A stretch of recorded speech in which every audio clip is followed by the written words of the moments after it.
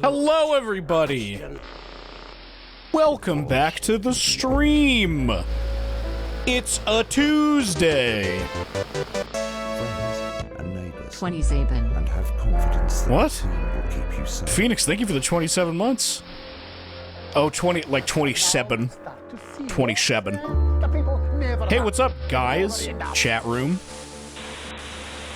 You may notice you have a ton of new toys now, so I hope you enjoy those. We have a ton of new emotes that I added over the weekend,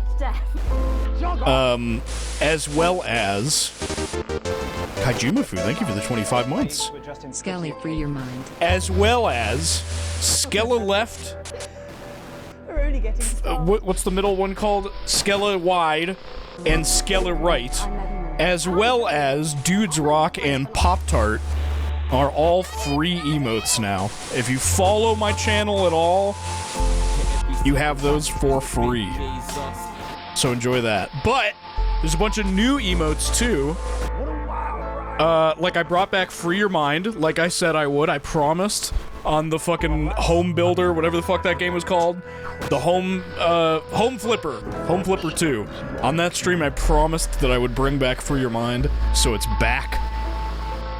I also added an Ichiban emote That the team will keep of a scrupulous nature. Don't tell Twitch about that one. I added, Leon. I'm gonna post Leon because I really like the Leon emote. Leon fucking falling down and dying. I also added Alan. I also added Seaman. I also added, some new things for the higher tiers as well. Did I forget anything from the bottom tier? No, I don't think I did. I think that's it. I added fucking, for tier 2, tier 2 now has access to Skella Powerful, as well as Skella Chef. My name's Chef. And for tier 3, oh wait, tier 2 also has this. They have Jeff. I totally forgot about Jeff. Tier 3, I'm pretty sure I have one tier 3 subscriber somewhere out in the fucking, in the woods. They also have Verily and Halo 3. Oh! Thank you for the raid, my man! What's that smell? I was just talking about some fucking new emotes I got. I hope your stream went well, my dude. Congratulations on that shit you guys did on, Saturday. It was awesome. Anyway, yeah, we got a ton of new shit. Very exciting times. My gift to you all. Merry Christmas. I know I like never fucking update my emotes, so I was just like, man, I should really do that. Anyway, we're gonna continue playing Not For Broadcast. Last time, things didn't go so well. Good evening. I'm Megan. Things happened. You know, we brought upon the world some sort of apocalypse, but that won't happen again.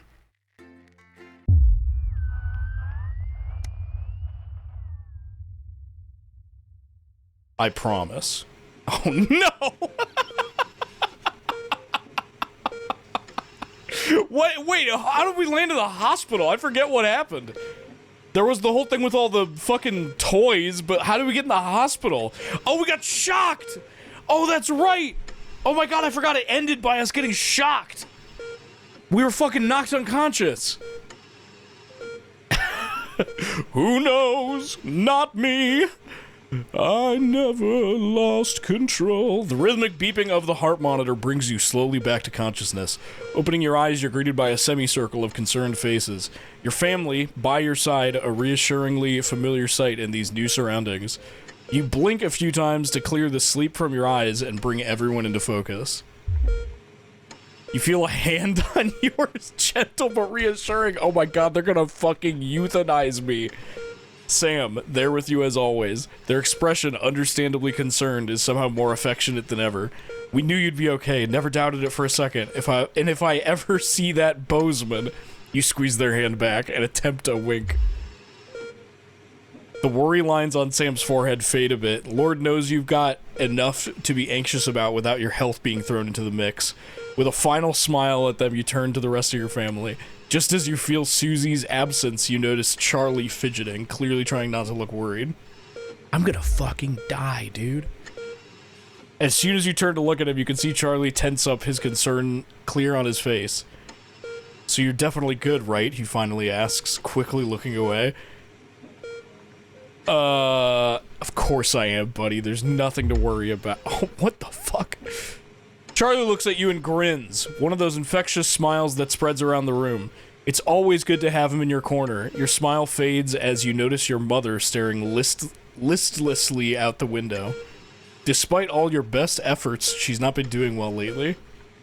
Are you okay, Mum? Mum?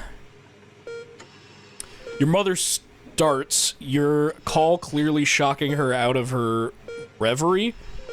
She turns to you and smiles, and you're grateful to see the increasingly rare recognition in her eyes. Oh, right, our mom has fucking, like, Alzheimer's.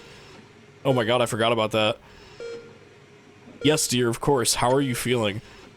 You smile warmly and nod, but before you can respond, a doctor bustles in and ushers everyone out. She asks you for what feels like the 100th time how you're feeling. Surprisingly well, all things considered. Yeah, what the fuck happened? I thought we were gonna, like, restart. There was that whole thing at the end of the last stream where, like, the devil spoke to us. And they were like, wouldn't it be great if you could just close your eyes and just restart from the beginning? And I thought that was what was gonna happen. I didn't think we were gonna continue. Excellent, there's no sign of any real damage, just a bit of shock to the old system. Pardon the pun, she smiles. Not that we'd recommend you do anything like that again, of course. After a couple days of rest at home, you should feel right as rain. She turns to leave but stops at the door. Oh, and the private room and care, the doctor gestures to your room, which you now notice looks rather expensive, has all been paid for by a Mr. Bozeman. He left those flowers and said not to worry and to take the rest of the week off. He'll see you on Monday, apparently. Damn, alright.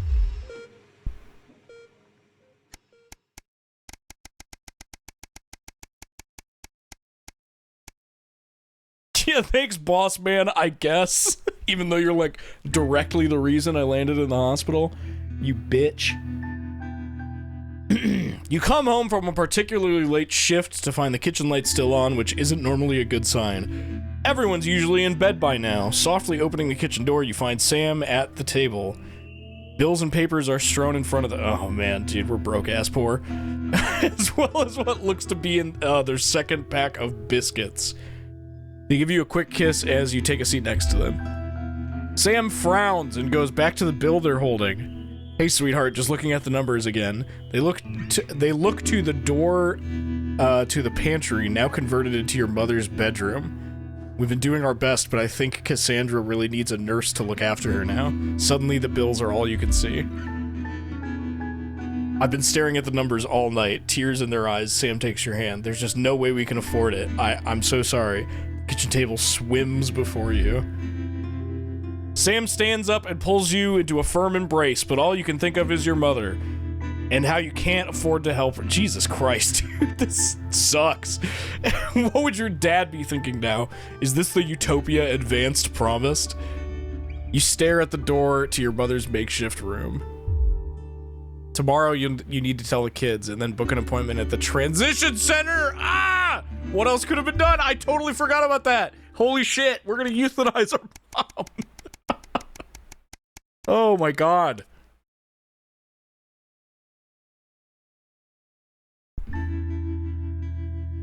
Dude, this is so fucked. Sam's out with work tonight and Charlie's staying at a friend's. The house is yours. You order a takeaway, have a couple of drinks, and decide to relax in front of the TV. Not a great selection tonight, but surely there's something to watch.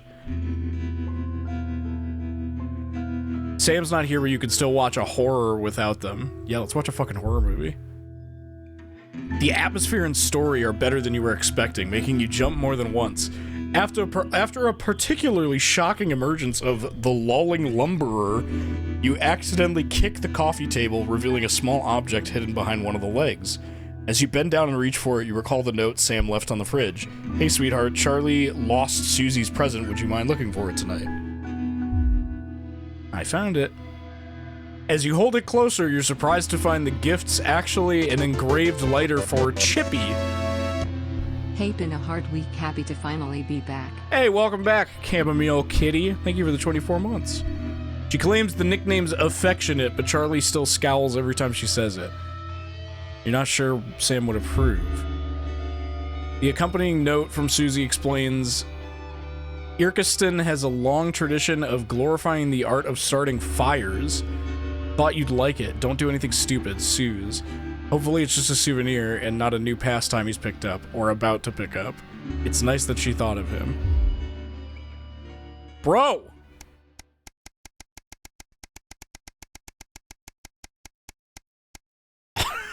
How are we alive?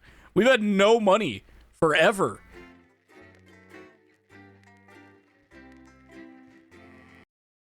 Is there more on this fucking timeline? I like can't believe that.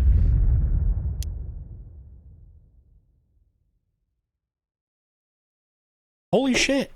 I guess.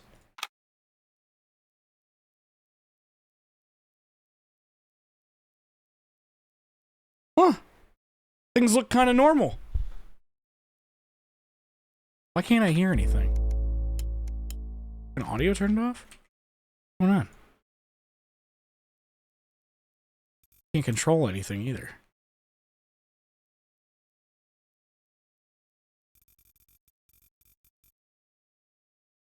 Hello? No mic? What's fucking happening right now? Oh, right, the power. Right? You're gonna have to leave. There we go. I forgot that was something you had to do. Letting it go to your head. She nearly blinded me. 10 seconds, I thought we were everybody. all part of a team these days. Man, I only had like 10 seconds left. Stop being so Three, high-minded and do your job. You'll 4, have me fine too. 3. Commercials, sports board, Good evening. I'm Megan Wolf. Crazy Hi, Neil, Dawes. Our main headlines tonight. The moobs. establishment strikes back. The World Oh, my Council third has agreed VCR is today fucked. to impose punitive sanctions on the people of this country. The sanctions, which are broad-ranging, include restrictions on the supply of oil and gas, Frowny food, face. clothing, and even some medicines. But how should we react? We asked the public. What are your reaction to the sanctions? I think it's fucking outrageous. Oh, My shit. mom needs insulin. Am I supposed to get her transitioned? What's the government doing about it? Eh? Thanks, Patrick. People all over the country are transitioning. Controversial Prime Minister It's Julia crazy. Salisbury attempted to assuage growing public concerns with the following official statement The released. world is changing. The international sanctions declared against this country today by the World Council remind us that now, more than ever, we need to come together as a team.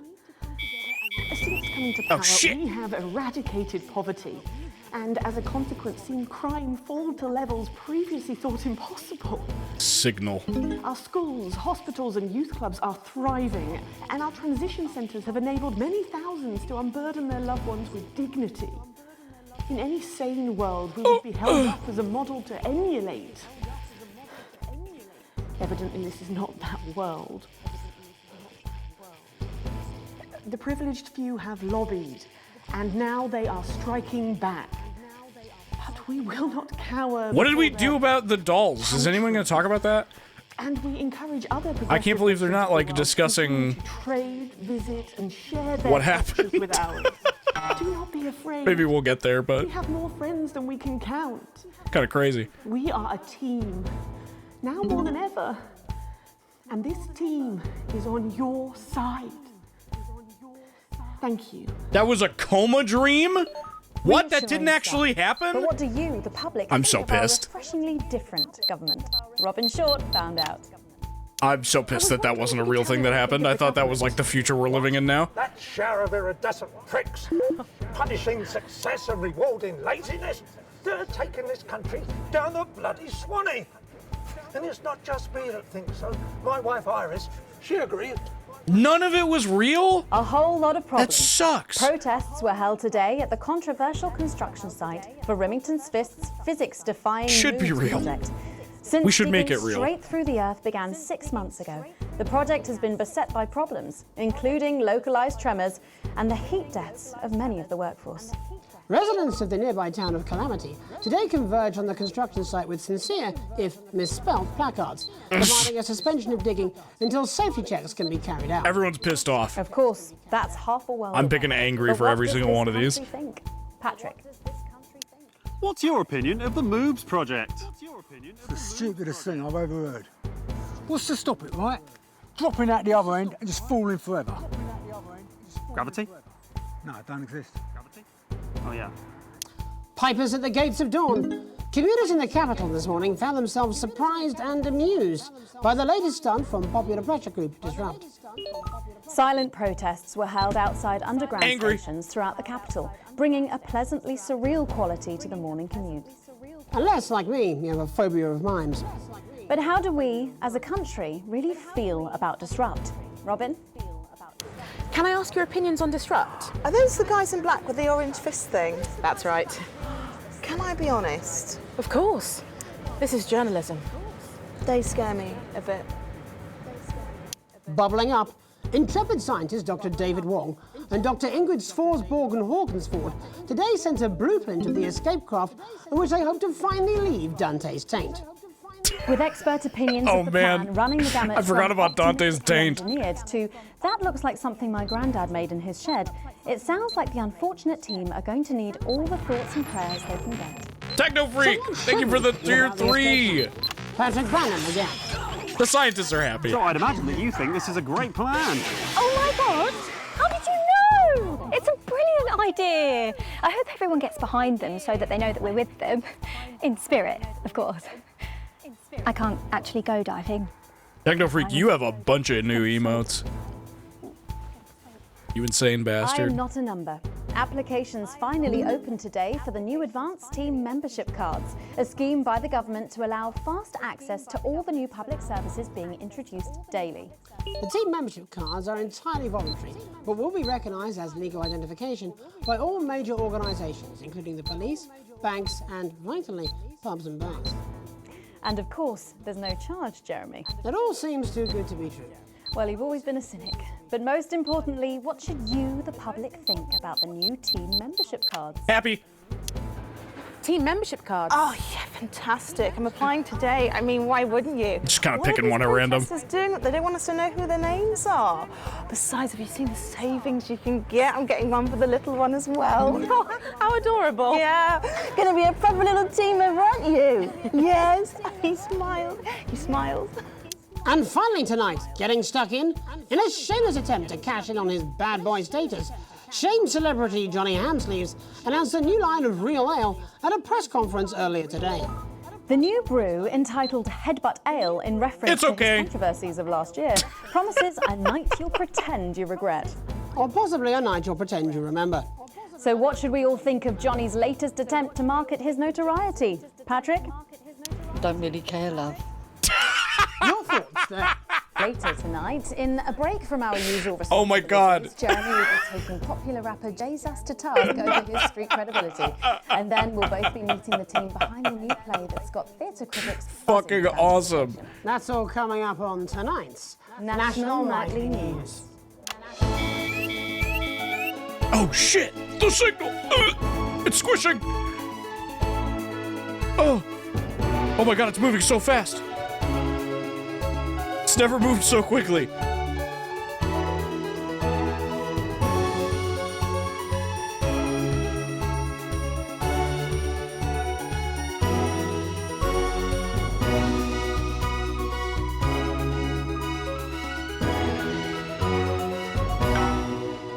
Christ. First tonight, let's return to our main story. With the shine coming off Advance's popularity and the honeymoon period pretty much over, the National Nightly News has spared no expense in bringing you the response to today's sanctions from across the continent. Joining us to help digest this shocking development are Prime Minister Peter Clement from his home in Lamfordshire. Good evening, Jeremy. And from Urkistan, Foreign Minister Ivan Vodovich. It's a great pleasure. Miss Wolf, you like... And from Svenland, Minister of Mojo, Björn. Hey, everybody. Dude, Björk? Minister Vodovich, your country pushed especially hard for these sanctions. Any regrets? My only regret is I was not able to see the face of my old friend Peter Clements when the results of the vote were announced. As you say, he has one up in your bottoms. In Finland, we try not to gloat, actually, because it's seen as really ugly and dangerous to some small creatures, yeah? Oh, don't worry. Dude. Mr. Ivan and I go way back. He's a wind-up merchant who can't put for shite. Pete, Just trying to get a rise out of me. You're like a man who load dissidents onto train to labor camp, not because of love of country, but to make up for size of his tiny penis. Damn! He said penis! No more than you. I see you on election night with mouth like man thinks he's singing beautiful lullaby. But actually he's squealing like a pig in hands of Randy Big Dick Farmer. Damn! Actually, we Svenlandians, we aren't size obsessed. We value passion, yeah? Like the way we spoke up for Mr. Clements' country at the World Council. That's all well and good. And high and mighty, but where were you for the actual vote, then? Our finger in each other's fjords? Actually, that's kind of racist. And if you must know, I've had like a really tiring afternoon and my tongue is really thought. Prime Minister, with Advance's popularity on the wane... You don't have to bring that up at every given opportunity, you know. Peter is like man who thinks he's sniffing flowers in beautiful glade. But he's actually standing under outflow pipe from shit factory at shit flushing time on day of village festival of shit. I tell him this at 19th hole. Minister Vodovich believes that left to their own devices, They're fighting. people will behave selfishly. It's nature of all beasts. However, in this country, we think our citizens are capable of being more than beasts. Pathetic idealism. Minister Björk, Svenland has long had radically different traditions and culture from the rest of the world, and yet it peacefully coexists. Why do you think that is? Well, you know, Toxic Yowie, shut the fuck sees up. us as something they can actually spiritually be enlightened to, yeah? Yeah, or maybe it's the orgy houses. Sometimes, when foreign dignitaries come to visit us, they're actually quite skeptical, actually.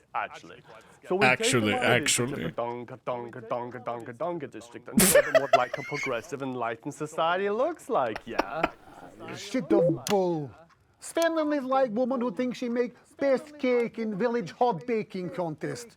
And then when she slices it open, it's just full of piss and cum. Oh my god! That's just really gross, actually. He said piss and cum! Teeny tiny country. With population smaller than number of people, Peter Clements is sex with his teeny tiny penis. It's not all about size, actually. Yes, that's what Peter Clements always claimed. I'm talking about population size. And I'm talking about Peter Clements' teeny tiny... Oh, fuck off, Ivan! Oh, Prime Minister, please. It's so easy to sit on your pile of money and gloat, isn't it, pal? You're a shite leader. A fucking god-awful golfer. And quite frankly, as my old man used to say, you're a bit of a cunt. Prime Minister, please. It's you who is cunt. Minister Vodovich, please. Your people are fucking starving, Dude. pal. We will see how well fed your people are when the sanctions start to bite.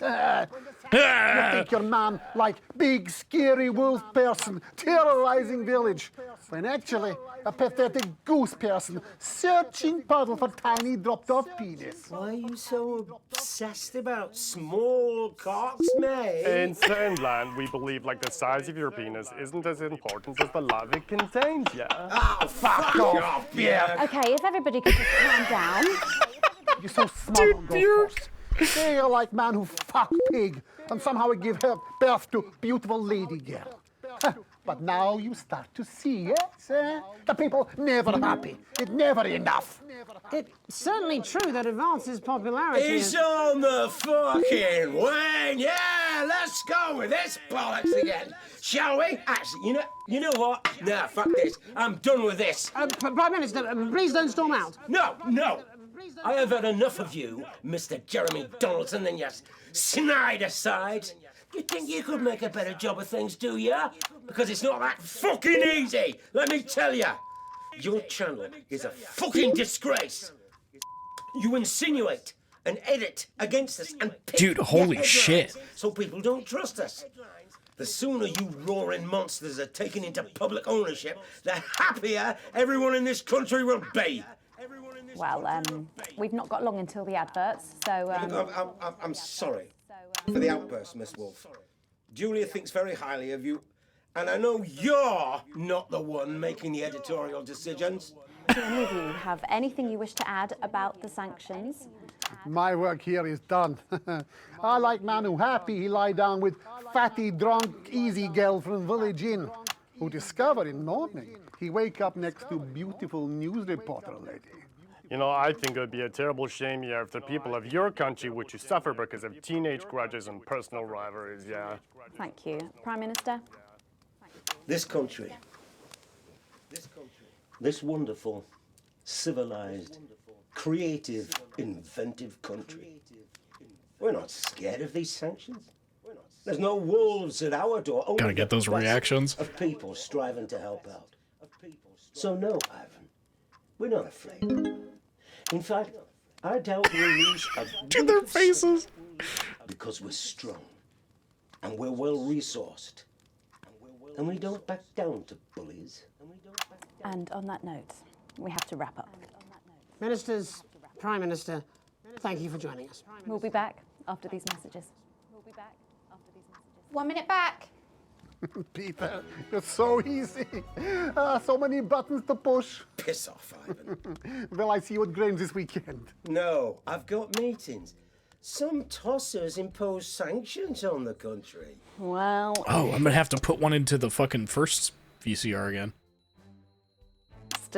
Public ownership? You two are like a couple who think you are king and queen of village when actually you are just puppets on a string of evil, shitty hand puppet legs.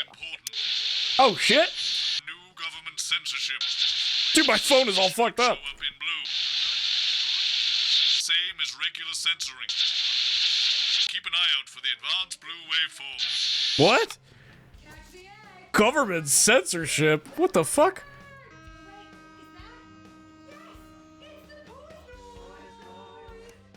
Replay? Why do I have this big replay thing? Are you still meant to bow to foreign royalty? What? Should I just, like, curtsy? Hang on. Have they given you the Crown Prince report? What? Meghan? This is Jeremy, and he'll be interviewing you. Oh. Yo, thanks for having me on your show, man. It's quite all right. Yo, just a quick one. You're not going to ask me about the chimp, are you? Live in 10 seconds. The chimp! I'd get up on himself. I'm just saying. Going in 5, 4, 3. Welcome back. I'm Megan Wolf. Later, we have an exclusive first look at a theatrical sensation everyone's going to be talking about. But first, it's time to go over to the culture spot with lovely old Jeremy Donaldson. Oh, they didn't like that? Joined by a very special guest. Jeremy. Thanks, Megan. I have the honour and privilege of being joined by hip-hop royalty. He's been called the son of the streets and the father of truth.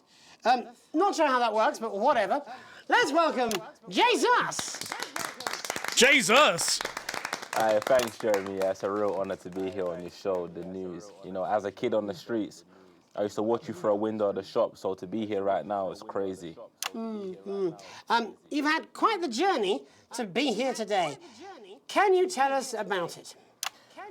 Well, you know, I try not to, well, you know, the past is the past, and I don't like to dwell on it. I understand. But yeah, man, the streets is all I remember. Like, my mother donated me to a charity shop soon after I was born. Elderly lady took pity on me. You know, she let me sleep on a pile of crime fiction until I taught myself how to walk. Wow, that's quite the childhood. And she died tragically. Right there in my arms, man. You know, I remember a tear falling as she laid there next to the used homeware. And in that moment, I became a child of the streets. I was just 18 months old. What a tale. What a tale. You're known for your direct and honest lyrics. Was your style informed by your troubled past? Oh, like I said, I try not to talk about it. It's just, it's just too hard. Of course, But my first album is about the story of the first 4 times I stole, so I wouldn't starve. A small group of infants came to see me as their de facto leader. They call me Mr. Cheese Slice. Anyway, we were like a family. So it would seem.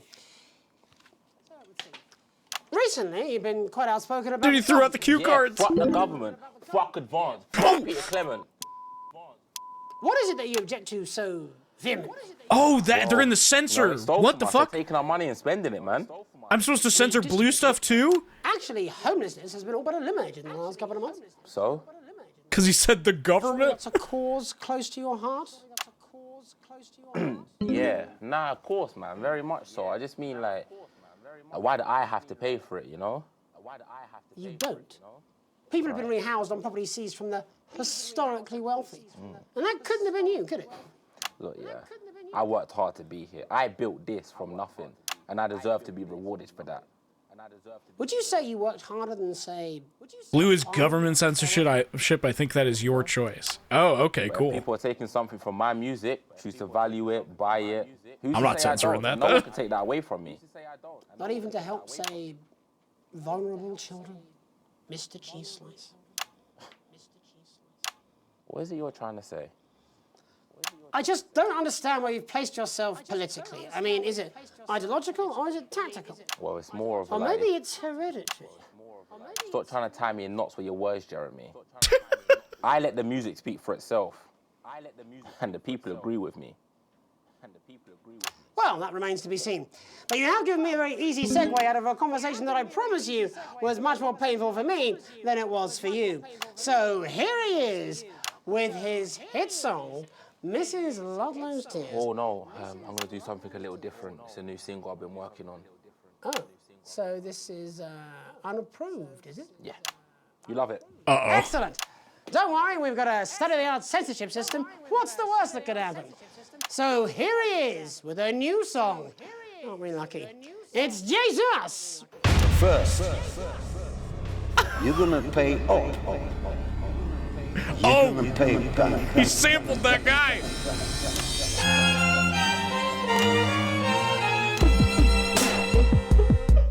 Well, we're all different races from many different places. At any given moment, only one could be the greatest. So you can feel elation from your participation. Still two leaders in this motherfucking nation. Now we're getting sanctioned, talking about expansion. Why does Julius require a massive fucking mansion? So fuck all your schemes. I don't need your freaky team, and I don't need your help to achieve my fucking dreams.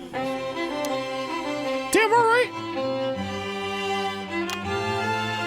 So don't make a fuss when you find you're one of us. Yeah, every single one of you's a bit Jesus. And you can call me crazy, cause no one ever pays me. But I won't waste a lifetime being motherfucking lazy. I may be inventive, my taste may be expensive. But why would I get out of bed with no fucking incentive? Although it's contravention of your obvious intention. I like to eat a little of the fruits in my invention. You make us the same, but we're not all the same. All our dreams, all our schemes, all our means are not the same. The best of the praise of the crest of the wave, cause we're only equal people when Sounds we're like a Gorillaz feature.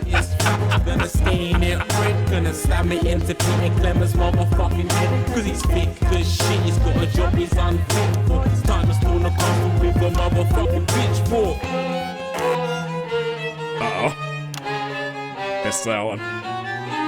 You missed that one! The snuff ones, the push and the shove ones, the folks that feel the burden of their motherfucking loved ones. Ones who had plenty like a motherfucking Bentley. The ones who now finding that their bank accounts are empty. The ones of aspiration who had to flee a nation. The ones who built a business out of dreams of perspiration. There's all sorts of people, the good and the evil. It only takes a glance to see we're not all equal.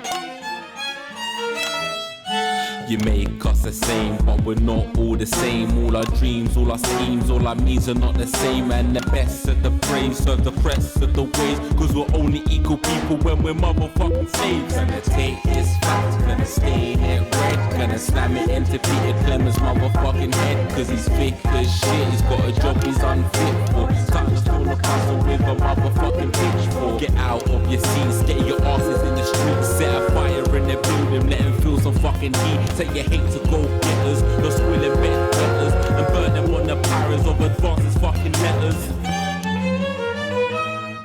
Gonna take this fact, Gonna stain it red, gonna slam it into Peter Clemens' motherfucking head. Cause he's thick as shit, he's got a job he's unfit for. Time to storm the castle with a motherfucking pitchfork. Chase that dream, you don't need a fucking team. And advances little chances aren't as harmless as it seems. Cause they're stale and corrupt, then you're angry or wrong. Then your hearts and your minds and your fists. Dude, there's so much blue, holy shit.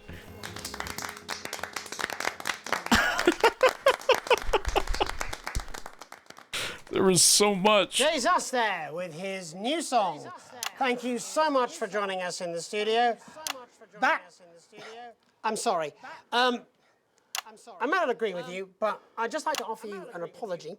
I've just been told that there was some kind of issue upstairs, and an attempt was made to censor some of your notes. What? Are you joking? I'd just like to say to you and everyone at home that this was a mistake. This is absolutely ridiculous. I didn't try to...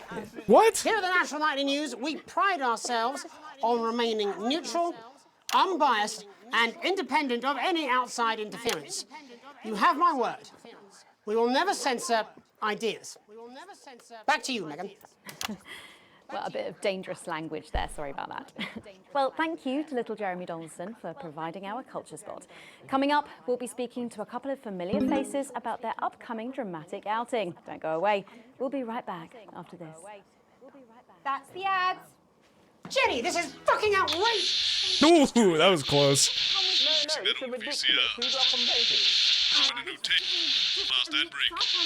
Now, if you come with me, You got it, boss. Oh, trust me. My father's going to hear about this. I understand. This is unbelievable, Megan. I don't know what you're talking about, Jeremy. Yeah, I tried not to censor any of the blue stuff, but I might have touched a little bit of it on accident. This isn't affected by your actions, that happens regardless. Oh, okay. It's good to know. I would never censor art. Never. Oh, here we go. Oh, shut up, stop it. Look at him. Dude, Neil looks like a fucking warlock. Say no more. Megan, Jeremy, you remember Oh, no. Vividly. And Mr. Harris, and this is Ms. They're Rachel. back. What? Philippa, please. We're back together again, eh? Who'd have thought it? Perhaps a lower order demon. Yes, it is awfully exciting, isn't it? Right, okay then. We're going live in 10 seconds, opening on camera 1. Sorry. 5, 4, 3. Welcome back, and no, you're not mistaken. Sitting across from us are some very familiar faces. You really are too kind, Megan. It was only a yogurt commercial, but I'm still proud of it. Here to talk about his new show, we're joined by national treasure Tommy Harris, the National Theatre's Dude, the fingernail. deficit Jeff Algebra. It's so lovely to have you all. Tommy, would you like to tell us about the show? You know what? I'd bloody love to. It's about me. It's about my life. And where did the idea come from? So, right, picture this. Their legs akimbo, mid-session, sweat is pouring out of me like an immense hog. And then Cindy comes in, she says, Pete's on the phone. That's Peter Clement, the Prime Minister. Yeah, Pete's actually a really good mate of mine. Oh, is he really? Yeah, no, he comes to training sometimes. He's actually a pretty good goal sweeper. Anyway, so, yeah, Pete, he says, Toby, he thinks my name's Toby, see? He says, how would you like to spread your message of team spirit and cooperation across this fractured nation? How would you like to really make a difference in these desperate times? What did you say? Yeah, right, yeah. So, Jeff, the question on everyone's lips is, what in God's name are you doing here? Well, after the success of my debut work and all the people that I've touched, I knew that I had a career in theatre. I've always been an admirer of Tommy from afar. So when my manager phoned and said that I'd been offered the gig as director, I was ecstatic. I whipped my trousers off and got straight to work. Why did you do that? I do all my best work with my trousers off. Yeah, I've been told that too. No, I wouldn't say so. Right, Tommy, sorry, would you just give us a sense of what the show is actually about? It's about how hard it's been for me and some of the struggles that I've faced. It's like really getting to the heart of how tough it is to be me. I call it Tommy Harris, Jesus, that was hard. Catchy. We actually have some clips of the process of the show. Would you mind telling us what's going on here? Yeah, so the show is built around two things that are very important to me. It mixes scenes from my life as well as epic fantasy retellings of scenes from my life. But Dad, you promised you'd come to my graduation. I'm sorry, son. But you're an embarrassment. But Dad, you promised you'd come to my graduation. Back, demon! Back to the hells! Yo, Gandalf? Philippa, what's it been like co-starring with Tommy Harris? I've always dreamed of treading the boards at medium-scale regional theatres, Megan. And for once, this show really gives me something to sink my teeth into. What's different about this show, then? Tommy, Mr. Harris's show really lets me show my tremendous range as an actor. I've always suffered from typecasting, forced to play the same tired characters in every god-awful yogurt advert or godforsaken soap opera or, God forbid, a pantomime. But, you know, this show has really let me just go there. Jeff, the viewers at home will be dying to know exactly what is it that you bring to the show. Oh, good question. I think these guys would agree. Yeah, I don't know. Why are they that it's showing... my steady hand on the tiller? Oh, I guess I was supposed to cut to that while they were talking. Really brought the production from strength to strength. Absolutely right. Jeff's contributions are immeasurable. He was our... Can you give us a sneak peek of anything else that might be in the show? Yeah, all sorts, yeah. We've got lots of exclusive first-hand experiences of Tommy's time in the underground sports board scene. And some epic fantasy retellings of Tommy's time in the underground sports board scene.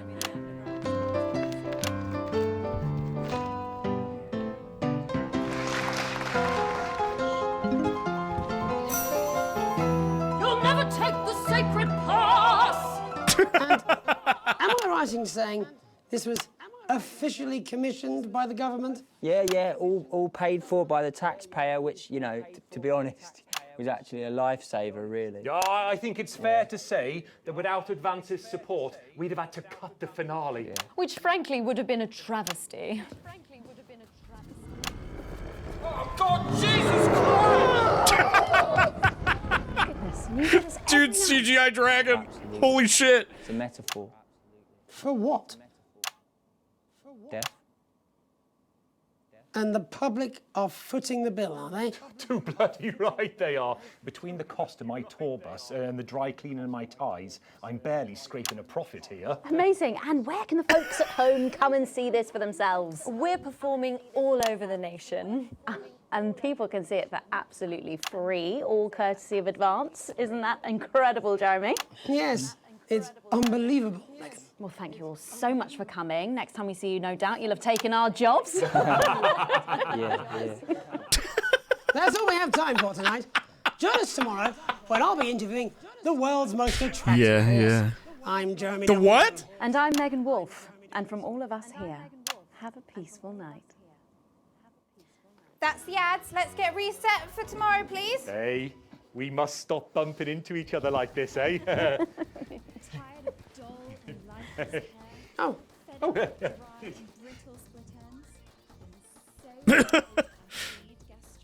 Broadcast complete, baby. We did it. Why did we do so bad on D? Was it all the, like, censors I missed? Or on the second sequence, I mean? Hey, my wealth has gone up a little bit. It's pretty good.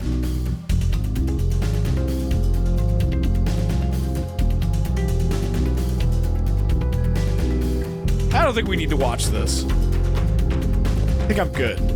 I think I absorbed most of what was said. Shit, I didn't mean to save and quit. I meant.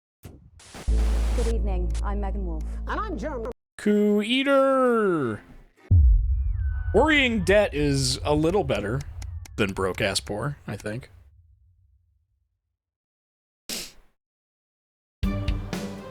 Oh! It's a nice day. It's a lazy Sunday afternoon in the summer, with you and Sam making the most of both kids being out of the house. You head into the pantry, taking a moment to remember when it used to be your mother's room before coming out with the last 2 slices of homemade cake. Oh, she's dead. It's rare for you and Sam to actually get to finish sweet things in this house, and you savor every mouthful. Just as you take your last bite, you hear the sound of the front door slamming. That'll be Charlie back from the Go-Getters. You can hear him practically running to come find you, and he's grinning from ear to ear when he finally does. I have some really big news. You and Sam play along, sitting attentively with bated breath. Ready? Charlie asks, as you both nod enthusiastically. With a flourish, he reveals a new badge from his pocket and proudly presents it to you for you both to examine as he announces, as of today, I'm a member of the first tier of Cohesion Cadets. There's way more stuff I'm going to be doing, and I'll be working some weekends, but it's pretty cool. Oh no.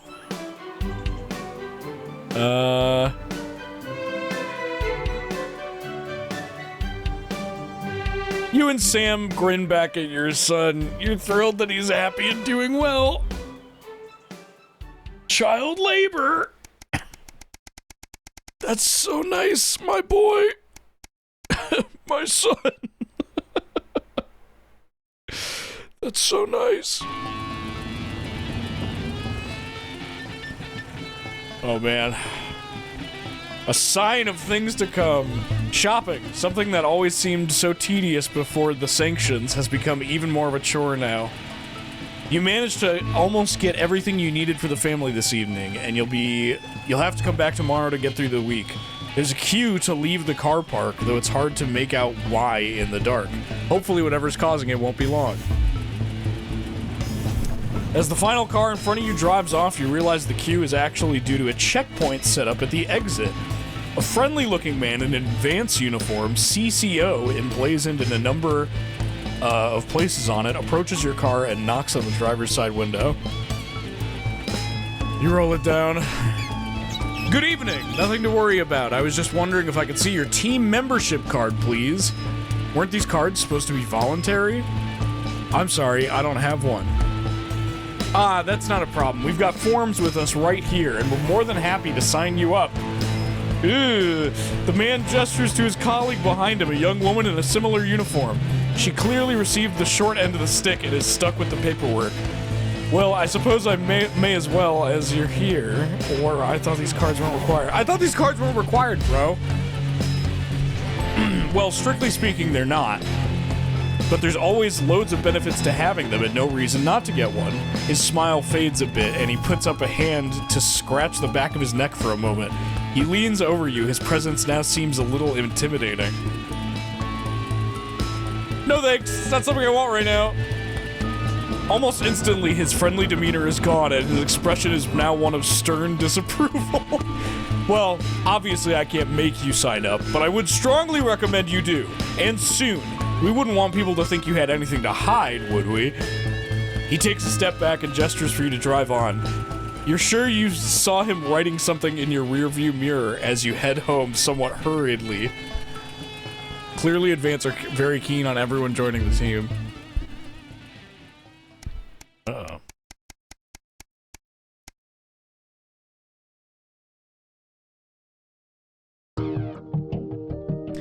It's a Saturday, one of your few days off, and you've made the most of it.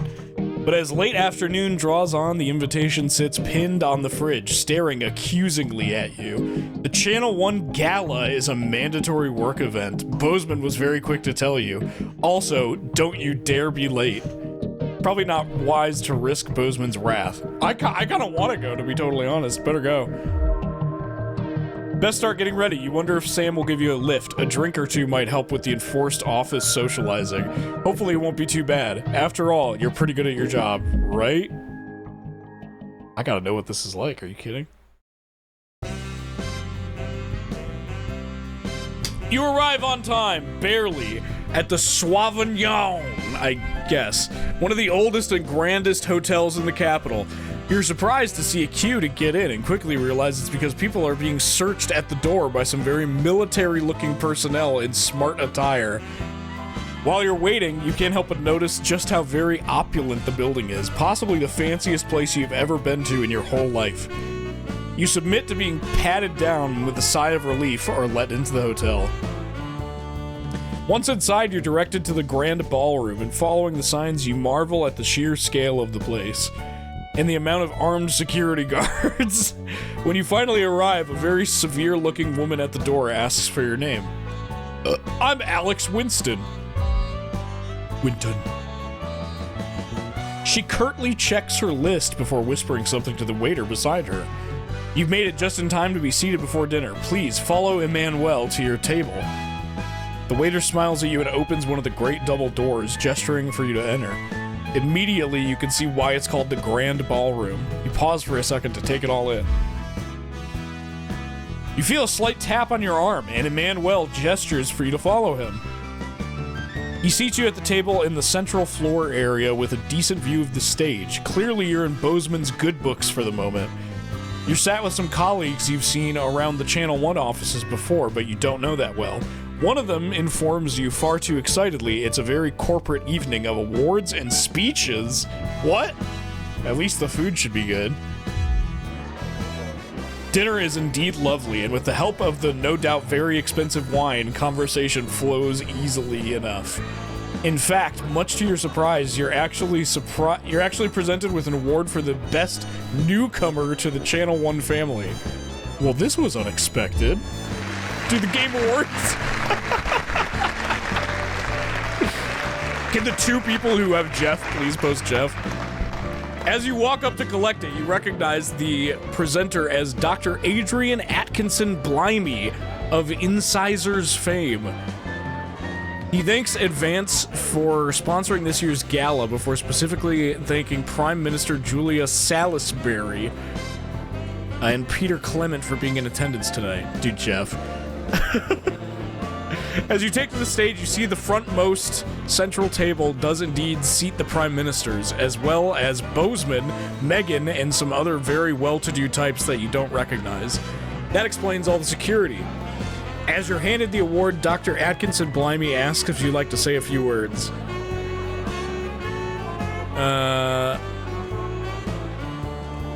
You're a little nervous and sputter out some quick praise for Advance and Channel 1.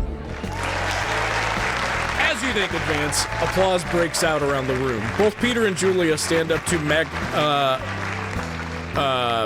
magnanimously accept it before saying the night's not about them, but thanks all the same.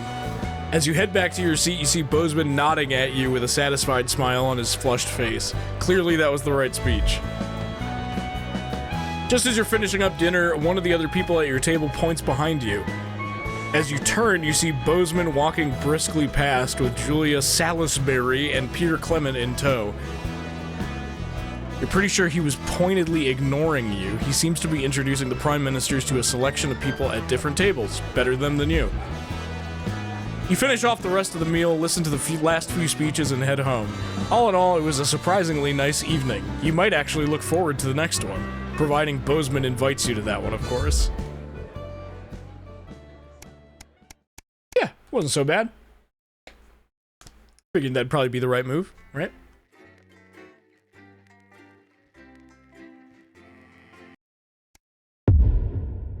Uh-oh. Oh, this is probably where the fan is gonna come in, I bet.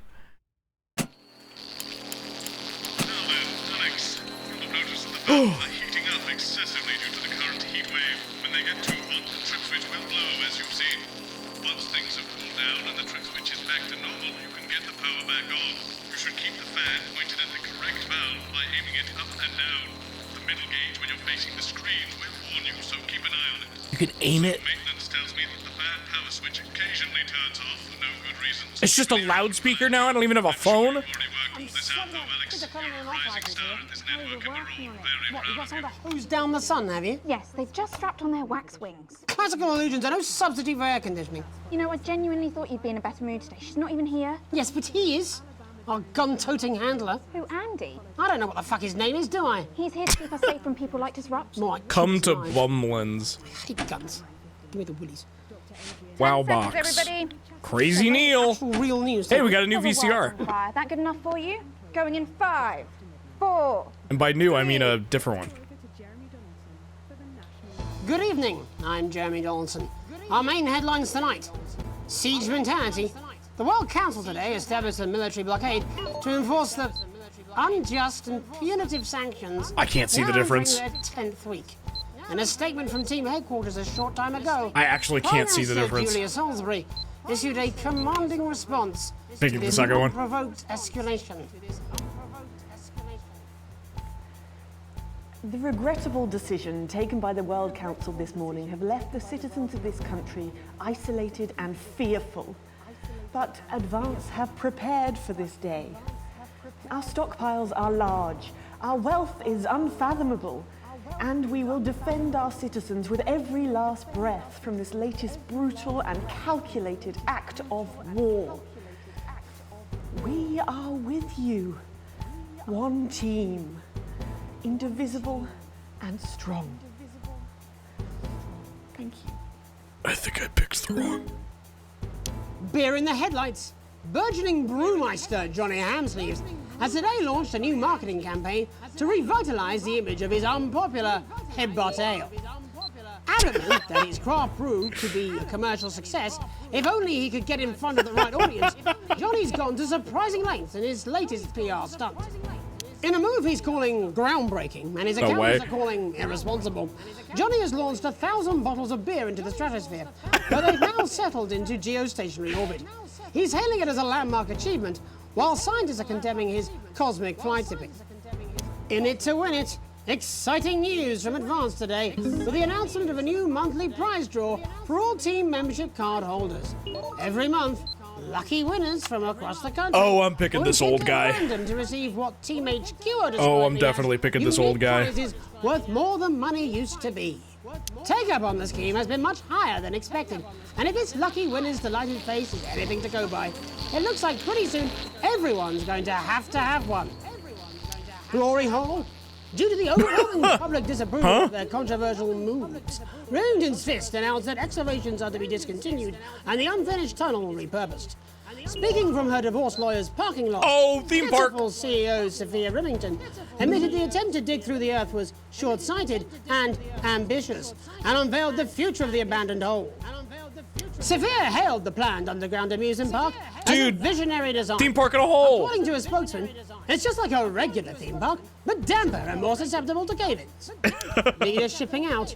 The trapped scientists undertaking a bold escape from Dante's taint have revealed which of their two erstwhile leaders will spearhead their journey to freedom. While throughout their careers, it's Dante's been clear that taint. Doctors Wong and Swarsborg and Horgensford have worked best together. Oh, I'm it picking seems fucking one of them is now going to be taking a Schwarzenegger. back seat. Ingrid has always been the tempered coolant to David's flagellized metal.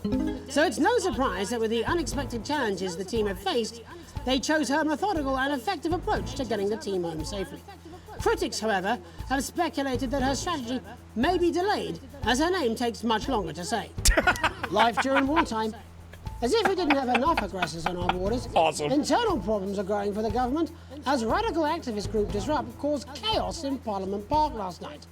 Scuffles broke out after the protest. What the fuck is that resulting in first one? multiple arrests and the injury of 3 community cohesion officers. Advance have yet to comment. As grassroots support for the movement grows rapidly, especially in those areas Advance have not yet been able to fully regenerate, people across the country are starting to fear a return to the bad old days of inequality, division, Oh, and it's their ultimate logo. conversations about buying houses. All this, and I'll be talking to some people with fascinating medical conditions, as well as one of the contenders in this year's Feline Football Championship. Oh, and fuck a yeah, paralympic. dude. That's all up on tonight's National Nightly News. I didn't know what to do. I'm sorry. I know I'm not supposed to show protesters. I didn't know they were protesters, though. I was confused. They looked like they were just, like, having a good time and casting spells and shit.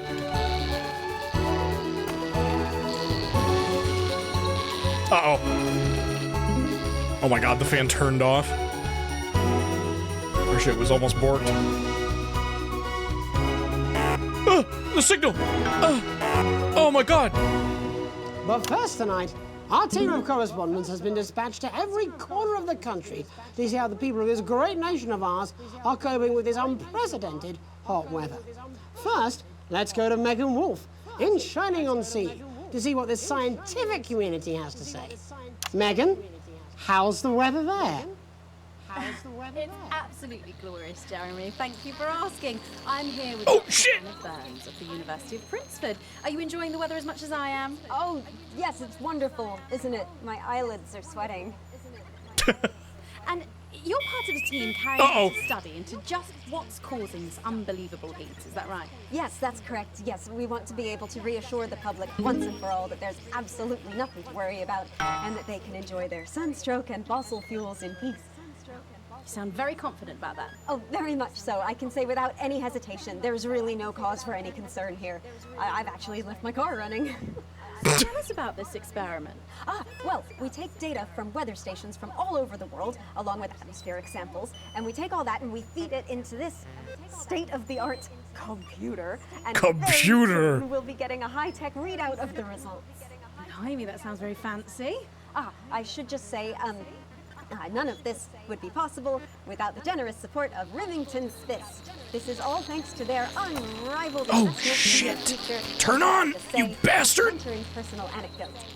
Fucking fan. Here we go. And, as expected, everything is absolutely fucked. Hang on. What? This can't be right. Right, but obviously you said a second ago that everything is absolutely fine, so... Well, actually, under concern level, it just says, why, God, why? We should be celebrating these wonderful results, I think. Yeah? We need to evolve gills within 40 years. You look thirsty. Here it just says, shit, shit, shit. Look at you. This is meant to be a celebration. Can't go around looking like that. Shit, there you go. Much better. Can I just say thank you again to Sophia Remington for providing all of this. Everyone, we don't have long. Time is running out. Oh, no, my fan. Absolutely right. That is all we have time for. Abandon hope and return to the forest. Enjoy that. I'd like to thank Dr. Burns for just one opinion on the climate. The sea will reclaim us all. There you have it, Jeremy. Proof, if proof be need be, that everything is just fine. I'm Megan Wolf, here with science. Back to you. Megan Wolf there, attempting to do some actual news. Next, let's over to Robin Short, who's in Scritchford with some of the winners of this week's team membership lottery. Robin? Thanks, Jeremy. I'm here in Scritchford with Gary Failsafe, a janitor. Gary Failsafe? And Amir. That was the guy who was in the picture. An aspiring poet. Both of you were drawn at random from those who hold team membership cards to receive this week's amazing prize. How do you feel? Filled with fervent euphoria. Yeah, good, yeah. And all that we had to do was fill in a quick form or two. Wow, that sounds so convenient. But we're all dying to know, what have you won? That's right, Robin. I've won dinner with Julia Salisbury at one of the capital's top restaurants. Ooh, swanky. And I've been invited to Peter Clement's house to help him dredge the gutter in. Oh, good. That's absolutely terrific. You must Sounds be fun. over the moon. I've written a poem about it. So, can you tell me about the moment when you first heard the news? Well, I was battling against a particularly difficult floater, probably one of the sixth formers, when the headmaster came and found me. I was involved in a similarly brutal conflict with a particularly arduous stanza. So you were both polishing turds? No, I don't like to polish them. I like to keep them intact for my collection. Oh. How unexpected. I don't polish turds. I write poetry. Potato, potato. Man, there sure is. Yeah, there's a lot of behind-the-scenes shit happening on this one. Keep the contents of his downpipe. Oh, fuck! There's no harm in asking, I suppose. Would you like to hear one? No, thank you. Gary, when you signed up for team membership, was it in hopes of winning the lottery, or were there other reasons? I like a flutter, of course, but no, the boss said I had to sign up to keep coming into school. Very sensible. It's important to know who we're trusting around our children. Oh, I have an unpublished book of sonnets about children. Perhaps you'd like to hear one. No! Or an anthology of haikus on the death. No! I'd rather hear about Gary's turd collection. Really? I thought you might say that. Oh, what's he going to get? What's he fucking getting? It's inspiration, and it's delicious. Right you are. Today on the show, there's no news. Just a man who keeps multiple poos. This big one's my favourite. Oh my God! It's a really lovely texture. Poop! Would you encourage other people to enter for their chance to win?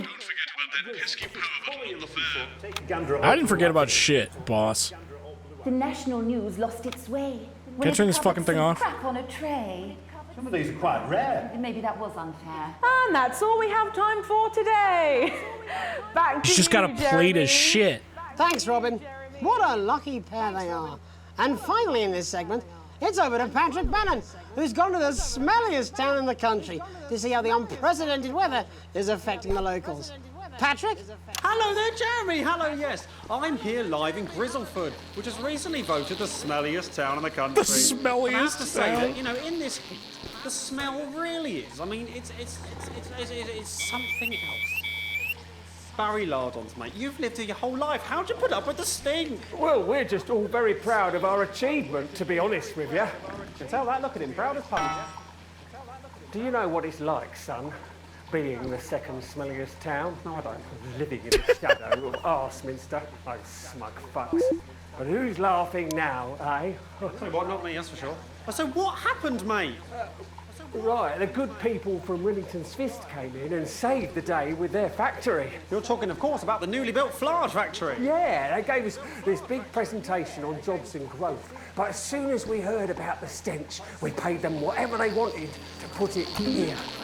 Does the stink not affect your life in every way, Barry? I mean, perhaps if you're filling in a tax return or completing the physical act of love. It's strong at first, but you get used to it after several weeks of your first bout of sickness. Several weeks. Very impressed.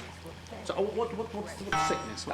Oh, that's nothing to worry about. It takes a few minutes before you develop any symptoms. Now, folk are saying something about the production line and how they dump carcasses directly into the water main, but I think it's probably the few valves on the high street. On the high street? Should I see a doctor? What are the symptoms? Well, the first one is asking stupid questions. When folk experience a loss of inhibition. Fuck off, do they? When was the last time you brushed your teeth, you stinking old tramp? Next recording is a period of randomly bursting into song, followed immediately by delusions of grandeur. Oh, that's not really a problem. Never sung in my life. Hello, it's sexy Patrick Bannon, and he's wearing sexy shorts now. Oh my God, look at me. I'm like a stallion. It's happening. Why didn't you tell me? I should take my shirt off. You know what? I'll even let you touch me if you want. Holy shit. That'll be the bout of undeserved self-confidence. Love the Bannon. Feel the Bannon. Oh, man. What's the point? And the ennui. All that's left now are the hallucinations and unconsciousness. Was that you? Why are you made out of elbows? You know I don't eat opinions. Oh, don't worry, folks. Once he wakes up, he'll be just fine. We'll just find a place to stick him where it won't matter how many times he evacuates his bowels. Right, that's all here from Grizzleford, a town that's really making a stink. I'm Barry Lardons. Back to you, Jeremy.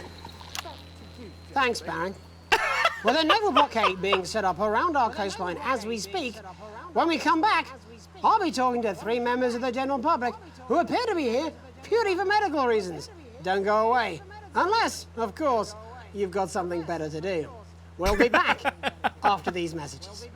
Awesome. This next section features a potentially controversial guest, and Barnes may request some censorship if he goes too off topic.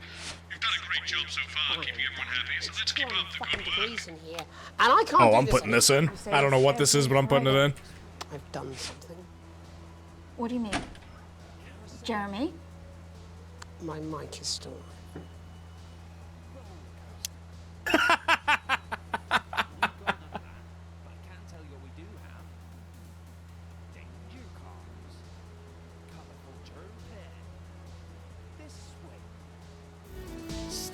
us in our rustic accommodation. This swing. With all the That's what I'm facilities talking you'd about. expect. Cat football? Water. We should be doing an interview with the War Minister, or a report from Grensham Downs. Even the weather be more fucking relevant than With this. our fantastic live entertainment, actual activities. You recognize the logo on it? Yeah, of course I did. It's the same one that the protesters had. Christ, it's so fucking hot. Please take the seats as quickly as you can. I can't do this. Hi. I've had enough. It's also just a fist, so like I could, you know, I could glean from that. Sorry for yourself for 5 fucking 5, 4. Iggy, thank you for the 5 months. Welcome back to the National Nightly News with me, your host, Jeremy Donaldson. Later, we'll be talking to the captain of the territory's first cat football team, Professor Pumpkin. But first, I'm joined by 3 guests with some balmy bodily behaviours.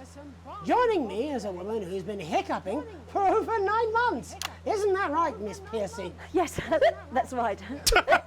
Yes. Tell us, what brought all this on? Well, it's all a bit of a blur, Jeremy, to be totally frank with you.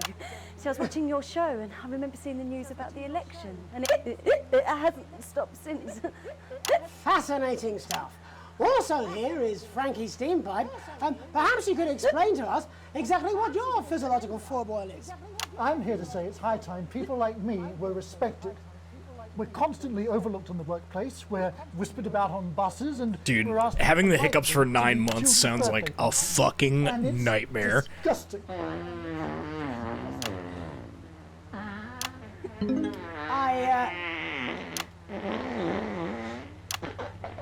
I'm sorry, my bowels have comic timing. And finally, I'm joined by a man who answers every question honestly, even when it isn't aimed at him. How do you cope with that, Mr. Truman? With a combination of booze, self-hatred, and hardcore pornography. Damn! Is that? Not according to my therapist. Well, in that case, let's speak to Rose. Tell me, how does the hiccuping impact you? I get shushed a lot, which is hard. At work, they've asked me to stop answering the phones. It's really affected my confidence. Well, I find it really fucking irritating. Do people tend to believe your story? Fuck no. Actually, I've been surprised at how much support I've received. And Frankie, why have you come here today? Because my wife left me, and I was hoping that the fame would win her back. We've started a group for people with ailments deemed broadly comical by society. It's called Take Us Seriously. That's right. And we bloody well mean it. Dude, people with ailments that are comical. It's just us so far. And how much success have you had? Well, we've seen some real positive changes. I don't want to toot my own horn, but it's been a runaway success. Shit all. Not a single person come to our fun run, and all of our leaflets fell in the canal. Well, Miss Piercy, some people are saying your condition was actually caused by the shocking events of that night. What do you think? Come down, Mr. Donaldson, that's absolute rubbish. What it'd be like to have a pair of tits. Could you? I'm sorry, it's very hot. What was I thinking? That you're a team fuck puppet? No. Or a sellout cunt? Apologies. Just a reminder that he can't help it. And hey, if this isn't live television, then what is it? Fuckfest of propaganda masquerading as journalism. Right, Frankie, Rose, tell us, how can the viewers get involved with your cause? Yes, we're holding a sponsored run in Capital Park next weekend. It's called the No Smiles 13 Miles. No, it's called the No Laugh Half. What did I say before the show? That it was the team pulling Jeremy Donaldson's strings. No, I didn't say. Wow, we may have to end that there, unfortunately. What a hum! Dude, the guards! Oh my God! This is exactly I'm showing what I'm this. talking about. We demand respect. Yes, well, later, I'll be talking to Professor Pumpkin, a ginger tabby with a world-class pair of penalty paws. Is that really necessary? No, it isn't. Let go. Not you. Unhand him at once. Enough! That's enough! Holy shit! Enough! Oh my God! What are you doing? Try not to piss myself. Alex, cut. Don't you dare! Don't you fucking dare cut to the ads before I tell you to. Dude, Jeremy's lost it! You in the broadcast centre. Bozeman's little scapegoat. You listen to me. You cut to the ads before I tell you to, and I will kill every single person Oh my in God. the studio. I am thinking about what I'm doing. I've been thinking about it for a long time. We all should be. Christ, it's so fucking hot in here. Do you remember we used to do the real news before it was all lottery winners and... I can't cut to the commercials. It doesn't even let me. We are on the brink of a siege, the likes of which the world hasn't seen in hundreds of years. The enemy is at the gates, and I'm stuck here talking to these three fucking idiots. I think my hiccups have stopped. You three, get the fuck out of my studio. Go on, now, go, before I change my mind. Jenny, lock the doors. Lock the doors. Yes, Jeremy. Now. Good. Yes. Now. Good. Right. Yes. You in the broadcast center. Dude, the viewership is crazy. Alex, you listen to me. Me? You pay attention. Now, I'm sure you've already loaded up exactly what you're going to play in the commercial, but today is going to be a little bit different. Look to your right. Yes, really. Look to your right. There is a VHS. I already got you, bro. To load it Way ahead of you, man. And when I say so, and not before, you play it. You've got about 15 seconds, so I wouldn't waste any time.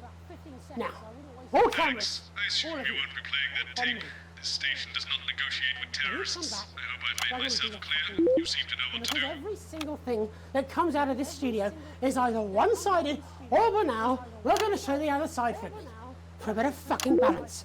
Like the good old days. Alex, play the fucking tape. No, I don't want to hurt any of you. If I see anything I don't like, I will not hesitate to start. Alex, you're going to get me in trouble with that. Let's hope you made the right call. Reset the system for the third segment. I imagine the ratings are going to be through the roof. Dude! Anonymous? We are disrupt. We are the Yeah, I got an A+ for that. It's time you knew the truth. You know Advance are lying to you. You know the elderly are not a burden. You know the rich were not all evil. And you know the team membership card is an ID card, no matter what they try to tell you. But why should you trust us? Another faceless organization. A shadowy figure with a distorted voice. You've seen it so many times in the movies. Well, this is not a movie. Oh, shit! No My way! name is Alan James. Are you kidding? I used to try and shock people for a living. No! For entertainment. But now we live in a time where perhaps you need to be shocked. Perhaps we need to wake up. Dude, not this guy! The guys are coming for our freedoms. They are coming for the fruits of our labors.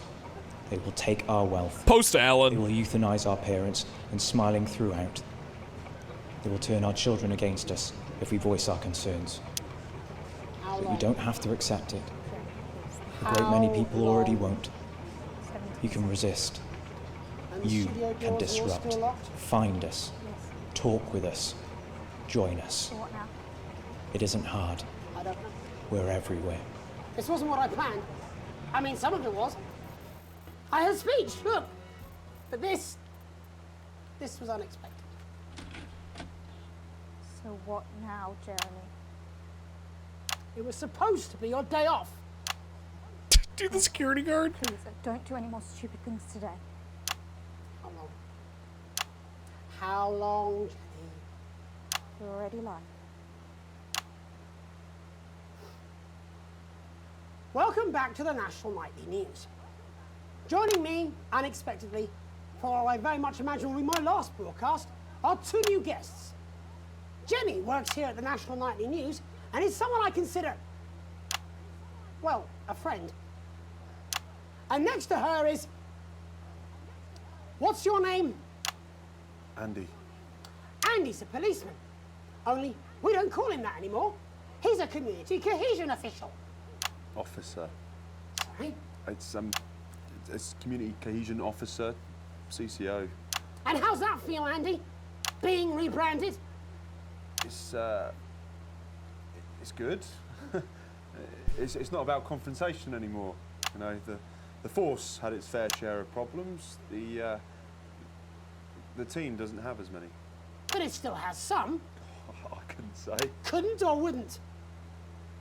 I don't know what you want me to say. Christ, you're fucking useless, aren't you? We'll come back to you later. Jenny?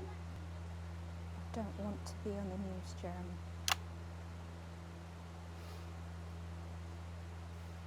That's perfectly understandable. Who'd want to do this? Jenny,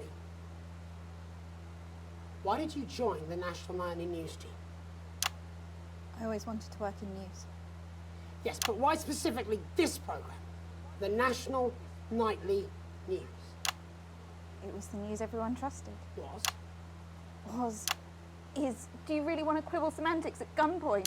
Is there something else you'd rather discuss? Well, there is a great big Alan James-sized elephant in the room you seem to be ignoring. What do you mean? I saw your face when that hood came down. You didn't know, did you? It's about the message, not the messenger. Like I said, you didn't know. No. Dude, holy I shit. didn't know. The people I met were with... He wasn't there. God, I didn't know it was sorry. Alan James. I'm sorry. But seriously, Alan fucking James. You're flushing your life down the toilet for... God, I love you, Jeremy, but... He's a good speaker. He's popular in the country. Right. Look, forget Alan James. There is still something deeply wrong. And you know it, Jenny. And you know it, Andy. And you at home, you know it too. Meanwhile, I'm interviewing a guest who stinks of shit. Patrick is paddling about in shit. And Robin is literally interviewing someone who collects the fucking stuff. I mean, it's not sophisticated, but what a metaphor. We are sleepwalking our way into oppression, and No the way. news isn't saying anything. We're not saying No way am I anything. censoring that. Alan fucking James. What are all those scientists working on at Grantham Downs? What are they testing underground at Altergrave? Andy, your turn. Make yourself fucking useful. How many people have you brought in for consultations just because they weren't carrying or didn't have team membership cards? Oh, well, there's other forms of identification that we will accept. For how long? We're just here to help. Then why do you need these? Not really help when it's offered at gunpoint, is it, Andy? Let me demonstrate it for you. Let me help you. You read these cards with my notes on it, and you'll probably digest a fact. That'd be helpful, wouldn't it, Andy? Knowing a fact? What? I don't understand. Do you want my help, Yes, Andy? yes, whatever you say, yes. Security are here, Jeremy. Eat it.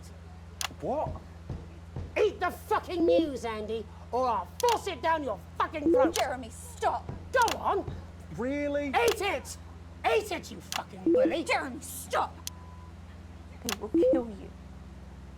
Please, don't make me watch that.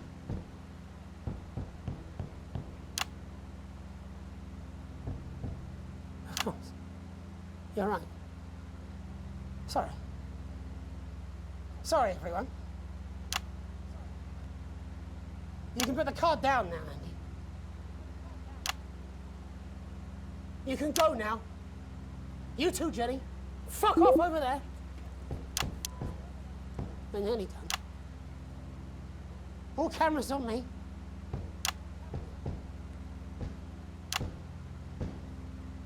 This new regime of ours is so seductive. I understand that. But before we all hand off our freedoms, should we ask to whom we're handing them over? Don't you want to know what's being done in your name? How many people were transitioned last month? A record high. Again, if you care. Shouldn't someone ask Advance how they plan to deal with this blockade? How many years or months of supplies we have? Why aren't we asking these questions instead of, whose shit is this? There's a cat backstage dressed as a fucking goalie, for Christ's sake. He's even got the little gloves. Anyway, that's why I arranged for you to see that broadcast in the last break. I didn't know it was going to be him, but I guess that just about sums it up. We are all up Ship Creek with a paddle made of Alan fucking James. Christ, it's all so fucking pointless. I was going to quit tonight. Take a holiday, try something else, out of the limelight. Maybe try having a relationship. I hear they're nice. Never tried it. I loved the news. And now, well... God, Jeremy, Oh no! I've tried my best to be honest with you, but... Jeremy, no! News anymore. And I'm sorry. I've lost this fight. Alex, think of the consequences. I've let you down. Please, we can't show this. Cut to the ads. My name's Jeremy Now! Donaldson. Do it now! If you can. Somehow. I envy you if you can. Have a peaceful night. Jeremy! I didn't know what to do. Should I show it? Should I not? Dude, I froze up. Crazy Neil. It's time for Crazy Neil. We've got dingoes. We've got gringos. Give me the flamingo, guys. I know the prices are mental. If you're boiling hot and you're thinking, I need to get cool, I need to get down to Neil. Dude, holy shit. Yeah, Connor. Oh my god. That was like our best broadcast night ever. We did really good. 2 A+ and an A. Holy shit.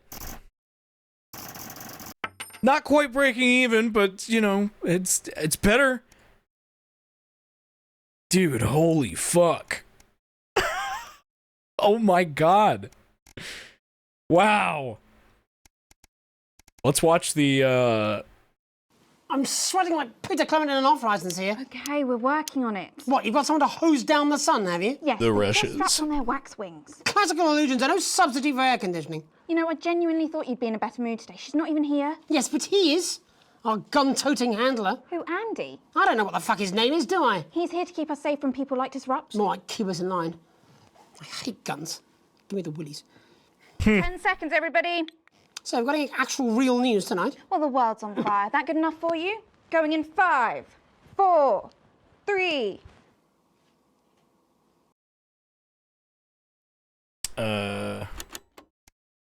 Heatwave reports.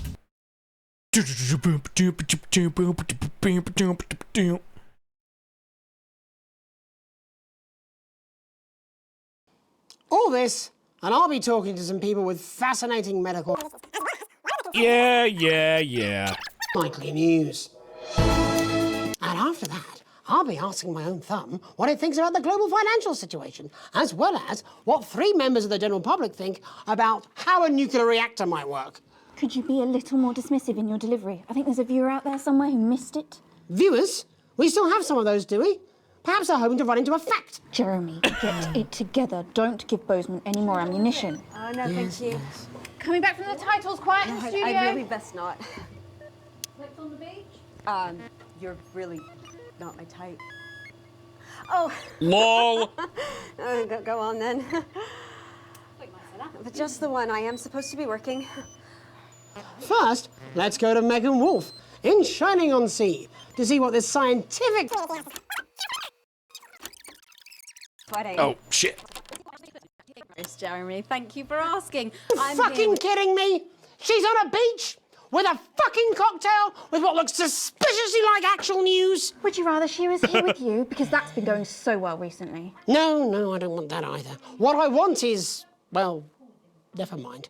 Right now, I'd happily settle for a desk fan. Bozeman will never approve it. Do you know they have dinner together? Who? Bozeman and Megan, and Bozeman's wife, who is lovely, apparently. Who could have thought it? Bozeman managed to persuade some poor, hapless victim to shackle themselves to his ego. Your mic's still live. Dude. And I have met Jeremy's Bozeman's wife, and fucking she is lovely, actually. loose. What do you mean you've met Bozeman's wife? How come you've met her? I don't even know she exists. Because in the 8 years I've worked with you, I've never seen you attend a single My workplace social favorite event. Jeremy moment is with the sandwich. Yeah, I love that fucking scene. Imagine the horror of spending an evening with your colleagues. I'd rather spend an evening with that fucking rapper. Do you remember when you used to be fun? Yes, it was about the last time we did the actual news, wasn't it? Before your lot turned into this shit. I'm sorry. My lot? Well, it's not my fault, is it? Why are you even here today? I mean, it's supposed to be your day off. I am not talking to you.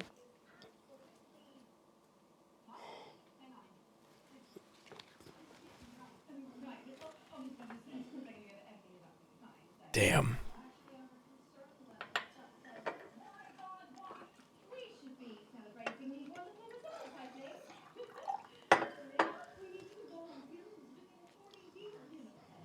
The news.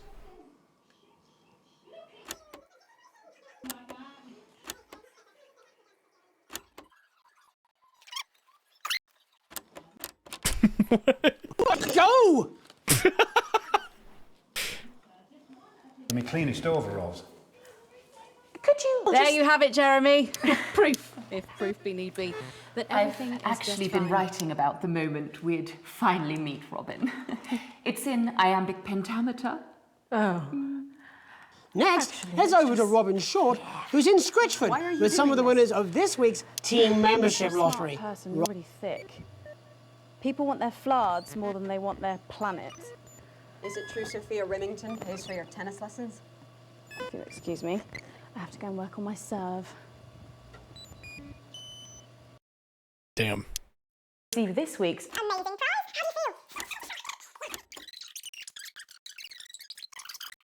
Vic, you must. Oh, I forgot about Jeremy during this fucking segment. I keep forgetting they're cutting to just one of them each. Four more. An aspiring. Come on. Who's in Scritchford with some of the winners of this week's membership lottery. Robin? Thanks, Jeremy. I'm here in Scritchford with Gary Failsafe. Has anyone seen Jenny? Jenny! Jenny! Can I get a refill, please? Dude, poor Jenny. I know you can hear me. Don't you walk away from me. Jenny!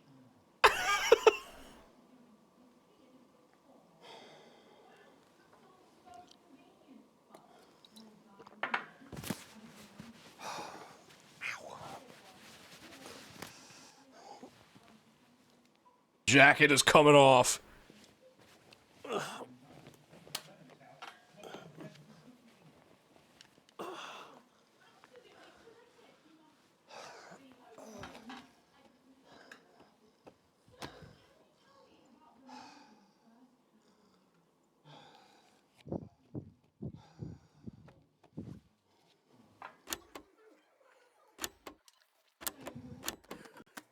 Just waiting for this shit to be over. Makeup! No, not that. Look, I know it's not your job, but can I get a refill, please? Look, I know it's not your job, and I don't want to come over entitled like a certain co-host of mine, but my throat is dry, and I have to be sat here until the inevitable clusterfuck of an interview that is this, Gary the Shit Collector, comes to an end. So, if you wouldn't mind, please. Well, go on then. Thank you.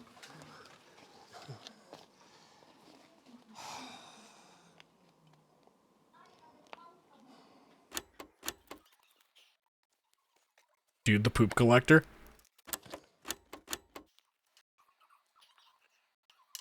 I gotta know more about the shit collector.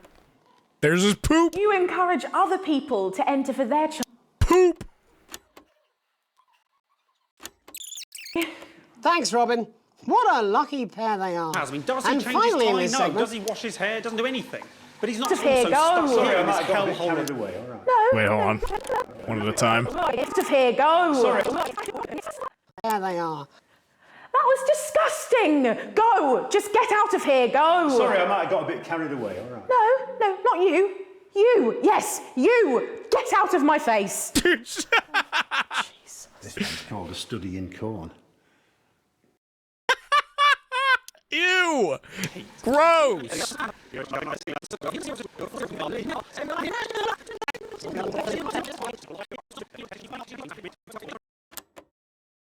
to tell you what, mate, it's become something of a vendetta. I mean, it really has. I mean, does he change his tie? No. Does he wash his hair? Doesn't do anything. But he's not also stuck here in this hellhole of a place, sweating see his how the arse off. unprecedented weather I mean, it's unreal, is it's affecting horrible. the I mean, what locals. is going on with this? Patrick? This is mental. Hello there, Jeremy. Hello, yes. I'm here live in Grizzleford. Hello, Jeremy. My God, if you finally. I love that Patrick always does that, where he like. I'm picking up He says shit up until the exact moment that it's supposed to cut to him. Me and my lot aren't the reason there's no real news left. I put plenty of ideas forward, but they always get squashed up the chain. Fucking Bozeman. No, not Bozeman, further up. Oh, tell me more. I shouldn't have even said that. Well, Patrick, who's not looking presentable now, eh? Fucking arsehole.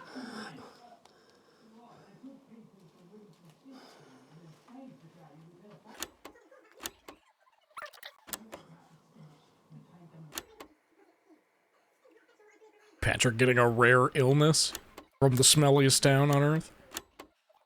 If my fucking coworkers don't stop using the fucking group chat for shit that I don't have to fucking hear about, I'm gonna fucking pull a Jeremy. Stop texting old me. tramp. Are we really gonna let this continue?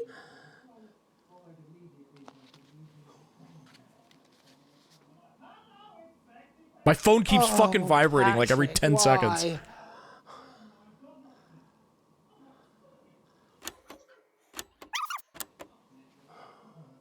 That will be the bout of He's undeserved taking his shirt off on national news. Shouldn't we get away?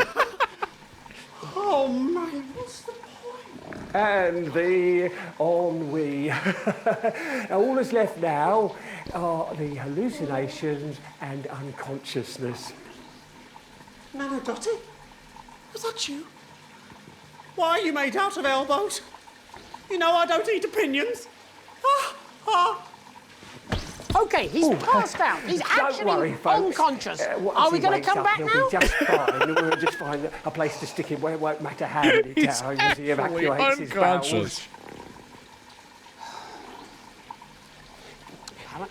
Right, that's all here from Grizzleford, a town that's really making a stink. I'm Barry Lardons. Back to you, Jeremy. Right Thanks, now, Barry. You need to stand back. No, way back. The first few expulsions are devastating. Is he all right? Ah, you've started now. Right, you might take yourself a seat before it gets messy. Gross. I don't care.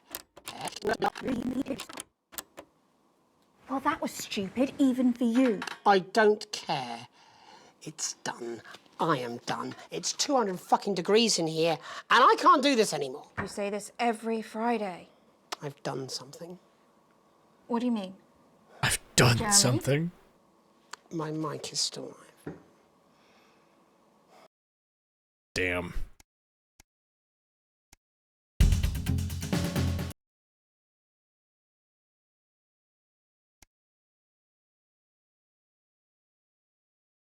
This town is so cursed.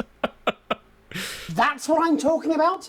Cat football? We should be doing an interview with the War Minister or a report from Grentham Downs. Even the weather will be more fucking relevant than this. Jeremy, please, just breathe. It's just something light to keep people's minds off things. Exactly, which is wrong. People's minds should be very much on things.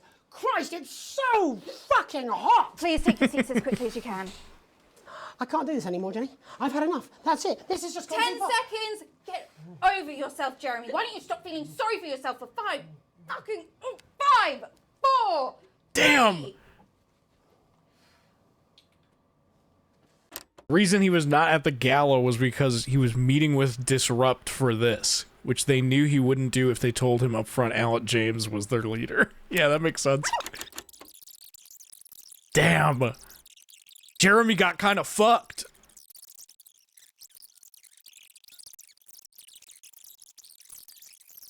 My God, I'm receiving so many texts, and none of them are shit that I need to see.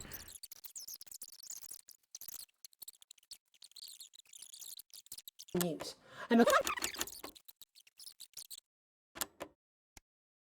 Meltdown.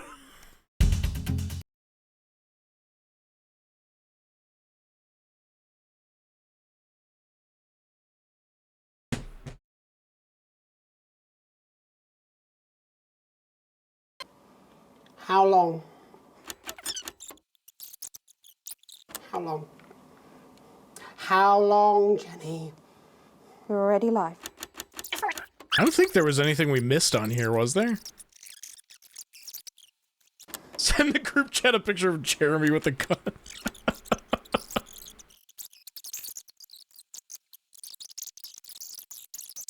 Downs. That's all there was? Alright. Well, I'll tell you what I want to fucking do. I want to watch the ads from both of those days. It's advertisement time, baby. Hi, it's Crazy Deal! The really fluid because I've got a solstice with the mostness. So come on down to Crazy Neil's for a crazy midsummer deal. Come down and buy some patio furniture, some garden furniture, patio furniture with some garden furniture next to it on the garden next to the patio. We've got garden furniture. Still so funny you played Neil after Jeremy died. Yeah, I cut to it like the frame after he shot himself. Crazy midsummer deal. We've got all sorts of stuff in the garden. We got fish, we got flowers, we've got dishes, we've got sacks, we've got garden plants, we've got garden ponds, we've got fronds. If you want an elephant, Fronds! take it away in a wheelbarrow. You want Holy it, shit. we've got it. We've got bird bombs, we got duck ponds, we've got fire pits, we got a whole mess of crazy frogs with water coming out of their mouths. This is a crazy deal from a crazy midsummer deal. No from home, home from home. We got more than 7 gnomes, because we've got men with trombones. We've got reclining giants. We've got crazy garden gnomes with glasses. What's all that about? If you've got a loved one and you want them buried in your back garden, come on down to Crazy Deal. You do burials? Headstones? Holy shit. 50% off engraving. I'm not even making a profit. I'm making a loss. Get on out to the Crazy Neil Deal Summer Deal Show. Yeah! Neil, you gotta stop. Your deals are too good. They'll kill you. Your deals are too crazy, Neil.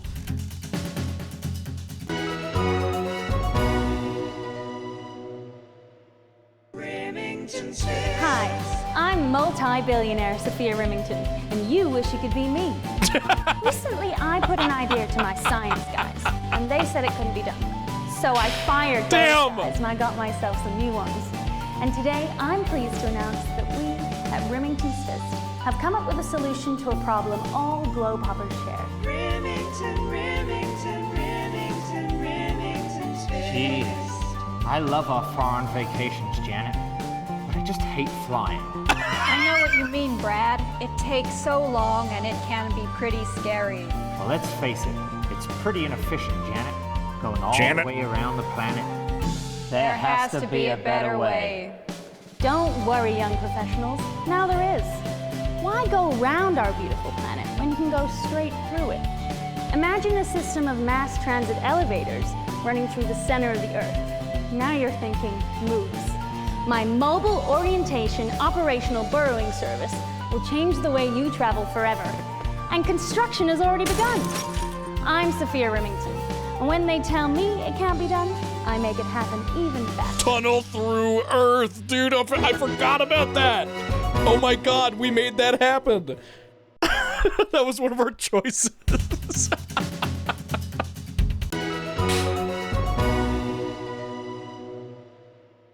Here at Advance, we know you're worried about the future. This territory is changing fast, and that makes other countries uncomfortable. But that won't stop us. And we intend to make sure that in these challenging times, every citizen gets their fair share of the abundant, nutritious food we grow right here in the territory. Your entitlements book will be coming to you by post in the next few days, and it will let you claim enough food for the week, every week, at one of our many new distribution centers. Everyone will get their fair share, and no one will be left behind. So you can carry on coming together to enjoy life and make wonderful memories. Because we've shown our international friends what's possible when we all pool our resources and come together in a sense of team spirit. So don't worry about what the rest of the world thinks. Save your concern for those around you, your family, friends, and neighbors, and have confidence that the team will keep you safe from all the rest. Advance. Let's keep on setting a shining Thanks, Advance. Together.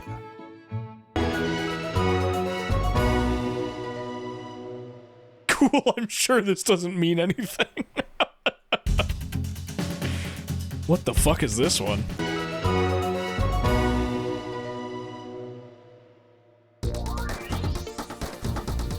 my God, dull what and happened to her? lifeless hair, fed up of dry and brittle sweater. She's dry and brittle. Say hello to us. Oh my God, her face. Provision formula is fortifying intensive treatment that repairs and protects hair irresistibly. What's the matter, smooth skin? Never seen a ghoul before. Street contains an organic blend of ingredients that penetrate deep into your hair, breaking down citrulline and glycogen for hair that looks and feels healthier. Acid Gastrique nourishes from root to tip for 8 times the strength of other brands. 6 out of 10 shampoo is recommended. 6 out of 10. The intensive formula acts fast, repairing damage and strengthening strands for hair that's truly unbreakable.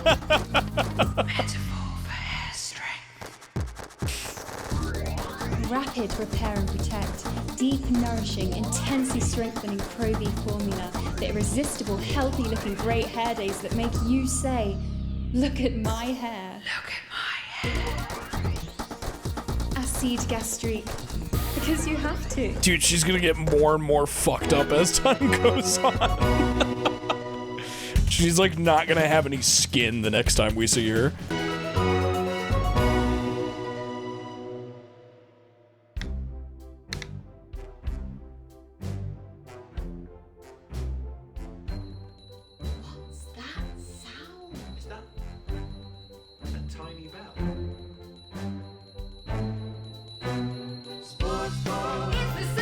Holy shit.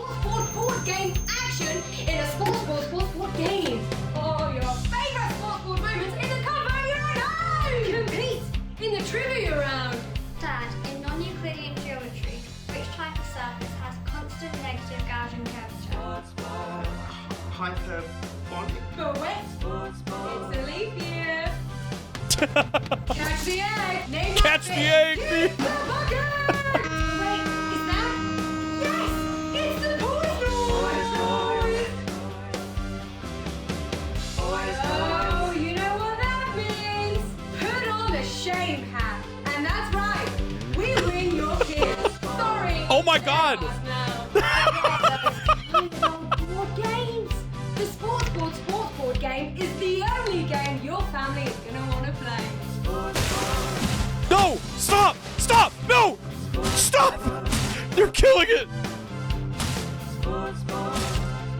You animal! Stop!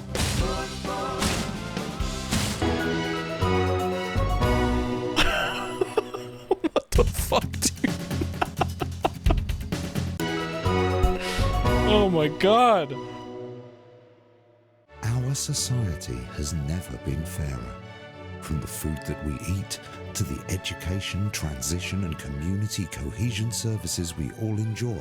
Finally, by working as a team, we have raised living standards and are the envy of an increasingly jealous world. And with these newfound luxuries... Is sports board real or a hallucination? For those who have put the needs sports board happened before the fucking... Everyone who has registered for a team membership card, the hallucination one, so it's got to be real, right? Into a lottery to win life-enhancing prizes. And why wouldn't you register? After all, the team membership card is your passport to your world-class public services, and it's absolutely free. Hooray! At all times. It really is that simple. After all, how can we help you if we don't know who you are? Team membership cards. Look after the team, and the team will look after you. Crazy long hot summer. Hi, it's Crazy Neil with our mega hot sunny summer deal. Dude, what's up, Neil? Heating up, but the temperature's going down. Or it's the other way around. We don't know. We've got bingos. We don't know. We've got gringos. Give me the flamingo, guys. I know the prices are mental. If you're boiling hot and you're thinking, I need to get cool, I need to get down to Neil's because we've got the aircon on. We're serving up ice creams to all the customers, but our prices are dropping faster than a kid with a cold. It's on the floor. Yes, they're dropping every day. We've got crazy artificial paddling poles, ornamental paddling poles, big poles, little poles, any ground catching nets. Well, I don't care what you think. I'm gonna drop them even further. We got rubber rings for pets. We got rubber rings for you. We got rubber rings for them. Live your life, Neil. Are you the managing director? No. We got everything from pina coladas, lifeboat starters, Ooh. Silos. If Ooh. your hobby is ice sculpting whilst the outside is boiling, we can let you sculpt dragons. We can let you sculpt flagons. We can let you sculpt icebergs. Whatever the temperature is doing, we got a fan. You don't care. We got a fan. You're fired. Hey. So come on down to the Crazy Neil Long Hot Summer Deal Stick. Oops, what the fuck? That was not part of the game. I accidentally played a video from my fucking browser.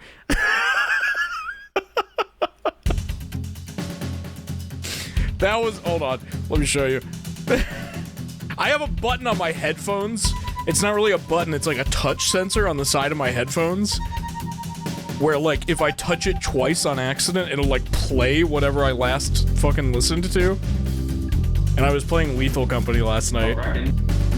And then I was just sneaking up on people and scaring them for fun. Okay.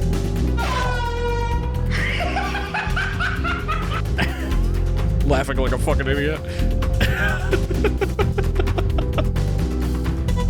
I'm gonna get up and get something to eat while I fucking, play this one. I'll still be listening. Be right back. Hi, I'm billionaire CEO Sophia Remington, and I am way out of your league. But fortunately for all you young men out there, I've got something even better to occupy your evenings. I'm talking, of course, about the sexy new RS-85 Wow Box. Remington's Fist. Remington's Fist. I'm bored, Brad. Me too, Chad. I wish I could go down to the arcade and shoot a few rounds of Space Refugees. Me too, Chad. But we spent all our cash there last night. I won't have any more until the weekend. Well, let's go take hard drugs, mug an elderly, or spin a bum then, Brad. There's no other options. Only video games weren't so expensive. There has to be a better way. Don't worry, young layabouts. The RS-85 Wow Box costs no more than your allowance. And if you pre-order one now, we'll even throw in the groundbreaking new release that's sure to be Game of the Year. I sat down with the cutest dorks in the world and told them how to make a hit game. And here it is, A.T., the Alien Traveler. We expect demand for this baby to drive our sales into the stratosphere, so we've already made hundreds of thousands of copies of them at our desert facility in Leadwater. I'm Sophia Remington, and you can never have me, but you can have my mighty works. Wow! What a fantastic and informative commercial that was. I'm back. Oh no. Oh no, another one? Dude, she's gonna be so fucked up. Ah! Tired of dull and lifeless hair? Fed up of dry and brittle split ends? Then say hello to Acid Gastrique. Acid Gastrique. The Provitamin formula is a deep fortifying, intensive treatment that repairs and protects that's terrible. your irresistible shine. Only Acid Gastrique So dry. contains organic blend ingredients that penetrate deep into your hair, breaking down citrulline and glycogen for hair that looks and feels healthier. Acid Gastrique nourishes from root to tip for 8 times the strength of other brands. No wonder 6 out of 10 shampoos recommend it. Holy shit.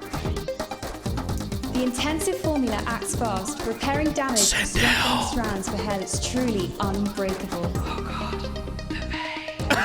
Repair and protect. Deep, nourishing, intensely strengthening Pro V formula. Oh my God. Irresistible, healthy-looking great hair days that make you say, "Look at my hair." Look at my hair. Acid Gastrique, because you have to. Because you have to. Jesus, man. Bumlins, come to Bumlins.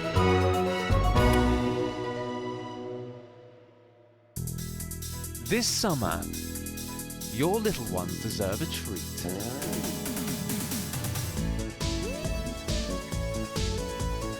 Ferris wheel. Carousel. Just naming things. Roller coaster. We've got none of that. No! Can't tell you what we do have. Danger cars. Colourful germ pit. This swing. Stay with us in our rustic accommodation with all the facilities you'd expect. Water. grass. Hey, shoot, don't worry about that. With our fantastic live entertainment, actual activities, legally edible food and air, you're bound to find the perfect family getaway at Bumlin's. Located just a few minutes drive from local attractions like Bum Sands and The Hole. It's majestic, isn't it? Bumlin's, we'll take the whole family. The Hole. Just one left. Oh, is this just the video with fucking Adam James? Alan James? It super is. You know who we are. You know who we are. We're fucking swamped. Dude, I can't believe it was him. My name is Alan James. The fucking I used lens to try and flare. shock people for a living, for entertainment. But now we live in a time where perhaps you need to be shocked. Perhaps we need to wake up. Advance are coming for our freedoms. They are coming for the fruits of our labors. They will take our wealth. They will euthanize our parents and smiling throughout. They will turn our children against us if we voice our concerns. But you don't have to accept it. A great many people already won't. You can resist. You can disrupt. Find us. Talk with us. Join us. Detroit Become Human. We're everywhere. It really feels like that, dude. Oh my god.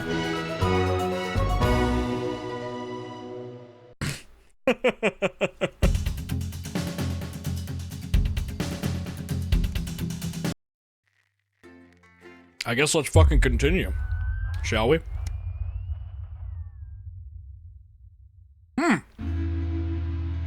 Hold on.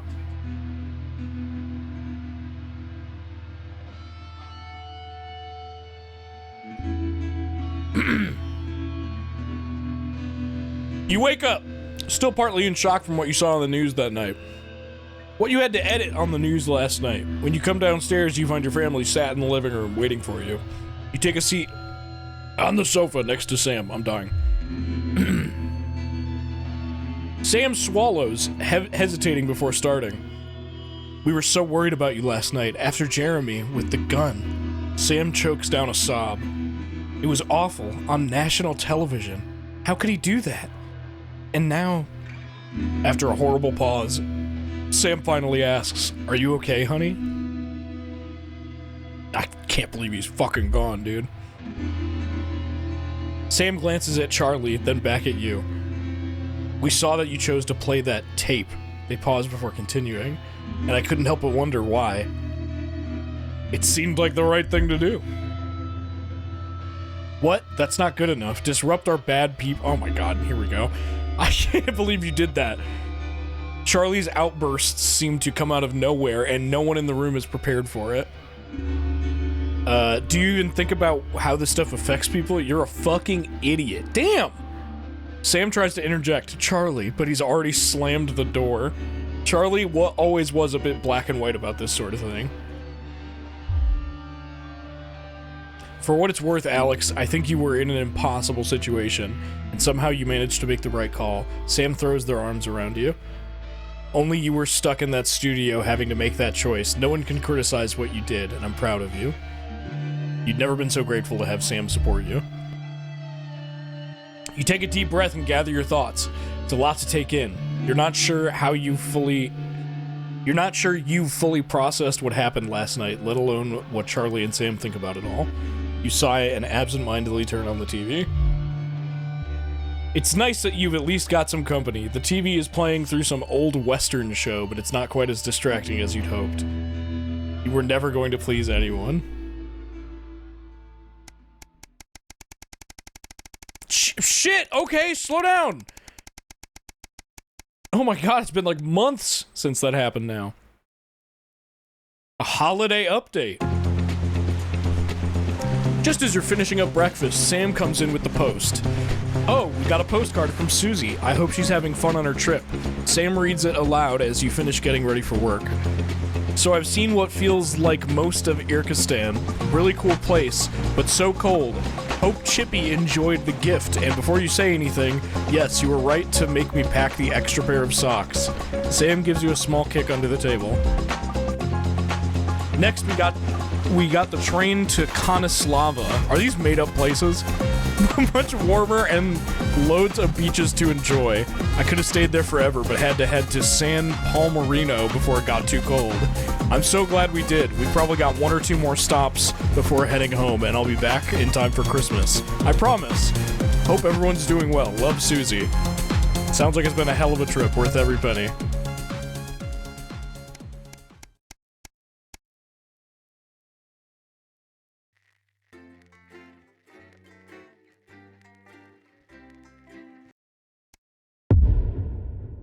What? Good evening, Alex. It's Booze. What the fuck is this new shit I've got? Just a heads up, we're expecting those troublemakers at Disrupt to attempt to hack the channel during the broadcast. So keep an eye on the interference screen and stay out of the orange. Let's keep the news on the air. It's important, now more than ever. Screaming at some pensioners while they try and What is this? I've got new buttons. a can of condensed milk, a cow's tongue, and some rhubarb. Not one to miss. So, Julia's team have asked me to ask you to keep it light. What does that mean? It means to do that thing you do where you turn politicians into humans. Oh yeah, we have a new graphics package. I didn't even notice. They do know this is the news, don't they? It's been a while since the last broadcast. Apparently, there's a crew at Team HQ right now. I think she's giving a speech or something tonight. They'll get it on the late news. Oh, great. So they get the brains and we get the performing monkey. Sometimes you sound just like him, you know. How are you? Is that what that is? A laugh track button and applause and shocked sound and I assume booze. 10 seconds, everybody. On the humble biscuit. And that takes us, after the weather and public information Going in film, 5, to our close down. 4, But first 3. tonight, it's time to join Megan and the team for the National Nightly Good evening. This is the National Nightly News. I want to I'm press Megan this Wolf. so bad. It's the It's not letting me. 140th day of war. Our main headlines tonight. Company of Heroes. Skirmishes on land and sea again today as our armed forces tested the mettle of the World Council's illegal blockade. Advance's strategy of multiple small-scale incursions into the disputed zone is certainly keeping the enemy. I'm not fucking glorifying war. Unable to work out where Hell or when no. the next strike will come. Sadly, however, more casualties were reported today, and as the weeks and months of this war make ever more demands on our armed services, those numbers will, tragically, only continue to rise. Don't starve. Advance's food program moved from strength to strength Don't starve today mention. as rationing depots were opened in the last remaining unfed areas of the territory. The rationing depots have been constructed in record time, and the Show the government's upset agricultural children. coordination strategy has seen shelves restocked with increasing regularity.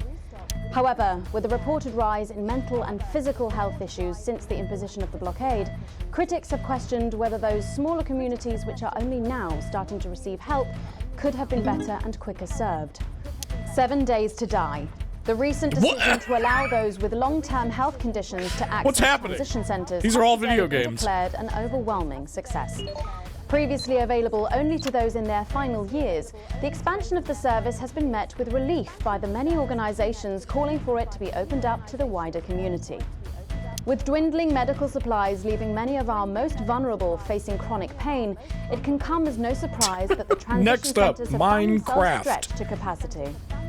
Populace.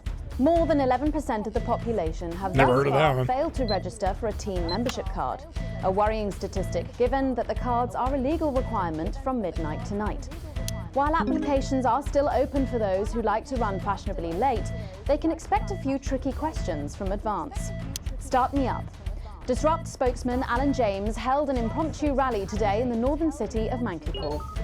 Large crowds gathered to hear the band speaker prove Disrupt are still able to capture the public's imagination. A representative from the Mankipool Community Cohesion Team described the event as mostly peaceful. But it looks like Disrupt aren't going quietly into the night. Dude, Alan. And finally, absent friends. Sad news today as the grave of former National Nightly News host Jeremy Donaldson is vandalised by radical activists. The much-loved broadcaster suffered a very tragic public breakdown 10 weeks ago in an incident which ultimately cost him his life. A passionate and rebellious man, always willing to question authority, Jeremy was posthumously celebrated with a Team Service Award by... Oh, I didn't fucking know that's what it was gonna be. I would have picked the other one. This evening, with the war about to enter its 21st punishing week and people hurting up and down the country, I'll be grilling unpredictable Prime Minister Peter Clement in an exclusive interview from his home in Lancashire. That's coming up on tonight's National Nightly News. Dude, he does not look well. Our dude does not look well on camera too.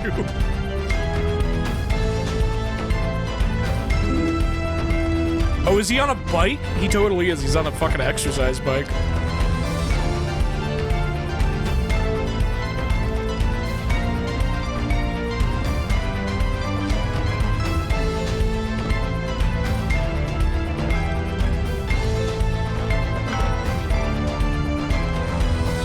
In part 2, I'm a little overexcited to announce I'll be interviewing the one and only Lil C. And later we've got a new feature that's sure to keep you coming back for more. But first tonight, dude, let's let me check in press with these Prime Minister buttons. Peter Clement, who's speaking to us from his home in Lancashire.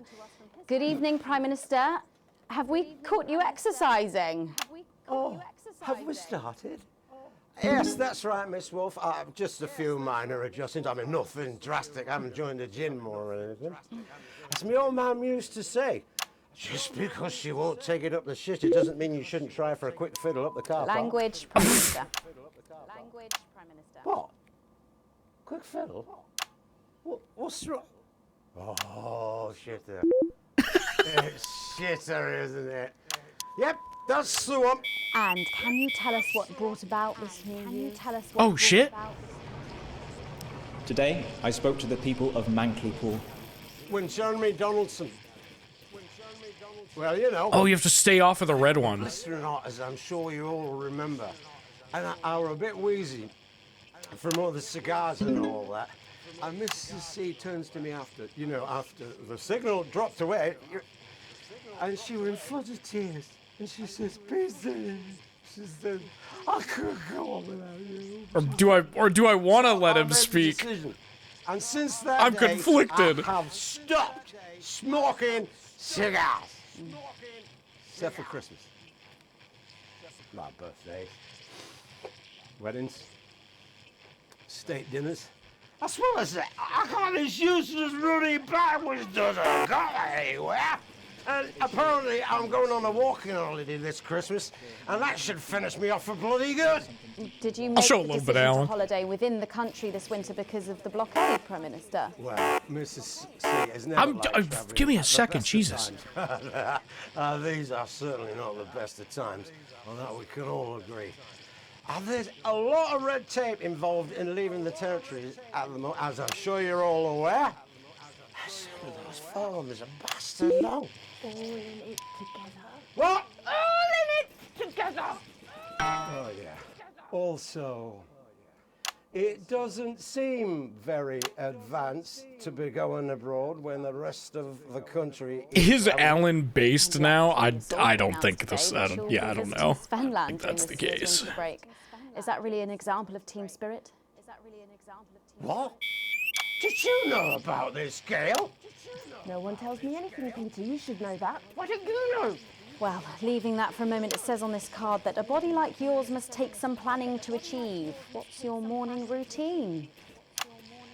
Well, I have a frigid morning routine. Rigid. It's rigid, for fuck's sake! Oh, yeah. A rigid and demanding plan that my doctor and personal trainer... Who's your personal trainer? Some prick called Clark. Is that on your card? I thought you might wonder. Prime Minister, speaking of planning, with the blockade in its 20th week and the people of this country reeling from its effects, what plans do you have to get us out of this mess? I'll check what he said afterward. Well, that's a very blunt question, Miss Surely Wolf. one for which you, the democratically elected Prime Minister, must have an answer. Don't you get smart with me, Pat. I was a fucking national treasure before you were a twinkle in the milkman's scrotum. You want to talk about plans? Let me tell you about plans. That's all we do. Fucking plans and revise plans and then meetings to discuss the implementation of plans and plans and yet more planning for fucking plans and yet more fucking plans. Well, that's good. That's good to know, Prime Do you Minister. know? I used to Oh shit! A signal. You were a breath of fresh air.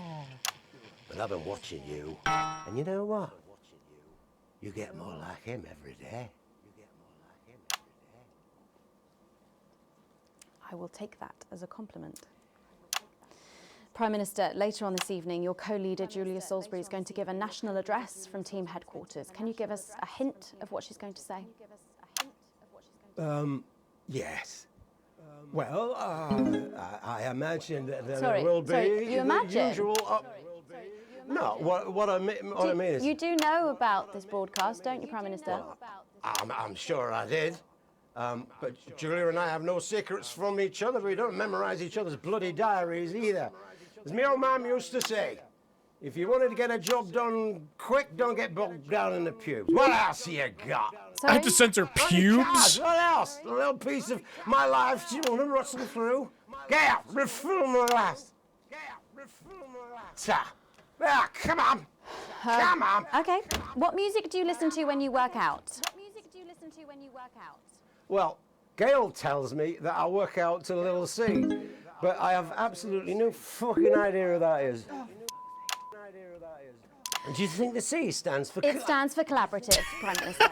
That does make more sense, actually. How's rationing affecting you? It's hard, but we get by. You just have to learn to get by on the basics. Take comfort in each other. I've got Mrs. C and many a fine single malt. I want for nothing. Except for a decent night's sleep, of course. Prime Minister, thank you for joining us. Dude, When we come shit back, is it's time miserable. For the culture spot with Lil C and a world... Ambush! Get on that! Oh, that was close. Oh shit, the tape! After this. Totally forgot. 1 minute back, everybody. And that is what happens when you wander from the car. I don't think he knew about her statement. I don't think anyone's supposed to know. When you mentioned it, Bozeman's face turned a colour that I think you call embolism. Am I in trouble? Bozeman? Nah, you're like the daughter he never had. I suppose the higher-ups might fire him, though. Who's Lil C? Or if there's any justice, me. Who's Lil C? Are you winding me up? What? I'm civilized. I read books. Take a good look at the cheapest hangover, cause you can book. All I can say is, hey, look now, this is the life. Just like the brochures say, you can cheat on your wife. What? Spotted the updated mixing disc. You'll need the new buttons during the next sections. First, we'll need applause when the guest enters and before her song. Don't worry, I'll walk you through it when we get there. Oh man. Or finally let me press the funny buttons.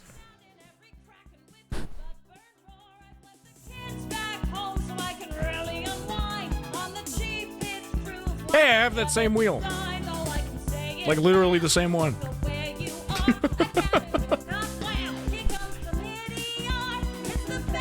Mass laugh track until they fire you. I've never heard of her before. Is she any good? Nah, of course not. She talks shit. But kids go mad for your absolute mad. 5 and 10 seconds. Hang on, Colin, you've got kids. Yeah, I've got about 6 or 7, I think. What? What was going on camera 3? 3. Thanks for coming back. Later, we have an exciting new feature that we just know you're going to love, so stay tuned for that. But first, I'm really excited for our next guest. She rose to prominence as the delightful Susie May in All My Daughter's Children's Men, before taking the music industry by storm this year with her debut album smashing the chart records at the age of just 20. Let's give it up and welcome Lil C!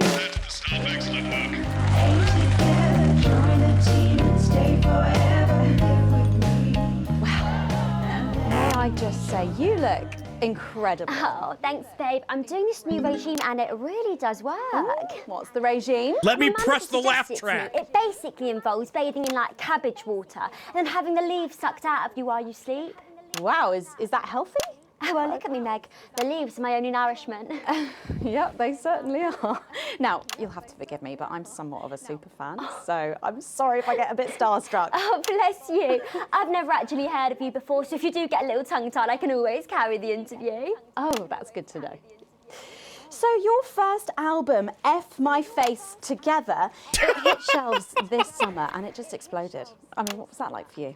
Bonkers, just so weird. I was in all the papers and the magazines.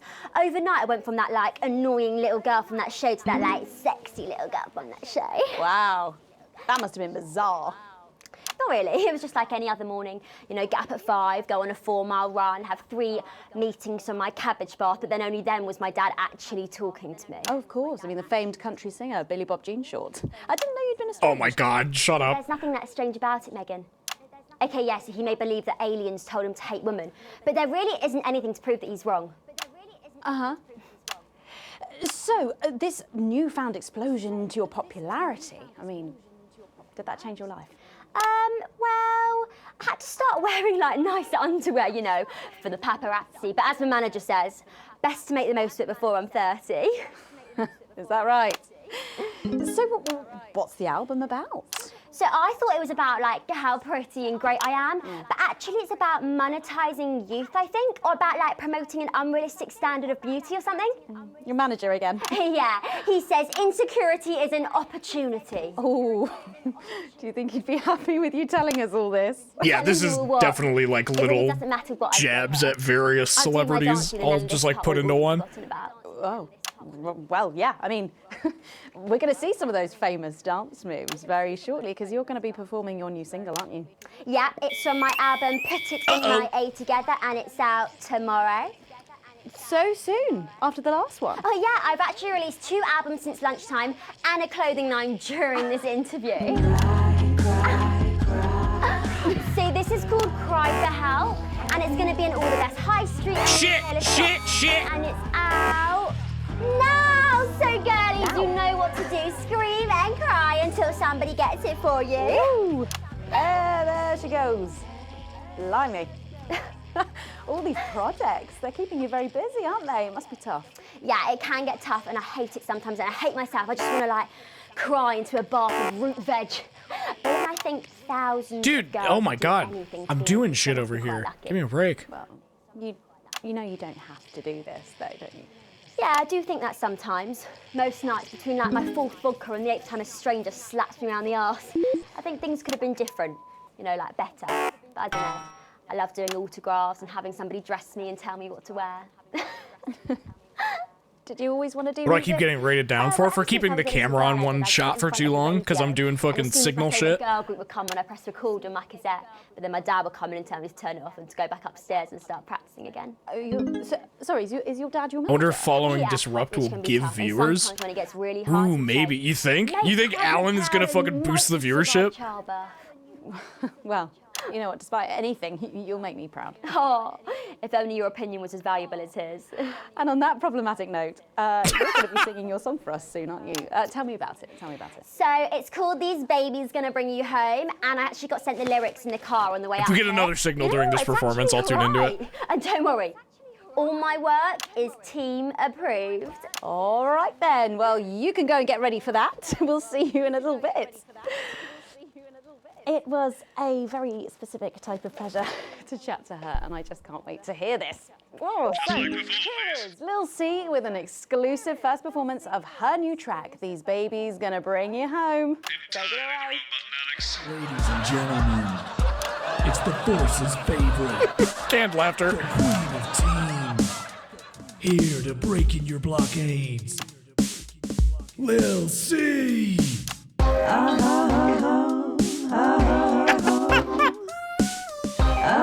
Sounds like shit. Oh, baby, can't you see? I'm hungry. There's a Dude, this like knockoff Toxic. that's empty. I want that meat you're packing only. It sounds awful. That cracking me. I'm under siege, so come and free me. Ain't no disruption here, boy. I got no agenda. Just want the Oh, good. TV. No dirty foreign member. Don't stop there's holes in me that ain't been filled yet.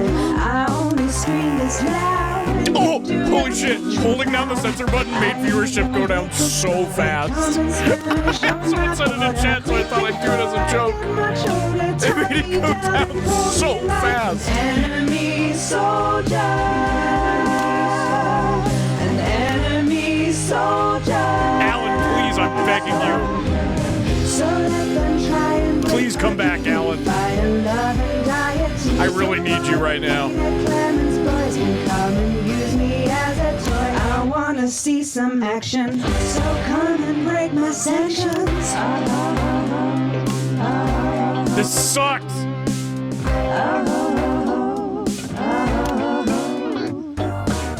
I've been this wild and free since Mama burdened me. She was only 53. Alan! To save her family. There's no one judging me if I'm the one that's in your fantasy. Don't die alone, this baby's gonna bring you home. I ain't no vicar's daughter, come and skirmish on my border. Quick before I get much older, tie me down and pull me like an enemy soldier. An enemy soldier.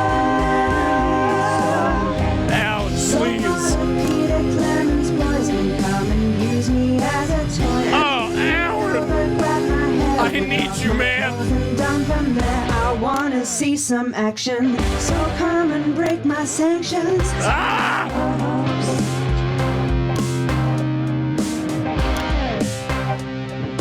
regret not putting Alan on earlier now. Penis imagery. Penis imagery.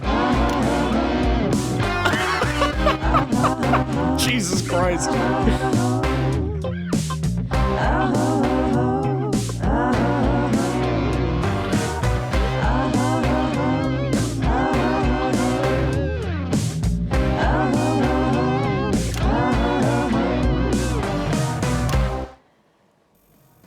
Well, if that doesn't distract you from the world outside, I don't know what will. I'd like to thank Phil C. for doing that. Don't go anywhere. I don't know what will. We'll finally be revealing the new segment of our show that we just know you're going to love.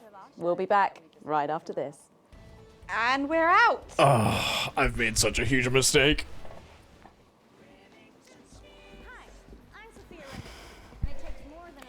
Can I just say, thank you so much for letting me do this. It really means a lot to me, you know. Yeah. To be able to promote myself on such a mainstream platform like the news. Well, don't worry about it. And you know what? Cheer. Good luck for the future. Take care of yourself. This industry can be crazy sometimes. Watch out for that father of yours. Dude, Sophia Remington does not look so great. On the other screen, I just now noticed. You know what it's like. Oh, right. And Michael? Michael? What about Billy Bob Jean Short? Is he? Oh, my dad. He's such a sweetheart. We both had the same agents, you know, like it just made sense. Both of us for our image together. Wow. And Michael, I want to see the revenue share for the clothing line and get me a G&T before my meeting with the lube guys. If they say for your pleasure, I'm gonna start needing it. So sorry, Alan. Sound effects, Alex, because you'll need all 4 buttons for the next section. Oh. Each time they light up, listen to the actors and try and pick the most appropriate effect. The actors can't hear your choices, so let's not upset them when they watch it back later. Said in your rider. Oh, no fucking way, dude. Who counts things. This is getting Alan. No, not anymore. I'm better than that now. I'll tell you what. Just keep adding flowers until it feels like 12. Got it? Absolutely, right away. 10 seconds. 5. Dude, it's algebra. 3. Look at him. Thanks for joining us for part 3. We've been teasing you about our new feature all night, and now the wait is finally over. I can reveal that every night on the show, we'll be treated to an episode of an informative and hilarious new segment called The Notice Board. It stars some top talent and we're very excited about it. But before we see it, let's have a quick chat with the writer, director and phenomenon, may I say, Jeff Algebra, guys. Actually, I've dropped the algebra. I go by Jeff DePoon now. How'd you like that? Jeff Yeah, DePlume. Fancy. I suppose you need a new name now that you're a successful artiste. Well, exactly. I'm earning enough to pay taxes now. Oh. It's shit. And how does Angela feel about all this? Who? Your wife. Oh, God, no. No, she's long gone. No, she was holding me back. I'm with Norm now. Oh, Married shit. last month. Norm de Plume. Yeah. And why did you write this? What was your inspiration? Oh, well, I received a telephone Dude, the call laugh. offering 25 grand to write a pro-team sitcom. And I heard my father's voice. It said, Jeff, you listen here, boy. You make hay while the sun shines. You wring every penny you can get out of this. So I wheeled him down to the transition centre, got out my typewriter and started clacking. Wow. Utter shite. And without further ado, let's give it up for the notice board.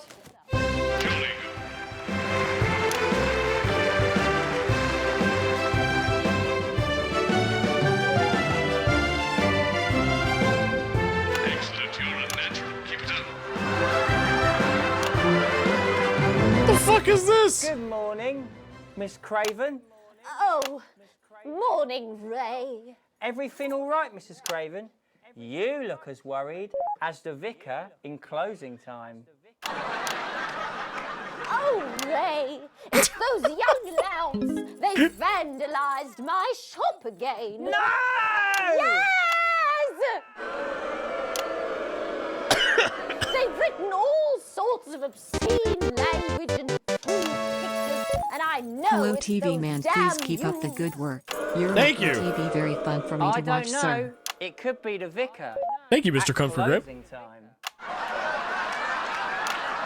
I'm just worried they won't ever become productive members of the community. What if they never see the error of their ways and end up as social outcasts, such as shoplifters or bong rats? Don't worry, Mrs. Craven.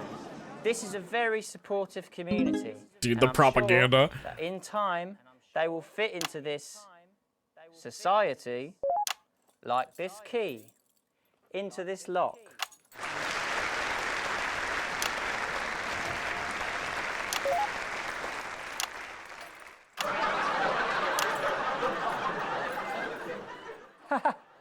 See? Works like a charm. What a lovely way to put it, Ray. And just like that, we can unlock their future. Yes, yes. Wow! Look at all the letters in my collection today. Oh, I think that one's addressed to me. Canned laughter. What? This one? Oh, so you're right.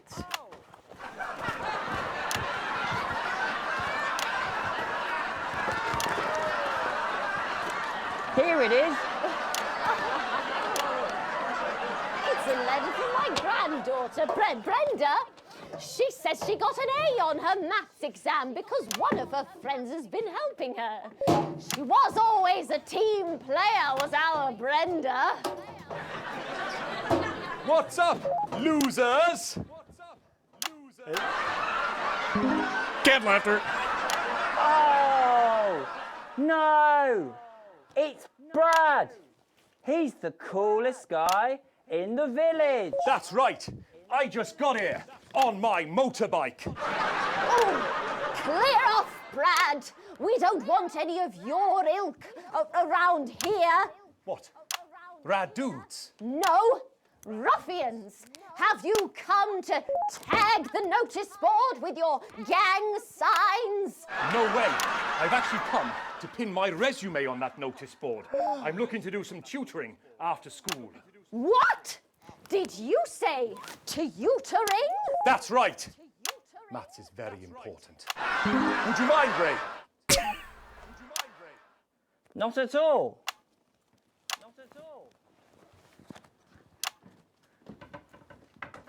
Oh shit, Ray!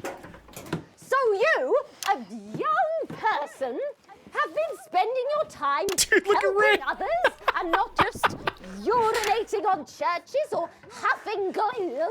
Hey, I haven't huffed glue for months. Well, blow me down! Boo! You know what? We misjudged you based on how young and cool you are and not on your actions. No joy.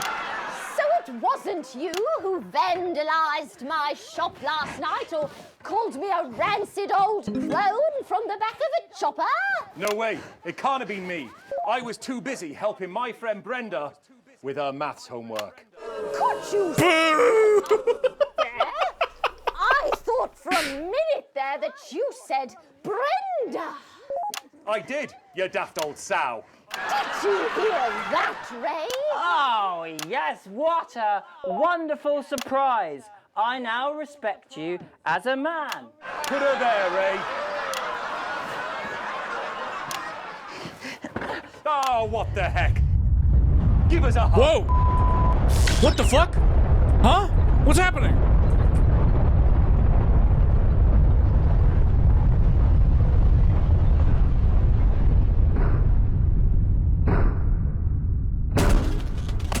I'm being told we are picking up reports from across the continent of what appear to be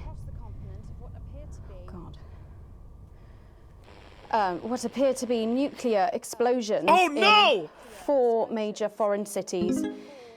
Initial estimates put the death viewership's going up. They put them into millions.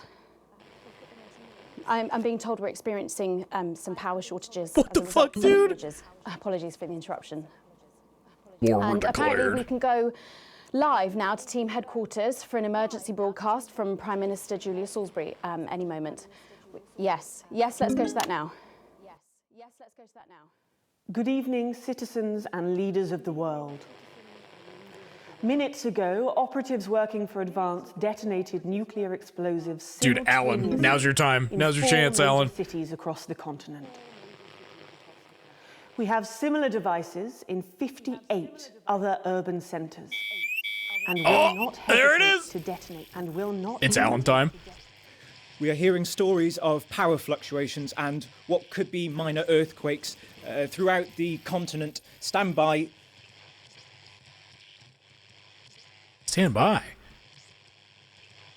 We've lost contact with our benefactors in Urkistan and Konoslava.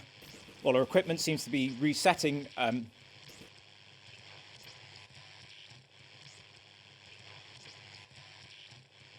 we get this confirmed? Can we get this verified?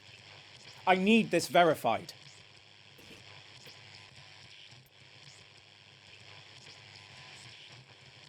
I don't know if you can hear me. I don't know if you are receiving this, but if you are, then you have to know.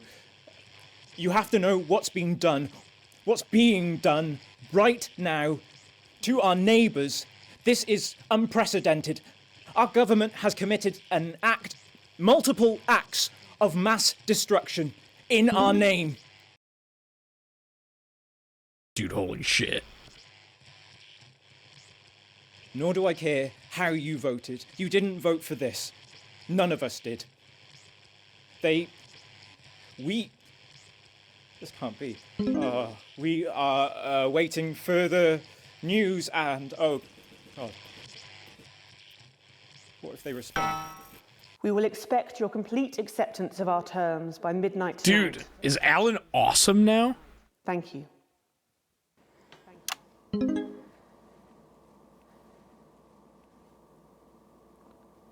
I don't really talk about my personal life in my job. It's not relevant or important. So many of you may be surprised to learn that I have a brother. His name is David. And right now I can't get his stupid face out of my head. He's a researcher and he's currently travelling the continent for work. And I don't know where he is right now. And I should imagine that there are many of you sitting at home tonight digesting this news, and you also have loved ones on the continent, in Urkistan, or Havia, or San Palmerino, or Konislava, which is where David was when I last spoke to him 3 days ago. So when I tell you, I know how you are feeling. I know, chat. I know. I do. My children, dude. But I also know that there's a flow to events. I see it every day here.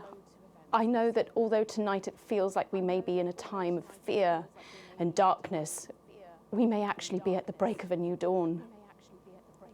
We don't know that yet. We can't know that yet. But together we will find out. And I will be here every night, feeling what you are feeling. And with your help, maybe we can all get to that brave new world.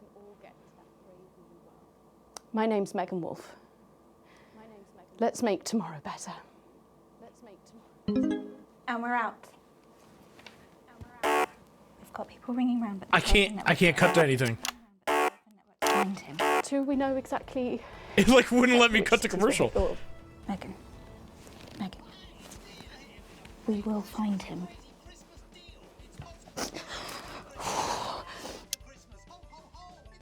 Oh my god, dude. Crazy Neil, dude, playing Crazy Neil after this happens, bro.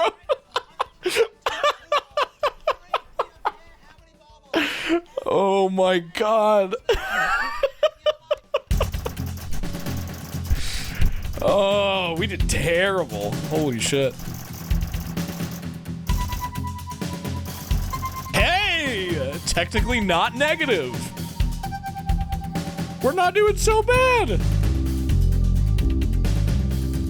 How about that, huh? Let's check out what fucking Alan was saying this entire time, shall we? Actually, hold on. That one. Is it in here?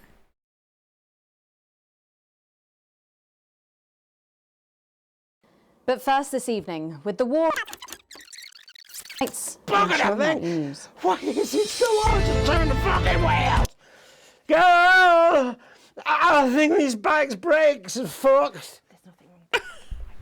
Speak up, my deaf old ears can't hear you. I said there's nothing wrong with the bike. Well, could you get someone to look at it, please, before I look like You a have to look at complete disrupt prick on the hacks. national Oh, okay. nightly news. There's no time. I didn't see that there. Wow, there's a whole fucking area just for that?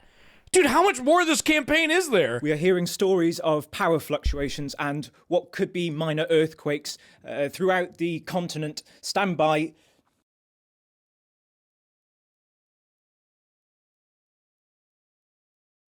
We've lost contact with our benefactors in confirmed. Do we only have the one? Because I didn't play the rest of it? We are here.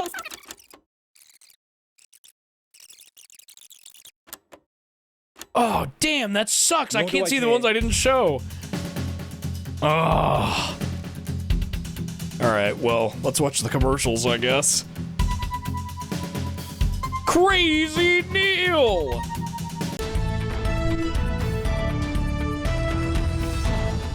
Hi, it's Neil here with a pre-Christmas crazy Christmas deal. It's post-Christmas, it's pre-Christmas, it's all of the Christmas. Ho, ho, ho, it's a sale. It's gonna go, go, go. Come on down and pull a cracker. It'll Dude, go bang in your Neil has been played after... Yay! Christmas pineapple. just frames after someone shot themselves on the news.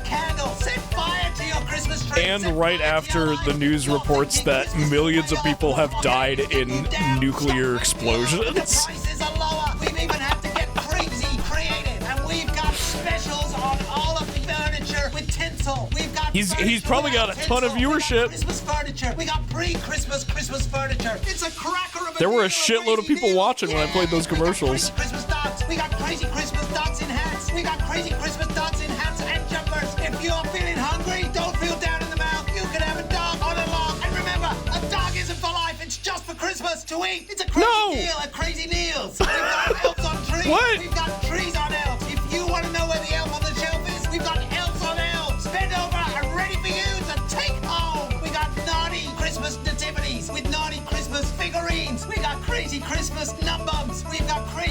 Christmas stink bums. It's the 6th Mrs. Crazy Neal used to say to me, bang, bang, bang. She had to go, but I still love Christmas. Christmas without her is not the same, but I don't care, because I'm insane. Come on down to Crazy Neal's for your Christmas needs. Wife's not included.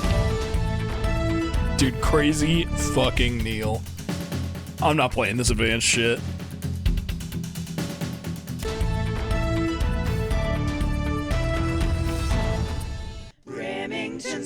Hi, I'm Sophia Remington. Dude, the whole building is fucked up. There's like cracks in the walls and like rust and shit. Tough for you guys, huh? Sanctions suck, bored of the blockade, lost touch with the simple joy of consuming new and wonderfully unnecessary products. Well, look no further, you poor huddled masses. You need the Sophia Remington swag box from me, Sophia Remington. Remington's best, Remington's best. Oh, blimey, Jazza. The old Market Square's looking a bit Somerset Bentley. Empty today. I know, Bazza. I never thought I'd 5 a day say this, but I don't dog on a bike like shopping anymore. All the fun's gone. I remember when there was all sorts of grandma's feet. Me here, I'd take it home for the old wasted life. Wife, the boil. I just wish I could put some unlicensed gun fun back into being Grandpa's bloomers, consumers. Don't worry, you poor dirty conkneys. Here's a little something to lift your spirits.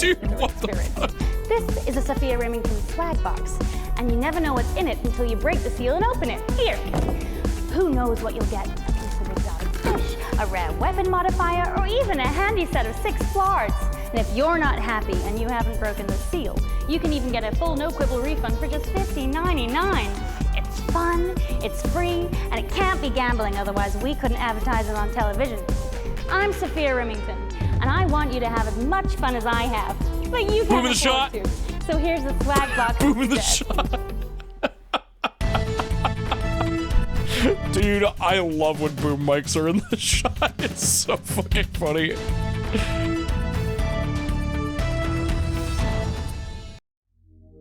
When my husband became CEO of Pleasurecore, I wondered what the advantages would be for me.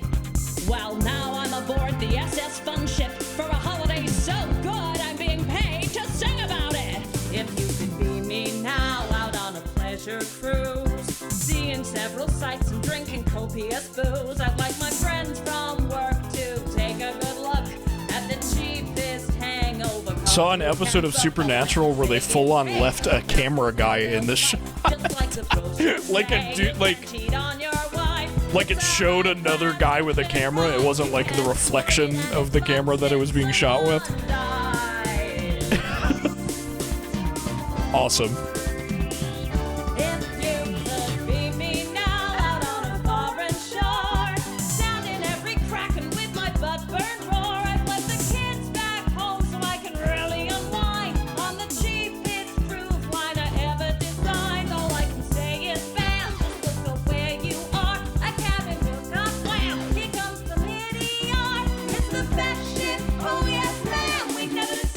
The Game of Thrones Starbucks cup. I love shit like that. Due to the ongoing military blockade, some destinations may differ from those pictured in this advertisement, as the cruise now mainly takes place around St. Bumley. Yo, St. Bumley! Oh god. Let's see how our very dry girl is doing. I'm scared. Ooh.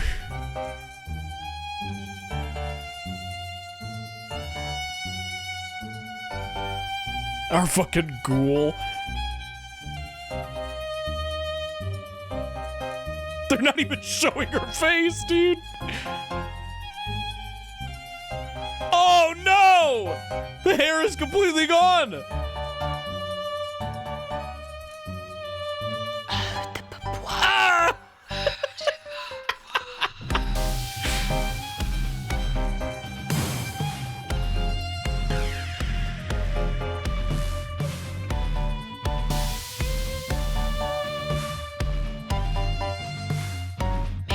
Poop.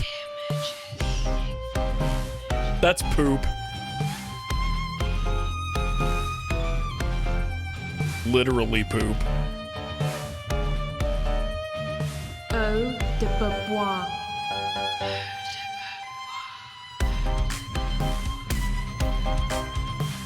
Shitting right now. Eau de Beaubois. Eau de Beaubois. The dangerous new fragrance from Eye of the Beholder, formulated with all-natural hydrogen sulfide. Eau de Beaubois. Because who cares?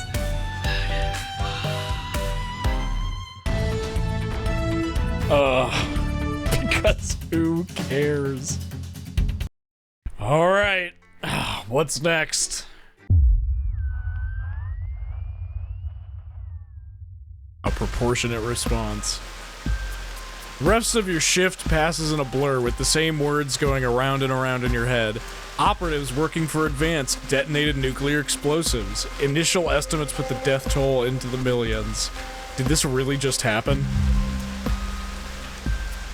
You pull into the driveway with no memory of the journey home. The light in the front room is on. Clearly someone else is still awake. The door creaks open into the living room and you find Sam sitting on the sofa staring at the TV. The screen is off and they're clearly lost in thought. You take a seat beside them and put a reassuring hand on their shoulder. They don't look at you, but they do reach up to take your hand in theirs. Now you're closer and you can see Sam's face more clearly. You see a look you've never seen before. Chris and Susie, they're both... I know. What do we do? Dude, holy shit, both of my children are dead. Oh my god. What the hell can we do? The bastards killed Chris and Susie and millions of others, all because of their fucking war, which we never asked for. Where there should be tears, there is only fire. Pure raw fury. They're manic now. I hate them, Alex. I know you've never been a fan of Advance, but after this, they're monsters. I need to know that you understand that. That we can't just be indifferent. We need to actually do something. Oh my god, you could choose to say that they fucking were right? Oh my god. Nothing can justify what they did. Relief spreads over Sam's face like a wave, and they collapse against you, clutching tightly. Clearly, this was weighing heavily on them. You're not sure how you've even processed it at all fully yet.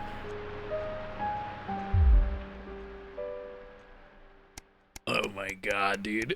The wife divorces you option.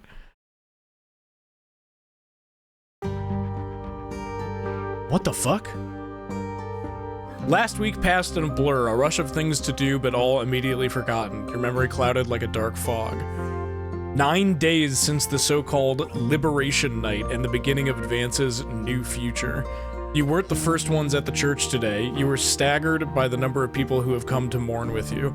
Everyone's here for the same reason, sharing the same pain, the same sense of loss. It's written over all their faces, much as it would be on yours. You step away from everyone else, needing space to gather your thoughts. Your little girl, Susie, and Chris, too, both just gone. Sam has said little since that evening, clearly still in shock.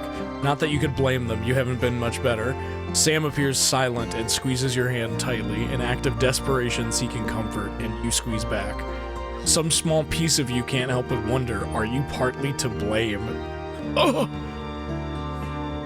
Dude, what was Alan gonna say? He probably, like, knew it was gonna happen or something. He was trying to, like, warn people, and I didn't play it! Ah! These scars will not fade quickly. There hadn't even been coffins to bury.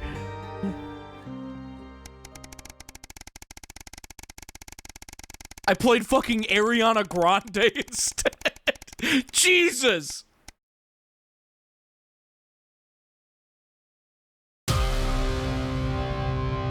It's a seemingly ordinary morning, but as you get into work, you find a small crowd gathered in the break room. When you go in to grab your first cup of tea of the day, you can't help but overhear some excited chatter. You didn't hear? Yeah, another one's gone missing. What's that bring the total up to now? Oh, I think over 100 at this point. They won't all have been reported or noticed yet. Sorry, what's going on?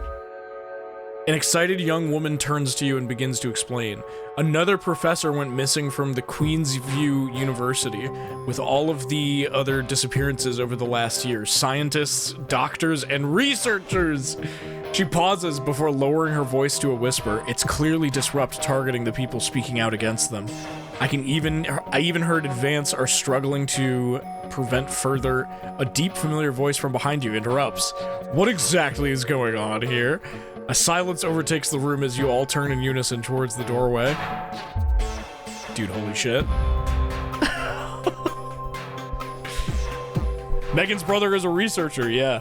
Bozeman clears his voice before continuing. I've told you before, I don't want to hear about these so-called disappearances. Come on now, people. Advance has been very clear that they've nothing to worry about. Which means they're not our problem, and unless they start classing cappuccinos as intellectual, I don't think anyone here has anything to worry about. Best get back to work. Look, I know how you have a habit of doing what you want, but things are different now. Advance runs the show, and they've made their feelings clear. Now I'm doing the same. Channel 1's official position is that the government has things well in hand. Nothing more, nothing less. I trust I won't be hearing talk about this again. Gives you a curt nod before leaving. It seems that for better or for worse, public ownership is now in full swing. Dude, fuck you, Bozeman.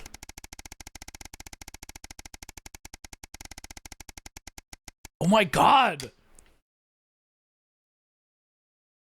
It's been so long. You drum your finger on the steering wheel impatiently as you wait for Charlie again. It's great he's enjoying the... Wait, what? It's great he's enjoying the cohesion cadets and is so enthusiastic, but does he really need to stay behind every week to help? It's your Saturday evening too, after all. Finally, you see him exit the hall, a grin on his face. You can't help but smile back, the frustration starting to fade as you see him so genuinely happy. Charlie's not dead, Chris is. Oh! Oh! Right, I forgot the names of my children. Charlie is still alive. Okay. You can't help but smile back, the frustration starting to fade as you see him so genuinely happy. After hugging his friends goodbye, Charlie heads over to the car and gets in, his face flushed with excitement. So how was... You're interrupted as he can't contain himself any longer. Guess what? What? So obviously the cohesion cadets is a starting point for becoming a CCO. Oh no! My kid wants to become a cop! So we get a head start when applying for that. Charlie gushes, clearly keen on explaining his news, almost tripping over the words in his efforts to tell you. Well, apparently from next year, the top 5% of cadets will be taken into a special program to become CCMs, Community Cohesion Managers, and guess who's gonna be in it? He beams at you. I see, and what exactly do these cohesion managers do? Well, basically, they need a new liaison team between regular people, the CCOs, and the Betterment Department, and that'll be us. People come to us with concerns and we'll decide whether they need referrals, and if so, to which department. Cool, right? So you're gonna be helping people report on their friends and neighbors? Well, yeah, I guess, but only bad people. It's about helping the community, making it safer for everyone. Charlie frowns at you. You don't like the CCOs or the Betterment teams? I'm just worried about them having too much power and turning people against each other. You're starting to sound like the people that Advance are trying to help. Charlie looks at you, a serious expression on his face. Don't worry, I'll make sure that everyone gets the support they need. Ugh, this is a good thing for the community, and the team will be able to help everyone. He nods to himself and sits in the back seat. The mood in the car is somewhat icy for the rest of the journey home. Oh, my son's gonna be a cop. Ugh. It advances forward like 4 years, and he's a police officer. A what? Oh shit! You're surprised to find Sam in bed next to you when you wake up. They must have gotten very late last night from drinks with the folks from school. You decide to let them sleep in and enjoy a lazy Sunday morning. With the house quiet, you decide to bring in some breakfast into the living room and watch some TV while you eat. This is breaking news. Reports are coming back from across the country that large swaths of farmland went up in flames last night as part of what authorities are calling a heinous and well-planned act of terrorism by the group known as Disrupt. You drop your spoon back into the porridge and turn up the volume. Ain't no way they did that! In addition to food stores, which government sources have said will put a strain on universal menu centers countrywide, a number of CCO and civic buildings were targeted in last night's attack. According to Prime Minister Julia Salisbury, specific prisons and re-education and betterment facilities were raided, and a small selection of problematic and potentially dangerous individuals were forcibly extracted from lawful custody. You hold your breath waiting to hear if anyone got hurt. Oh my god, this is so much text. Unfortunately, it appears that the CCOs were ill-prepared for an event like this, and Disrupt seemed much more effective and well-organized in comparison. While most of the targeted locations were thankfully empty of people given the lateness of the hour, the betterment centers were fully staffed when they came under attack. 17 CCOs and 4 administrative staff lost their lives as a result of the brutal actions of Disrupt last night, with countless more injured, many seriously and rushed to the hospital. A few Disrupt members were captured during the conflicts, but the vast majority seem to have evaded capture so far. More on this story as it develops. You're interrupted by Charlie walking into the living room, bleary-eyed with a piece of toast. Anything interesting going on? He gestures to the TV. Mutely, you leave the news on as they cycle through the story again. Charlie watches in hushed silence. By the end of the broadcast, they're dubbing it the Night of Fire. Everything's going to be okay, right? I hope so. We'll have to see. Oh, God. 9/11! You almost stabbed me for a second there.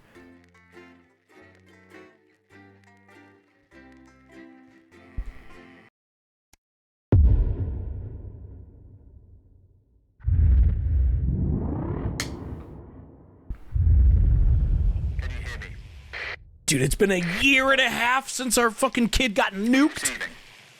Calling. This is Alan James. Oh shit! The revolution starts tonight, Alex, and we need your help. Throughout this broadcast, we're going to ask you to do things that will directly help with this mass protest. I'll be talking to you regularly tonight, and I'll also be hacking in when I can. Please help get our message out. We're on the verge, Alex. You've always been fair and balanced in your approach to us.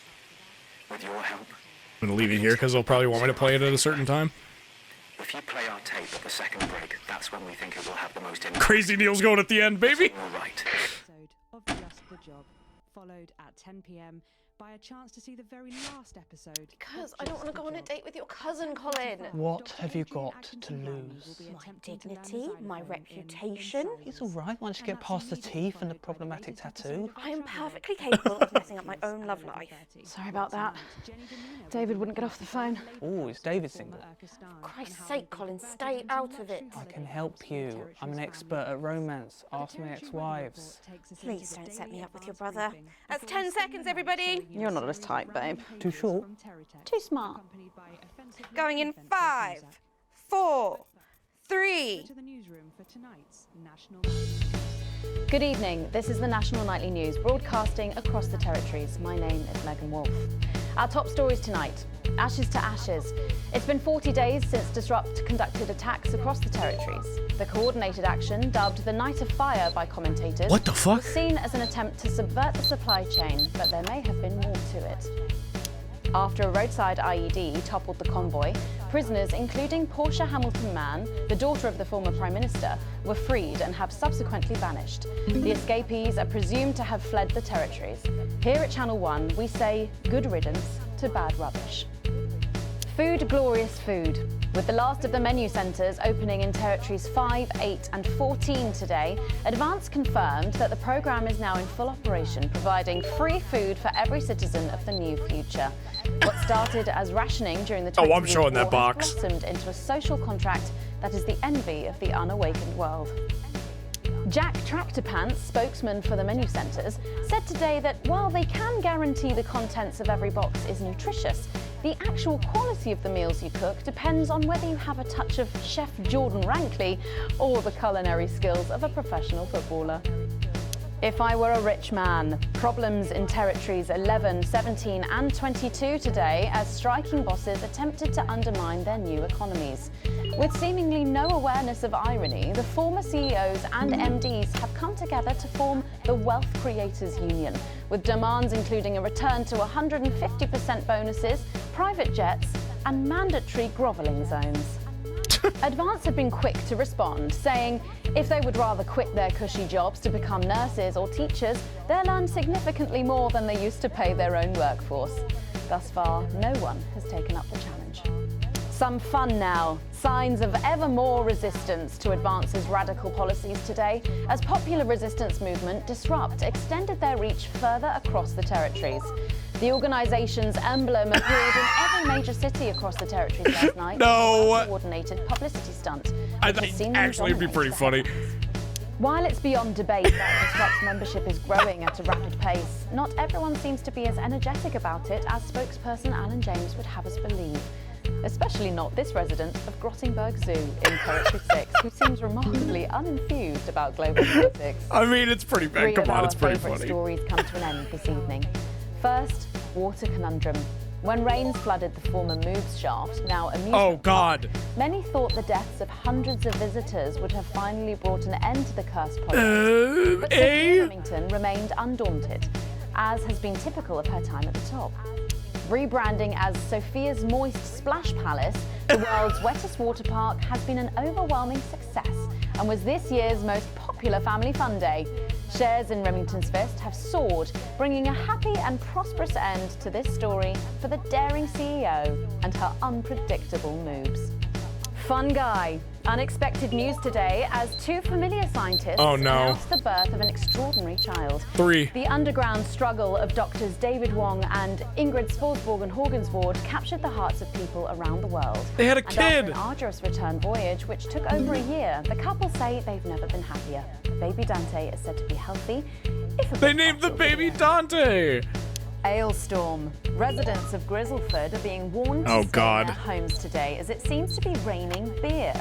Hundreds of bottles of Headbutt Ale have been pelting the town since about 9 o'clock this morning. Headbutt Ale founder Because they shot it all up into the Nancy fucking says space. They have no idea of the cause and can't be held legally liable. There have been 8 cases of bludgeonings, 4 of lacerations, and 1 toddler arrested for being intoxicated while in charge of a tricycle. All that, plus we'll be taking a trip to Dangley Parks for the notice board, as well as getting a sneak peek at the hottest ticket in town. That's all coming up on tonight's National Nightly News. Oh, it's Alan time. People of the territories. Holy Today is the shit. day we take back control. He's serious. Soon it will be time for you to help us again. Come out of your houses, block the traffic, bring the capital to a standstill. I've met so many of you in my travels up and down Territory 1. You always ask the same question. How can I help? Well, this is how. And as for when, you'll know. Keep watching. Dude, holy fuck. But first, 500 days after the loss of a fine leader and a great man, the start of tonight's programme is dedicated to remembering and celebrating the life of Peter Clement. Patrick Bannon is live from Parliament Park, where Julia Salisbury will be breaking ground on what will soon be a memorial garden in Peter's honour. Patrick. Listening to that old bitch lying through her teeth about missing that poor bastard. Patrick. I don't know what I'm going to do. We're live. Because I'm not being funny. Things were better with Peter, weren't they? Patrick. They were, and I don't mind saying it. They were, because he held her back. But now there's no stopping her. Hello, Patrick. We're Of live. course, can't say that, can I, Francis? No, not with public ownership. No, with public ownership, you can't say anything these days. There. She's lost it, mate. She's completely off the rocker. I heard from an aide that... Hello, Megan. You join me here live from the what? Megan, you join me here live from the what?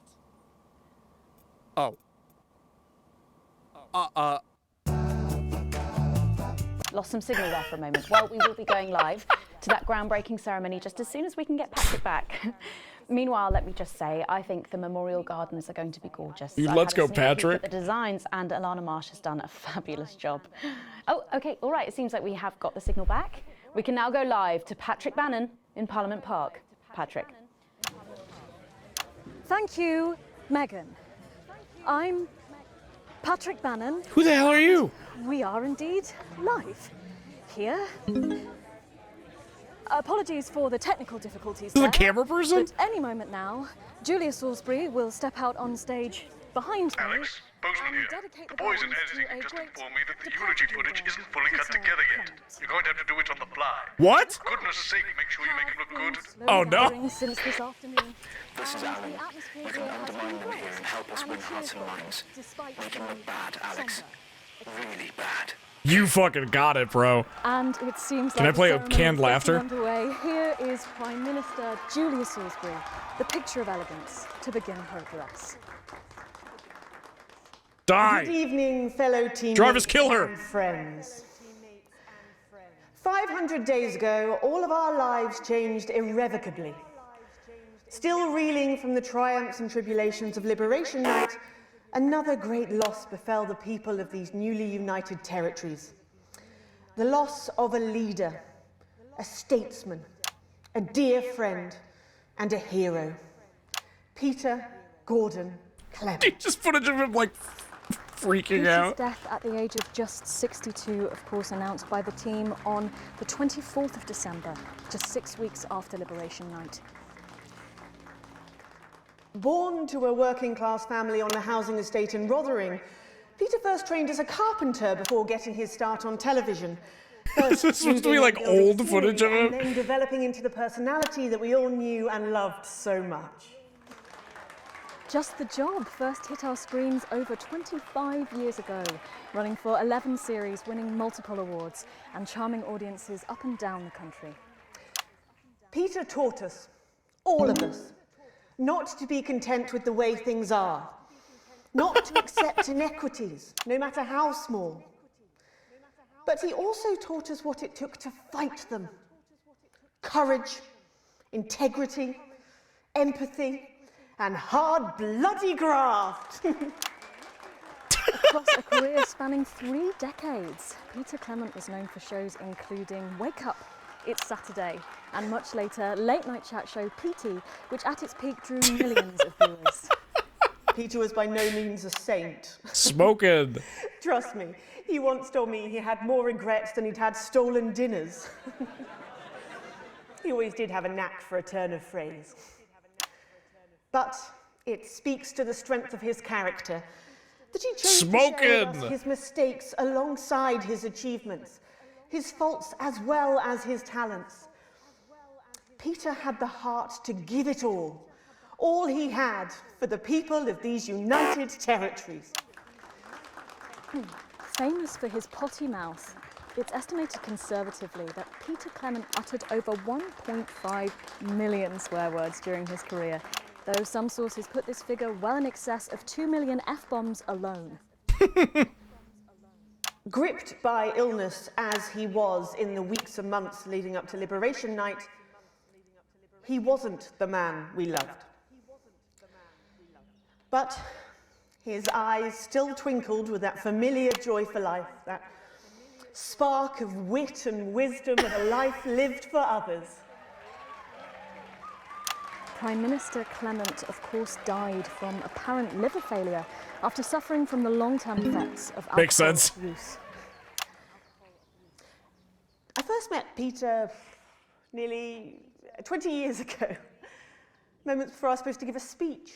Not unlike this one, actually.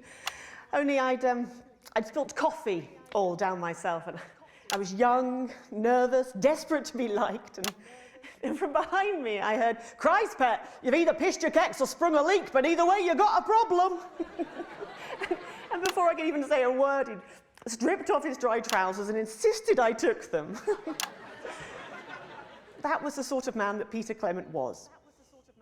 Kind, compassionate, sensitive, a brilliant thinker, a natural leader, but mostly a good man.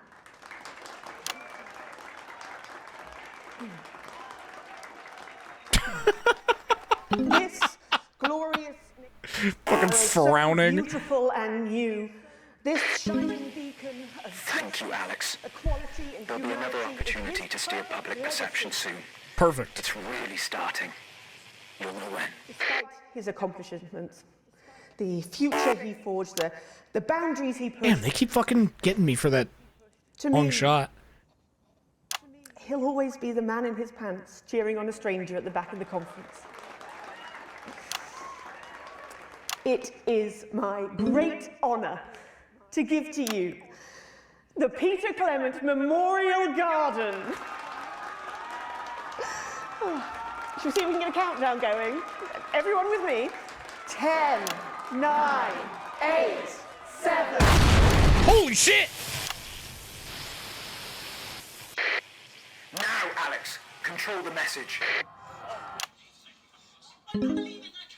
Control it? Oh. Don't panic. Help me. You're hurting me. Well, stop resisting then. Stop resisting and we'll let you up. I'm not resisting. Ah! Fuck What are you doing? I'm not resisting. You saw. I'm not resisting. Stay brutality. Turn the camera off. National Night News. We have the right to be here. I said turn the fucking camera off. Look at me. Who the fuck are you? Oh, I can't hear you. I can't hear anything. Yes. Medics are coming. You sit down. No, I can't hear you. I'm from the National Nightly News. Well, then you can consider this payback. Salisbury's still here.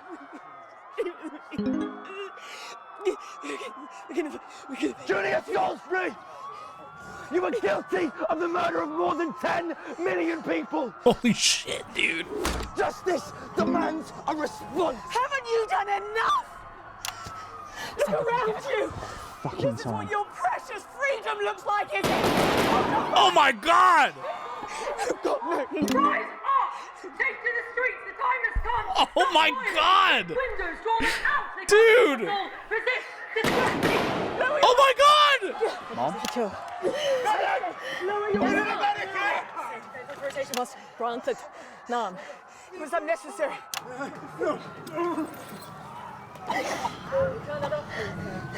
Shut that off. I said turn it off.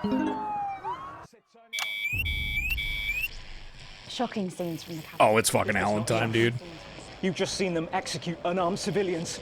People like you and me. So why are you watching this? Why are you not in the streets with us tonight? What will it take for you to get up and be a part of this?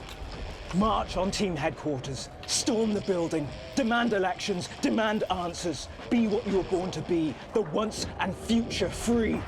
By now. Don't go away. We'll be back after this. Holy shit, dude. Commercial 2, baby! Thank you, Alex. From all of us, you're doing great. From the unit base. This is becoming a weekly event. My name is Katie Brightman. It's different tonight. This is I'm the an big economist one. and commentator. So there's a revolution. You've probably happening seen me outside on the and we're news after talking telling you about fucking advance parts. That's and how journalism, progressive their apparently. policies are. We get set for the next sequence. Well, I was wrong. And I'm here tonight to say I'm sorry. Dude, the gunfire outside? To beg for your forgiveness. My parents are not rich. My mother was a nurse and my father worked in a factory. I was the first member of my family to go to university. But I always envied my friends who had so much more. Over the years, my jealousy grew. So when Advance came to power, I didn't think about the damage they would do. I acted selfishly. I was glad to see the rich punished. I didn't see how backwards Advance were. I didn't understand that rather than tearing down the wealth creators, we should have been helping everyone else to take a seat at their table. Under Advance, the country is poorer. It is poorer in ambition. It is poorer in aspiration. We are infantilized by Advance's naive policies. Policies born from absurd... I don't know about that. During this next section, a cameraman working in the newsroom who's one of us is going to get a coded location out. We don't know yet which camera he's on, but if we find out, I'll let you know. Just keep your eyes out for the fist and try and keep it on the air for at least 5 seconds. You got it, Our man. operatives will do the rest. Our only hope. Again, this is your new makeup artist, only Craig. hope. No. What? No. Now lies. 10 seconds, with everybody. disrupt. Sorry, Craig. It's a no. Okay, we are going in 5, 4, 3. Welcome back to the National Nightly News with me, Megan Wolfe. Very shortly, we'll be heading on over to the final episode of what has quickly become a hugely successful feature, the notice board. But before we do, let's chat with Philippa Radin. Dude, the notice Why board. do you think the public love the notice board so much? It's real. There, I said it. It connects with people. You know, people look at us and they say, those are real people struggling with real problems. That's a really interesting point. Yeah, I mean, I was saying to my PA's secretary as I got out the limo, I was saying, it's good for people to see normal, authentic people like them on TV. People like you. Yeah, precisely. Right. Unfortunately, then I was interrupted by some dreadful wretch who wanted an autograph, but a swift kicking from security soon put him back in line. Yes, well, I think it's really good that our screens are filled with such relatable stories. So the notice board is coming to an end after a sensational time at the top. What do you think has made this show so successful? It's a combination of so many things. My hard work. Dude, the fuck? My talent. You'd still hear gunfire out the window? Really have a lot to thank you for. Hey, hey, hey. You're welcome. What's this? We just heard our man's on camera 4. I have a real sense of responsibility. Oh, shit! I've been entrusted with something precious and that I should use that platform for good.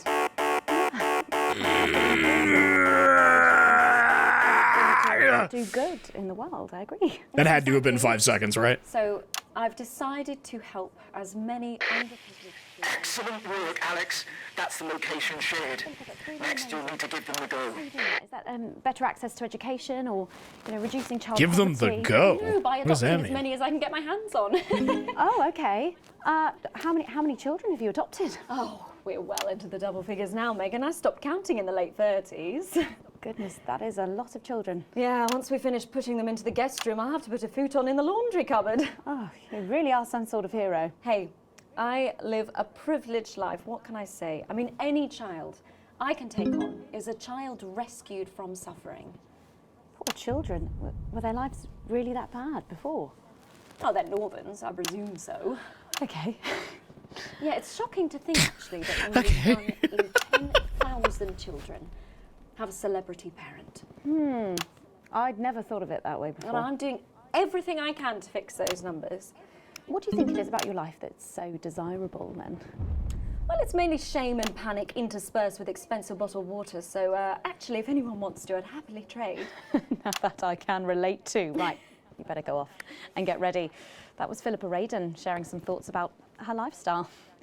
I think it's really important to stay grounded and keep everything in perspective. Clearly, not everyone else agrees, but that's enough for me. Let's go now over to Dangly Parts for the final ever Dangly episode Parts of the notice board.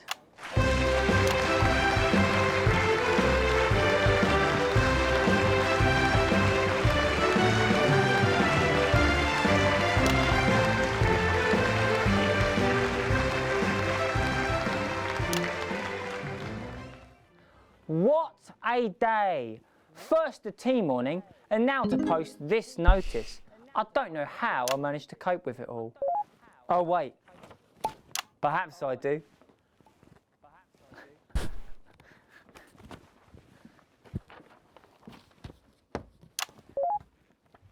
Oh! By St. Barnabas, what on earth is all this? Freeze, dirtbag! Oh, Laura, it's you.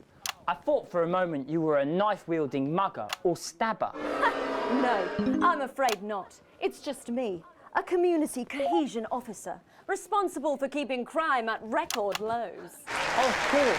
Keep I gotta get the viewership back up. You and your colleagues, violence on our streets is a thing of the past. What's all this, Vicar? Dude, the fingernail! I know. He still does the It's fingernail a thing. Disgrace. Somebody. It's time for the go code. Give us 3 boos in a row, Alex. Oh, you got it. Start the pincer movement. We might just pull this off. Push forwards! 3 boos, Alex. Holy shit! Careful, Vicar. It looks heavy. Ha! They don't call me the Right Reverend. Ripped for no reason. Boo!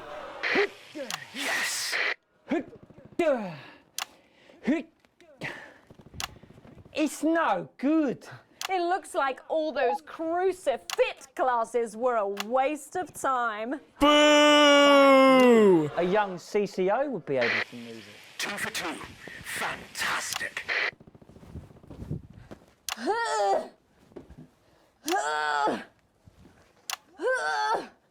Looks like all those lifting classes were a waste of time. Boo! Even for me, a strong and capable You woman. did it, Alex. Surely We're that good to you're go. alive, strong enough to lift Holy this. shit! Did someone call for the best firefighter in town? Hiya! Well done, Captain Evans. You're so much stronger than us. Especially me, the weak old man. It's the least I could do for my community. Boo!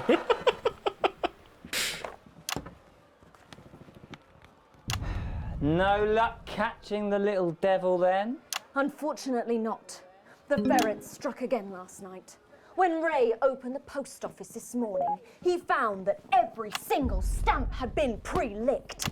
My God! Some people have no decency. Sadly, if we don't catch him before tomorrow, we may have to cancel the village fete. Don't worry, we won't let that happen. Will we, Vicar? No, no, no. Laura, tell me, why do they call him the ferret? Some say it's because of his sneaky nature, but really it's because whenever he strikes, he always leaves behind the foul stench of urine. Never fear, officer. We'll catch this pissy nuisance and save the village fate. Oh shit, My he said name's pissy. not Captain Danger Evans. The community cohesion team are doing their best, but they simply don't have the smarts to solve this mystery. But I know someone who does. Someone who's about to blow this thing wide open. Me! Blackout!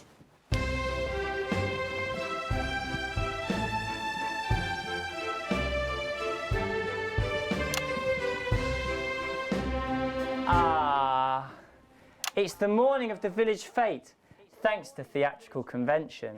I sure hope everything goes to fingernail. plan. Oh, look! There's Mrs. Craven setting up her cake stall. And look, there's the motorcycle display team setting up for a show that will be far too expensive for live television. I'm going to set up the coconut shy. What are you doing, Vicar? First, I'm running the tombola. Then, I'll be selling forgiveness for money. Aren't you judging the jams? I couldn't possibly. Well, that sounded like Mrs. Craven. Looks like someone sucked all the jam out of her donuts. That damn ferret has struck again! Whatever are we to do? Although I'm very competent, I have no idea how to solve this case. I guess we'll just have to cancel the fete. Hold it right there, ferret. Me? Have you been drinking from the fire extinguishers again? Not you, the vicar. I don't know what you're talking about. Admit it. You wanted the village fete cancelled so you could have the day off, didn't you? I already have to work Sundays. I shouldn't have to work 2 days a week.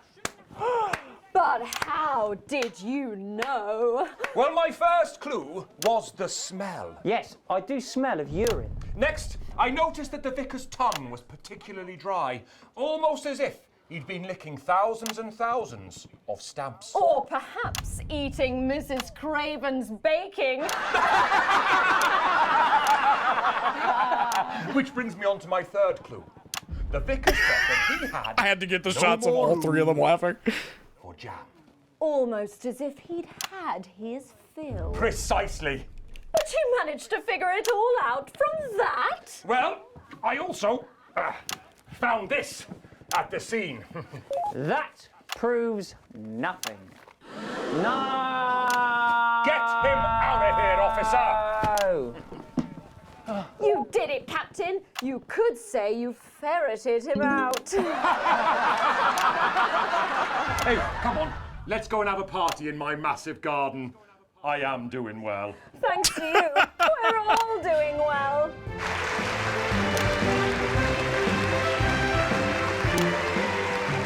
Well, that was it. The final ever episode of the Notice Board. Explosions. What a way to end it. Thank you as always to Jeff, Philippa and Tommy.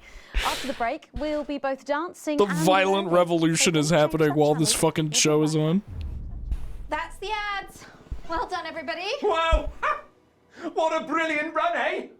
After party at This was the break we were hoping you'd play our tape. Oh, you said it was for the second one. Packed here, but we know you played it earlier, and we appreciate the effort. He literally said on the second break. You coming to the after party? What are you talking about, man? Oh, I put it in exactly when you wanted me to. Last push, Alex. We're closing in. One of the guests in the last section is working with us. You'll be asked to censor on our behalf. If you do it right, the final orders will be given. You'll get 3 chances. Get at least 2 of them right, and we're gonna win this thing. Okay. It's happening, Alex. Tonight we take it back.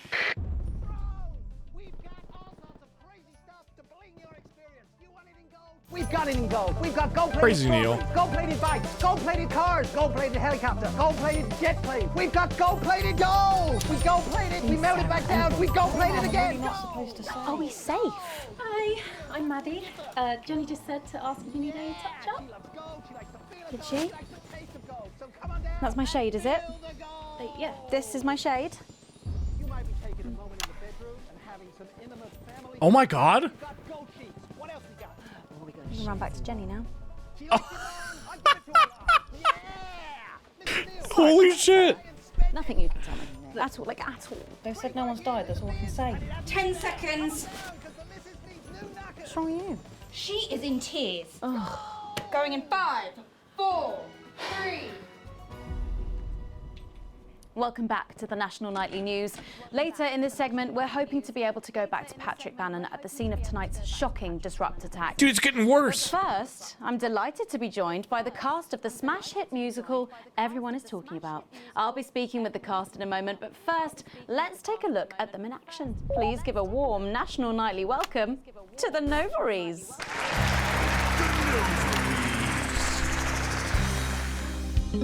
Hello? Doctor? Yes, I see. Thank you for letting me know. I have a decent life. I'm a happy, loving wife. And my job is well paid and fulfilling. I have a husband, John. He's due home soon, won't be long.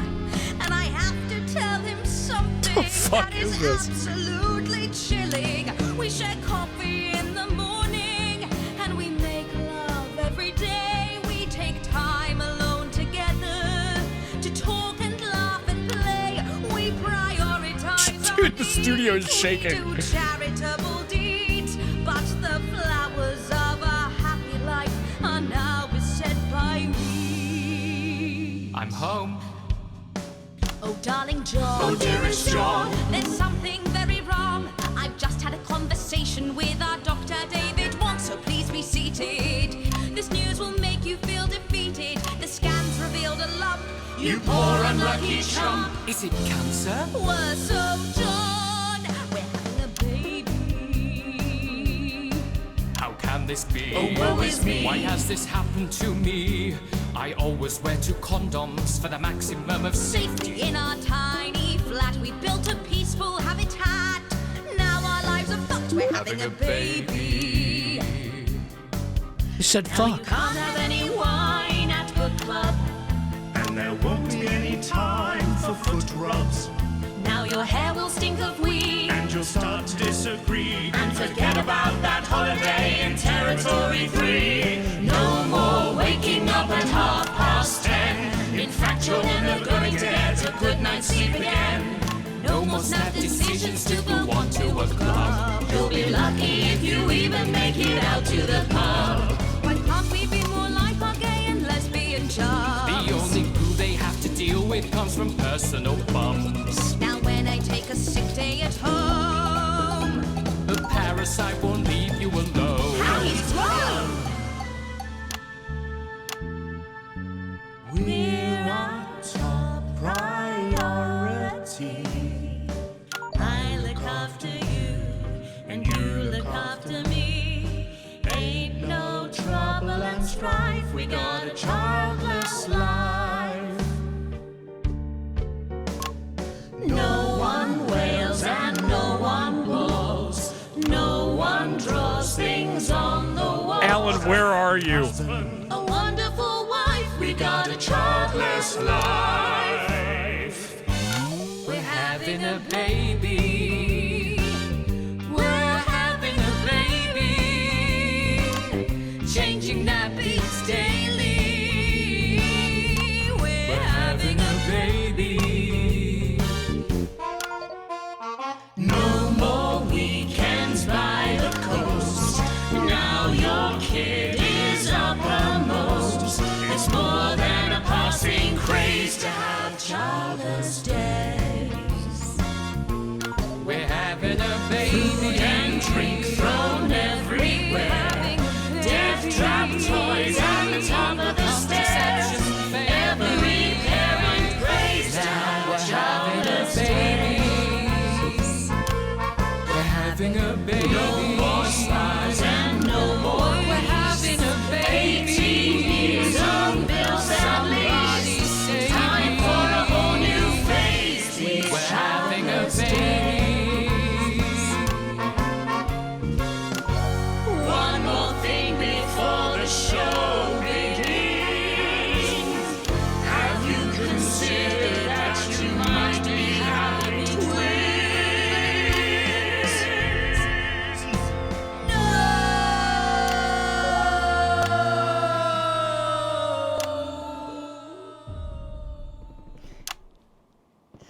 Amazing. The Novaries there, treating No us to applause. their opening number from Elegy for a Childless Life, which is currently the hottest ticket in the Capital Theatre District, and will be touring the territories later this year. Right then, come on you guys. Come on down, let's go, don't be shy. Hello. Hi, Megan. Hi. It's an honour to be here. Oh, really? Are you fans of the show? Yeah, it used to be. Well, listen, let's get stuck in. Used to be. Your amazing musical. Now, I mean, not only do you perform this show every single night, With matinees on Wednesday and Saturday. right, but you're also the show's creators, am I right? Well, everyone contributed their ideas, and then some of us went away and did the actual work on the script. But no, it's very much a team effort. Oh, that's fantastic. How rude of me. I've not introduced any of you. I'll be the one being replaced next. Let's go down the line, shall we? Hi, I'm Jack. Jim Blunt, pleasure to be here. Jennifer Boreham Woodley. Hello, I'm John Satley. Used to be in the business professionally. My name's Jill, with a J. And I'm Janet. I'm the youngest. That's incredible. And you were all friends previously. I mean, what a coincidence, right? With your names beginning with a J. Oh my goodness, guys! Our names all begin with J. How have we never noticed that? Because you haven't typed them out 1,000 times, maybe? You knew? Why didn't you say anything? I thought we all knew.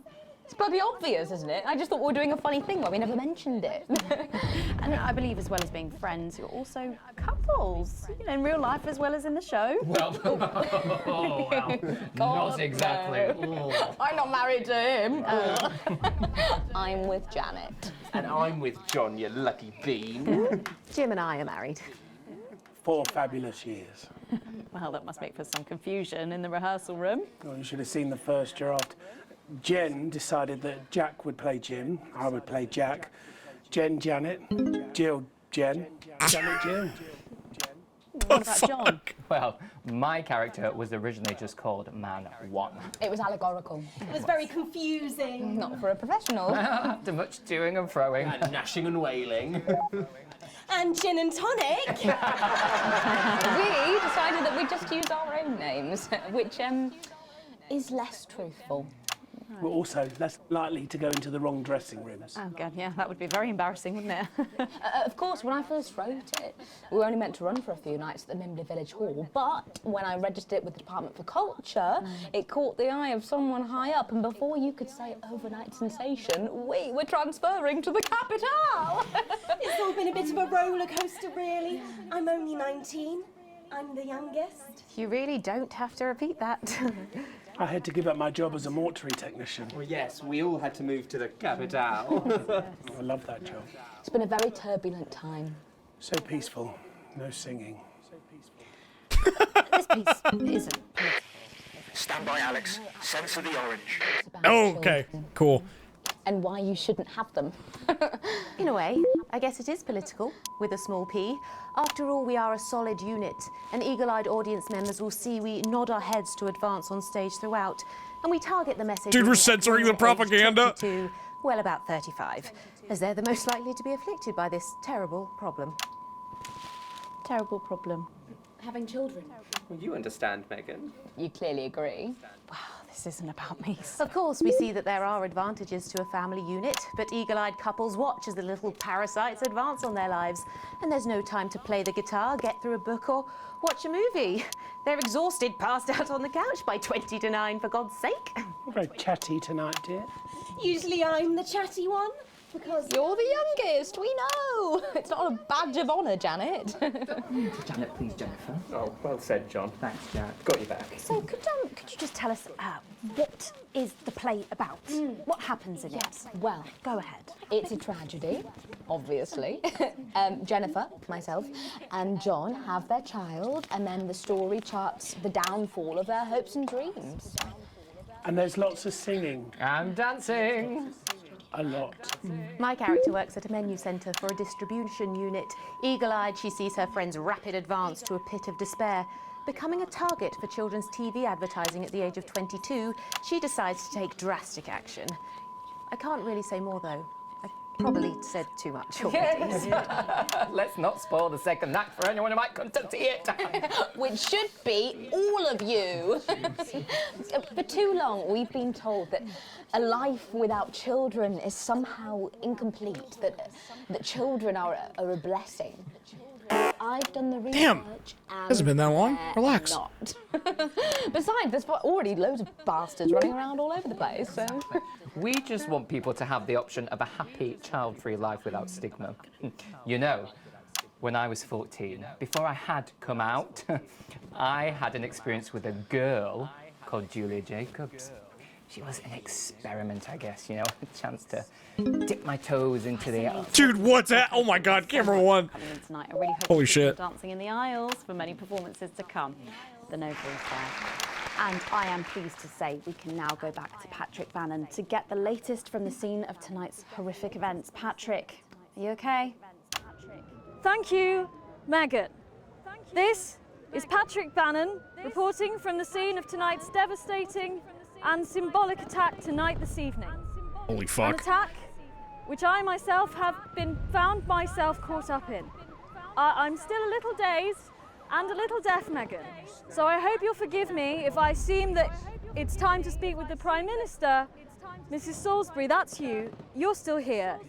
The Prime Minister. I couldn't leave, not when there were people that needed help. Any team player would have done the same. I don't deserve praise for being human. Yes, no accolades here. Or Palisades. Or lemonade. Right. So, is the situation... Now, are we safe? Yes, the security services performed their duties without hesitation. And I would like to assure the public that although there have been some injuries, there were no civilian deaths here this evening. Oh, that's good news about the Sorry, did you say no deaths? That's right. No civilian deaths. Just the 4 disrupted terrorists curtailed by law enforcement, who were, as always, so cohesive. Dude, the shaking! If I may, I have a message for your viewers. Of course, the camera. There's the speak there on the camera there. Stay at home tonight. Do not become another casualty of war. Disrupt have had their moment, but as the dear departed Peter Clements once famously said, it ends. It's getting closer and louder, yeah. Thank you, Prime Minister, for those strong words of strength. Back to the studio. Megan, now in the studio with Megan Wolf now. Patrick Bannon there, bravely reporting from the front line of tonight's horrifying bombing. Maybe you need to get checked out, Patrick. Well, that brings us to the end of Oh my God. Nightly News. But before we go, International Nightly News. Victory is in sight, my friends. You have mobilized. You have come together. From our agents at the television networks risking arrest and getting those words to you, to the many hundreds and thousands gathering to invade team headquarters. As I speak, we are turning the tide, and it is time for change. Tonight we topple their regime, and we also silence their mouthpiece. Channel 1. Time to wake up. Out from the shadows, and they are not the overwhelming force they would have you believe. The military have been actioned, and well, it's pretty scary out there tonight, so stay at home and stay with Channel 1, because the team has assured this programme that the turbulence will soon be over, and we can once again focus our minds on building a new future with equality, fairness, and resources for all. My name is Megan Wolf. Let's make tomorrow better. Damn it, Alex. Tonight is the beginning of the fall of advance. Fight chat at 11 o'clock. Oh shit! Oh fuck! Charges rigged, sir. Permission to detonate. Permission granted, old friend. We are going to detonate. Look over your window, Alex. See what you helped make happen. Dude! She's coming down. The tower! Well, that's the end of the news. Oh shit! Up there.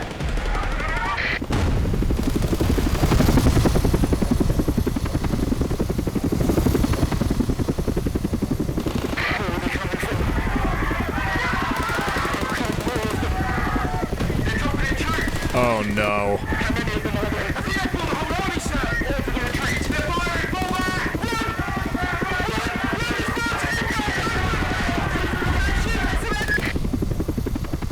Oh no. Oh no. Oh my god, I'm like dude, covering my mouth with my hand.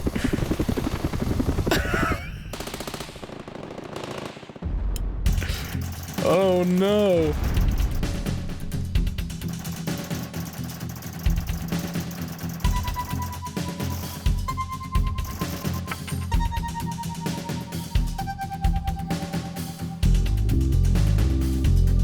Well, I guess let's watch the advertisements. Let's go from the bottom up this time. Oh, this was the fucking... Right, of course. We already watched that.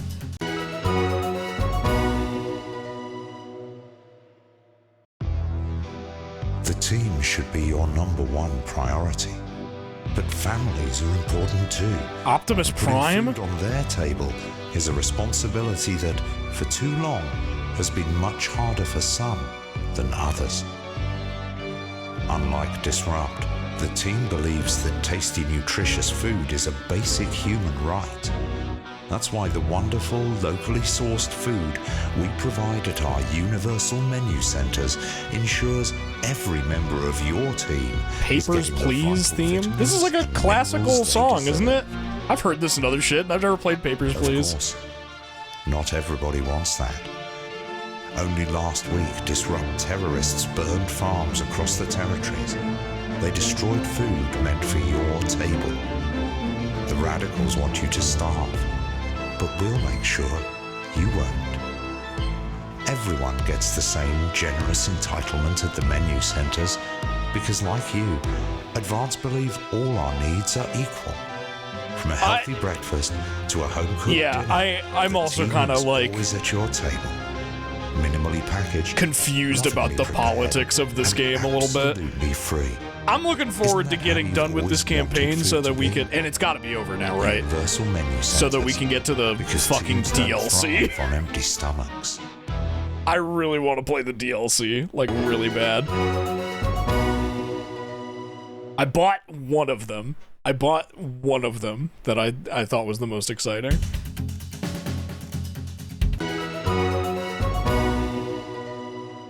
There's one more broadcast? Our tower is down. How can there be another one? Exclusive with this truly. I guess we'll find out. The Joy of Privilege is the only weekly collectible that isn't afraid to discriminate. Simply send in your birth certificate, a lock of hair, and a cassette tape of yourself speaking correctly, and you too could join. Oh my God. Well, things are going pretty well for us. Sales are through the roof. So we thought, what better way to celebrate than to go back to where it all started? Unnecessary collections and companion magazines. Join today and you could receive a private education, an unbearable sense of entitlement, and your own middle initials. And if you call now, you'll also get this overconfidence in your abilities and a bottle of red wine flavoured diazepam. The Joy of Privilege gives you everything you need for an unearned start in life. Use it to land a job, avoid prison, and get favourable health outcomes. Have your secretary's assistant call the housekeeper or have the maid send the boy. You really can't afford to wait, even though you really can afford to wait. The Joy of Privilege. Probably not for you. Pleasure Corps is no longer a corporation, but a large series of small legal entities which all live below the assets and wealth threshold.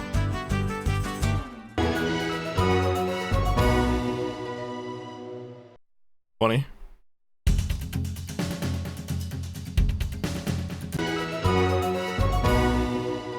Send the boy. Introducing the new luxury I'm horrified. La Douleur range.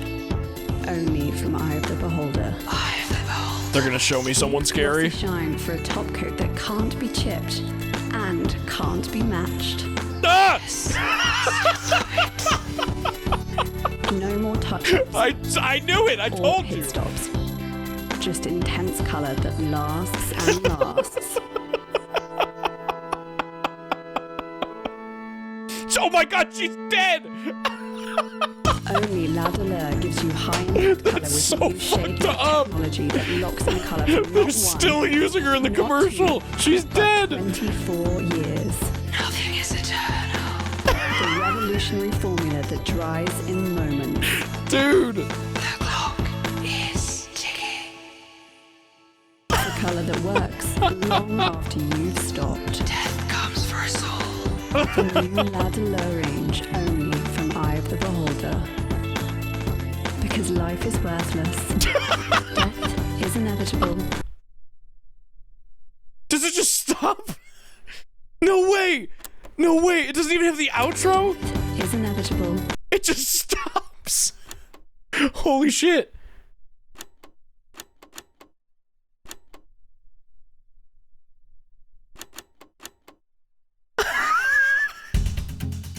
That's so fucked up.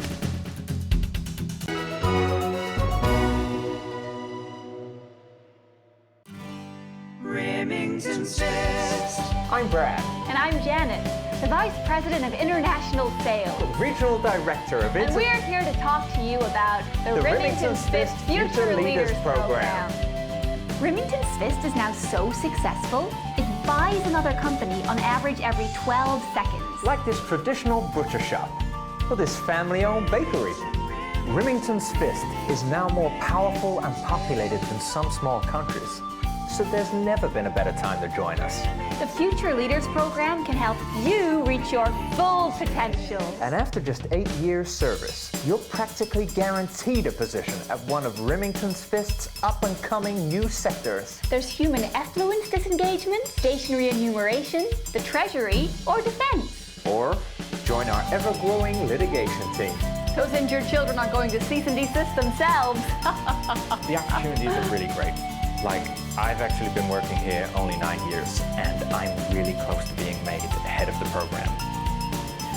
We're doing so well, we can basically have our pick of applicants. So the standard is pretty high. So, join the Remington's Fist Future Leaders today. It really is one of the best graduate opportunities around. And I would know. I'm head of the program.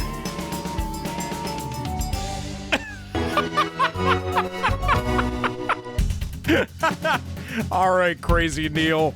Let's hear about those 25 years of success. It's Crazy Neil with a 25 years of crazy success deal. Mrs. Neil loves money. What do you love? I love money. Here, buy yourself something nice. Buy yourself something twice as nice. Buy yourself something thrice as nice. Get yourself down and take some money from Crazy Neil. Pamper yourself and spend, spend, spend. Mrs. Neil, come on in. Tell them about our thrones. Got big thrones. Big thrones for big butts. Here, have some money. And the more you spend, the more you save. Dude, Mrs. Neil? Thrones, mansion thrones. Thrones you can throw at stones. Stones as big as thrones. What do we got? Thrones. We got tons of thrones. We got thrones to put in your hallway, to put in your stallway, to put in your doorway. What do we got? Oh, doorways. No, thrones. Thrones. Thrones. We've got all sorts of crazy stuff to bling your experience. You want it in gold? We've got it in gold. We've got gold-plated strawberries, gold-plated bikes, gold-plated cars, gold-plated helicopter, gold-plated jet plane. We've got gold-plated gold. You madman, you're crazy. We gold-plated again. Gold. Trobort, thank you for the 37 months. Mrs. Neil, what can we give them? Gold. Yeah! Gold. She loves gold. She likes the feel of gold. She likes the taste of gold. So come on down and feel the gold. You might be taking a moment in the bedroom and having some intimate family time. We've got gold sheets. What else we got? Oh, we got a chaise long. She likes it long. I give it to her long. Yeah! Mrs. Neil, come and take it away and spend it. I can manage that. 25 years in the biz and it hasn't been better. Come on down because the missus needs new knockers. Neil! Oh my god, Neil, you are crazy. They'll kill you, bro. Ray Hebe, thank you for the 22 months. They'll kill you, Neil. They'll kill you. All right, I guess we should watch the rushes, right? Because I don't want to go on a date with your cousin, Colin. What have you got to lose? My dignity, my reputation. He's all right once you get past the teeth and the problematic tattoo. Dude, Colin shooting a shot for his cousin. My own love life. Sorry about that. David wouldn't get off the phone. Oh, is David single? For Christ's sake, Colin, stay out of it. I can help you. I'm an expert at romance. Ask my ex-wives. Please don't set me up with your brother. That's 10 seconds, everybody. You're not as tight, babe. Too short? Too smart. Going in 5, 4, 3. Peter's Memorial.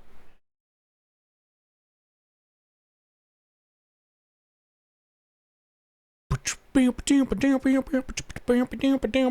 of wish it would just let me just watch the shit that, like, all that. Plus, we'll be taking a trip to Dangly Parts for the notice they know you board, aren't as well paying as attention taking a to, sneak peek at the rather than having to, like, That's all manually coming up skim on through the tonight's footage. National Nightly News.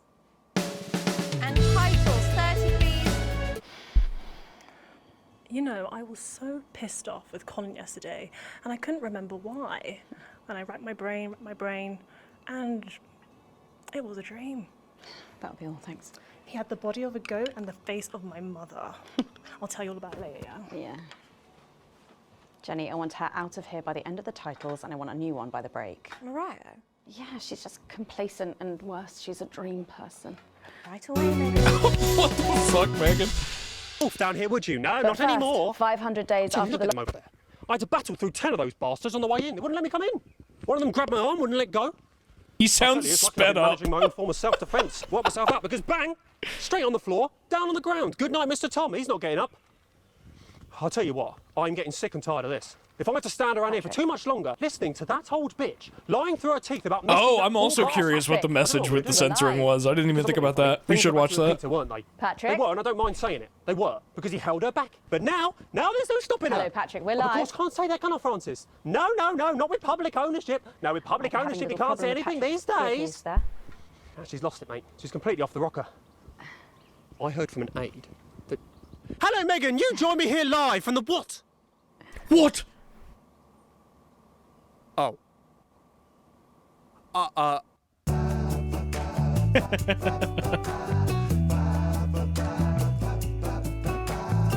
Does he come back on? No, right, because they replaced him. I remember.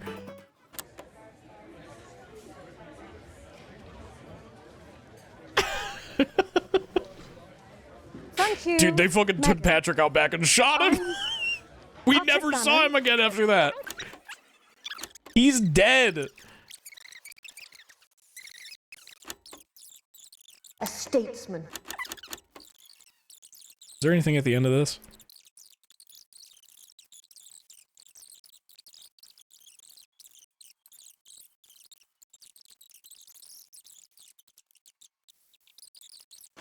But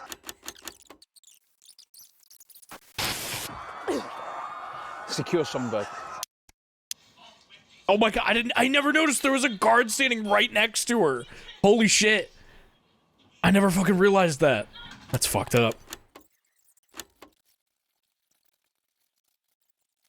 I was too focused on this shit going on down here. Ba ba ba ba ba ba ba. Play.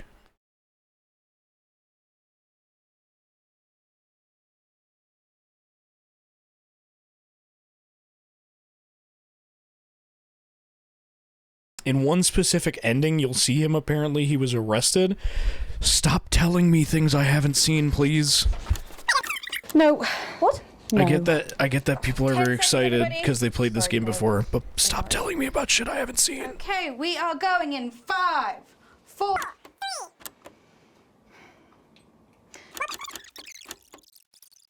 PA sex. Show's done so well. What's changed?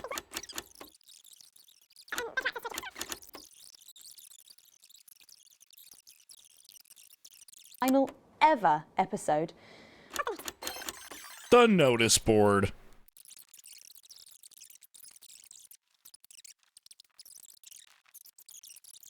I don't ever like anything exciting happening during this. God! Hold on a second. Let me check the broadcast. I wanna hear the message. In a few moments, we'll be going live to tonight's national nightly news.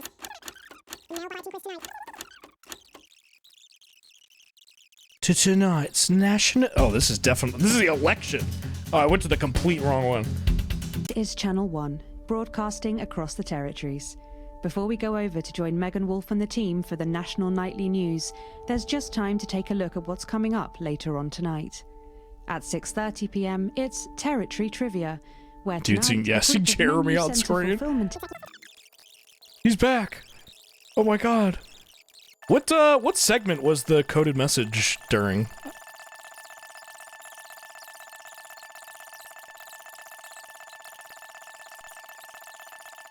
Oh, it was the interview with the fucking group, right? Yeah, the Novaries interview.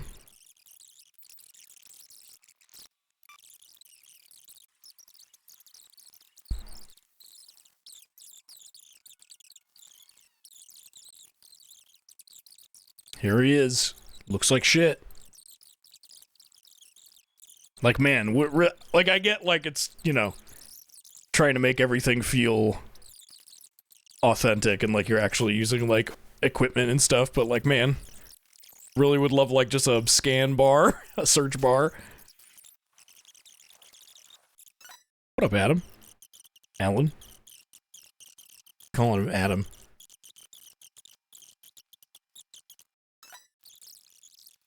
It connects with people. You know, people look at us and they say, those are real people struggling with real problems. That's a really interesting point. Yeah, I mean, I was saying to my PA secretary as I got out the limo, I was saying, it's good for people to see normal, authentic people like them on TV. People like you. Yeah, precisely. Right. Unfortunately, then I was interrupted by some dreadful wretch who wanted an autograph, but a swift kicking from security soon put him back. Platform to do. Come on. Not everyone else agrees, but that's. Was any of it during this interview, or was it just with the group? I don't hear any beeps. Now that I can relate to, right.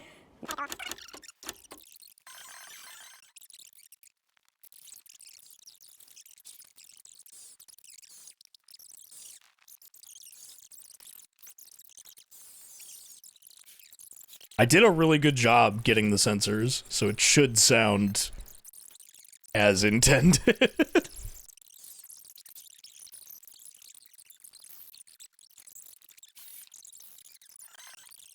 And learning, so don't you? Crazy deal! He's so crazy. National Nightly News. But first... Come on. Hello. Fuck. There's this whole performance, dude. These fucking broadcasts are so long now.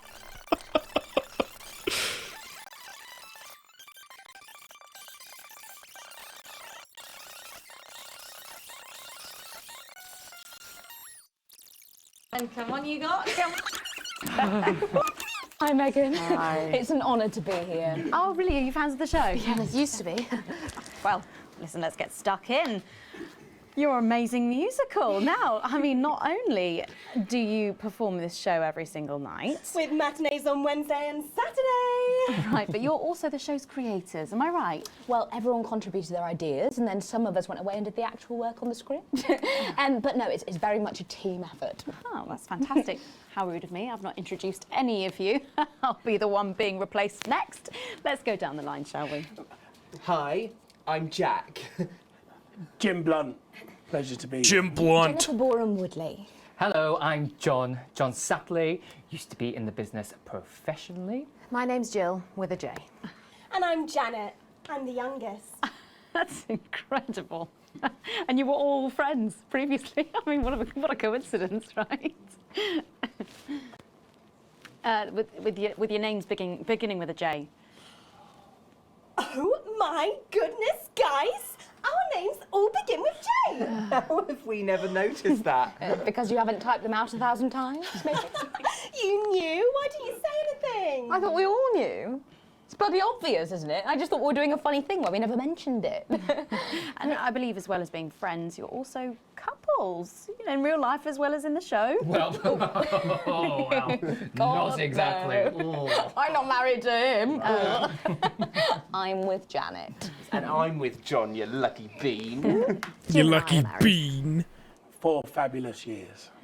Well, that must make for some confusion in the rehearsal room. Well, you should have seen the first draft. Jen decided that Jack would play Jim, I would play Jack. This guy is like really Jill, sweaty. Janet, Jill. What about John? Well, my character was originally just called Man 1. It was allegorical. It was very confusing. Not for a professional. After much toing and froing. And gnashing and wailing. And gin and tonic. We decided that we'd just use our own names, which is less truthful.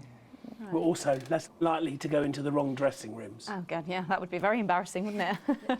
Of course, when I first wrote it, we were only meant to run for a few nights at the Mimbley Village. Get to the coded fucking The message. Department for Culture, it caught the eye of someone high up, and before you could say overnight sensation, we were transferring to the capital.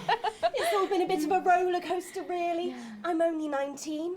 I'm the youngest. You really don't have to repeat that. I had to give up my job as a mortuary technician. Well, yes, we all had to move to the capital. I love that job. It's been a very turbulent time. So peaceful, no singing. This piece isn't political, is it? No, absolutely not. It's about children. So peaceful. And why you shouldn't have them.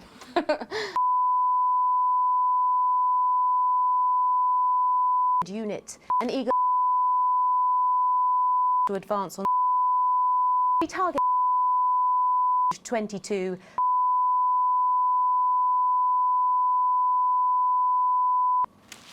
Terrible problem. Having children. Advance on target 22? Agree. Is that what it said? About me.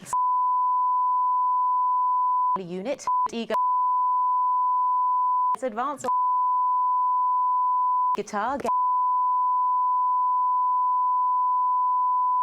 20. You're very chatty tonight, dear. Usually I'm the chatty one because you're the Eagle youngest. unit advance on target Badge of 22. honour, Janet. Huh. Janet, please, Jennifer. All right. Interesting. That's pretty cool. It actually was like a coded message. Continue.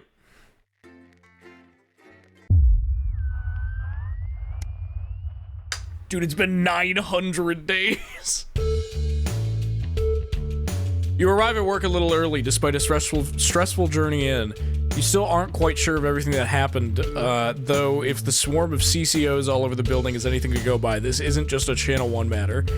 This is confirmed when you are informed you need to speak to Bozeman immediately and are escorted to his office. You sit nervously outside waiting for your boss. Dude, we're so fired. A few minutes later, the boss arrives, disheveled and with a stern-looking CCO in tow. Ah, yes, Winston, good. This is Specialist Ables. She will be observing this interview. Please come inside and take a seat. The ruddy-faced man bustles into his office and leaves the door open for you to follow. A few times you've been here before, it was immaculate, with everything in its proper place. Not so today. So, Alex, do you know why you're here today? Bozeman's eyes are sharp and his gaze is fixed on your face from across the desk. Ables is standing behind you, out of sight, but definitely not out of mind. No, I don't know why I'm here. I'm not sure. What happened last night was nothing short of the culmination of a heinous and outrageous campaign of terror that Disrupt have been reaping on this nation and its territories. Bozeman shoots a glance behind you to your left where your CCO observer is standing. And it is, of course, our duty to root out this rot wherever we find it to prevent anything like last night happening ever again. I've been asked by Advance to perform interviews with all staff members involved and will be submitting a personal review of your performance, both during the incident in question and throughout your time here. This can only end well.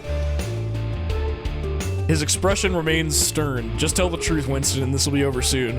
Arranging some papers, Bozeman clears his throat and begins. Obviously, a lot happened last night, and I have a number of interviews to conduct today, so I'd rather not waste any time. Be brief, concise, and clear in your answers. So let's start at the beginning of the broadcast and work our way through. After the attack at the memorial, you seem to have portrayed the terrorists in quite sympathetic light. Why?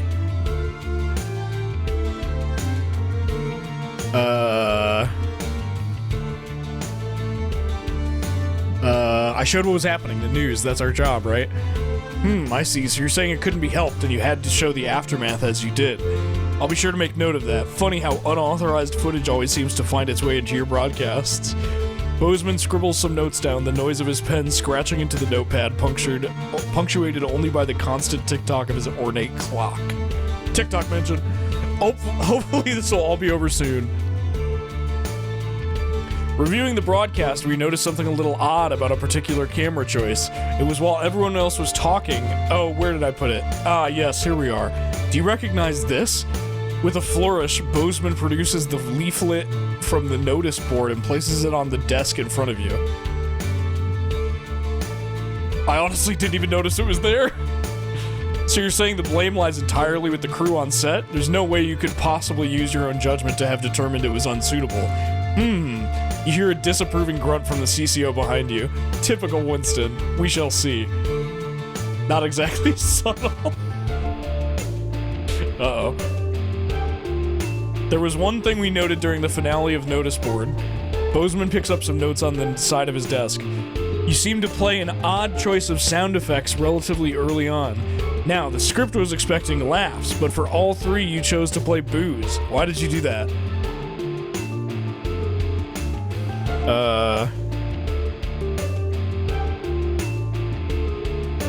I felt they were the most appropriate choices. Art is subjective, after all.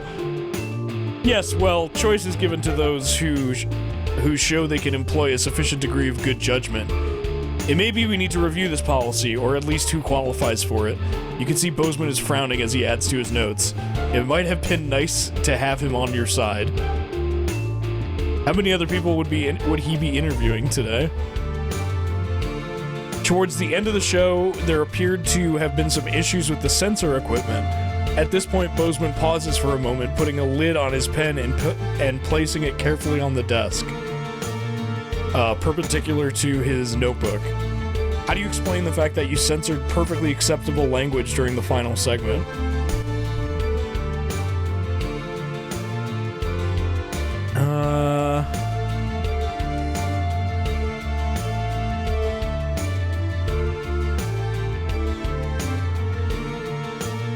There seems to be an issue with the machine. Frank probably forgot to do his checks again. It would be a very strange coincidence that one of our key pieces of equipment were to develop a malfunction at the exact time Disrupt chose to attack. A disappointing but not unsurprising lapse by an incompetent employee seems much more likely. but I suppose we won't know until maintenance have had a chance to check it out properly. Silence takes over as Bozeman writes some notes. At this point, Bozeman took out a pair of glasses and placed them on somewhat delicately on the end of his nose. Then the portly man leaned forward to examine his notes in detail. Now, obviously, we expect the odd bit of interference here and there, unavoidable. However, he paused, turning the page at an agonizing pace. Interference is not the same as terrorist propaganda. Would you care to explain how quite so much of their messaging found its way onto the airwaves?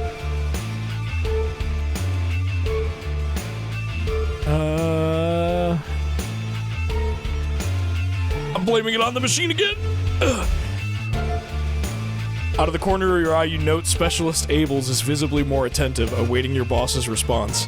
Well, it's certainly true that accidents do happen, but it's an amazing coincidence how often they seem to happen when you're around, Winston. Bozeman's smile is anything but warm, and Abels glances towards you with a stare that can only be described as glacial. You offer a strained smile back.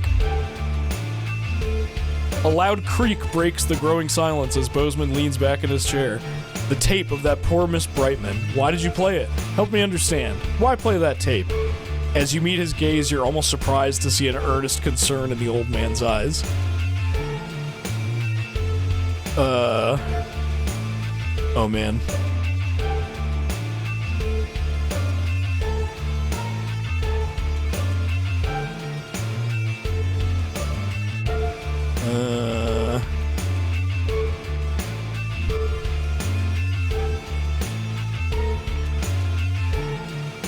I was worried what Disrupt might do if I didn't play it. You watched as Bozeman slowly cleans his glasses before answering. Well, at the end of the day, you did choose to do it, Alex. I know what I'd have done in your shoes. After all, you have a habit of playing tapes you shouldn't, don't you? He clears his throat and leans forward again, staring at you for a moment before continuing. This is, however, all I had for you. Thank God it's over. I think that's all the information we need for now, Winston. Bozeman looks questioningly at the CCO, but by the time you've turned around, the moment has passed.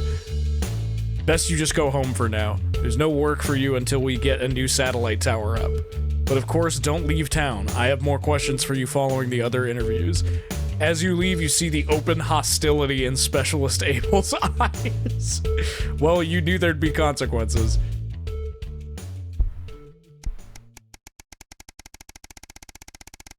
Damn!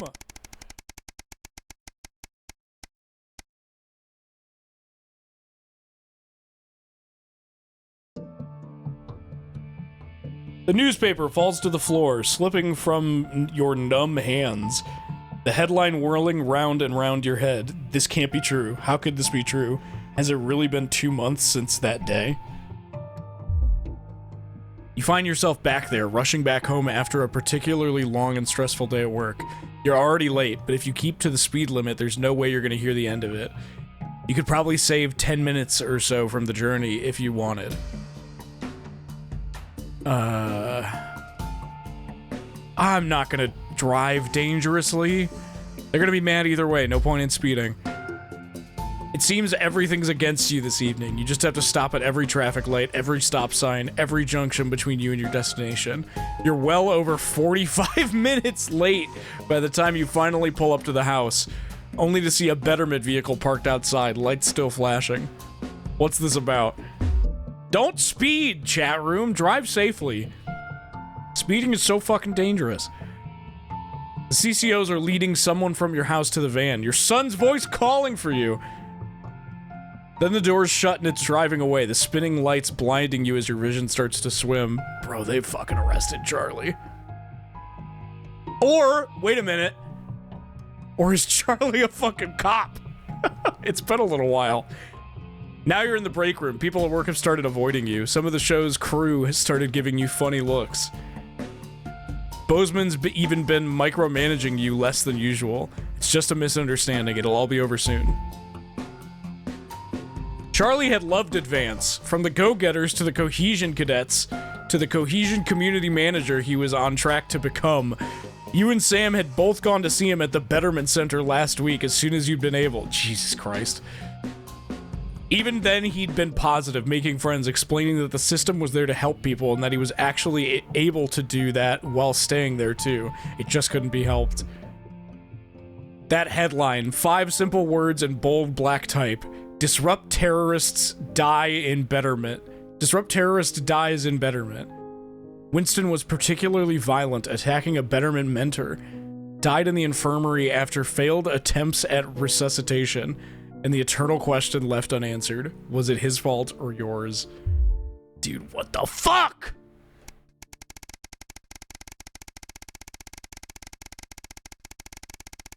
Oh my god, stop.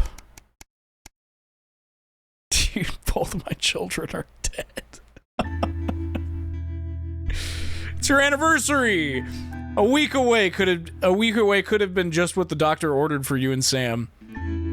But after speaking to the travel agents, there's just no way you can afford it. Maybe next year. Still, just because you can't have a holiday doesn't mean you can't make tonight special. You have the day off today, so you could try and make a nice romantic meal for them this evening. Though they did expressly tell you not to bother this morning, you think a cheap last-minute gesture won't change anything, were their exact words. It'll be nice to have a lonely evening together.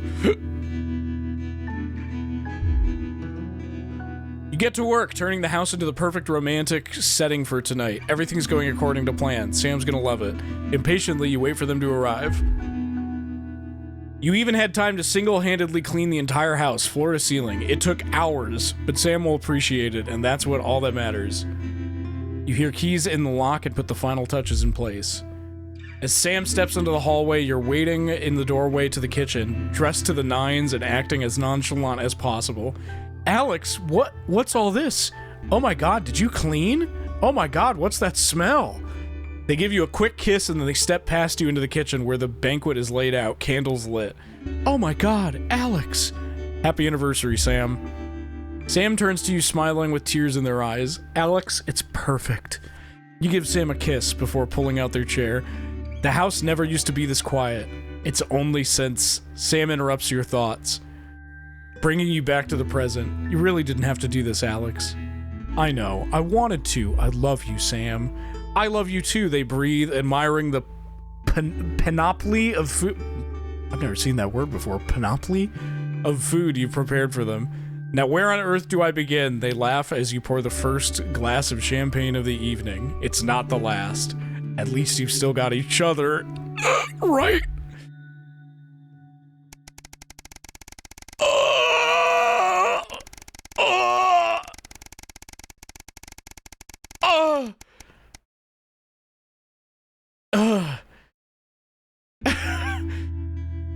Everything's ready. You and Sam have been trying to watch Bullet Man for years, but you missed it in the cinemas and it never seemed to be in stock when one of you went to pick up the VHS. Now you're just waiting for them to get home so you can start. You hear the front door open as you put a bowl of popcorn on the coffee table. We're all ready to go. Get your butt in here. Sam comes in with a vacant stare and ignoring both film and snacks as they sit down next to you. You have to actually nudge them to break their stupor. Sam, what is it? I've just been let go from work. Sam is just staring into space. Apparently there just isn't a need for 2 nursery teachers anymore. Not enough children, so they can't justify the expenses. Oh my god, dude, not enough children? Christ. Honey, I'm so sorry. It'll be okay. You'll find another place. No, you don't get it. There just isn't that demand for younger years teachers anymore. Just not there, anywhere. I don't know what I'm gonna do. What we're going to do. Pull Sam into a hug. I know things are tough, but we'll think of something. How, Alex? We're barely scraping by as it is. And now, Sam starts to sob. We're gonna have to sell the house. I can't see any other option. We've got too many debts to pay. If that's what we have to do, fine. It's only the 2 of us living here now anyway. Oh my god, dude. I suppose you're right. Still, I hate the idea of losing this place. Thinking of everything that happened here, Alex. They fall silent, thinking. Eventually, you start the film, but neither of your hearts are in it. Too busy thinking about the future. Still, a house isn't everything. It's the people who make it a home. Home is where the heart is, after all.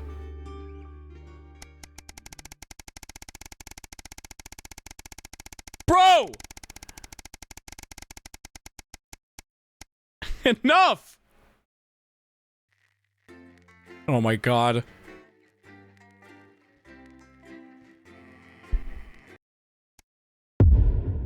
If this is the last one, we're stopping after this. 3 years since the uprising. Winston, I know we don't see eye to eye on much, but things could be significantly worse.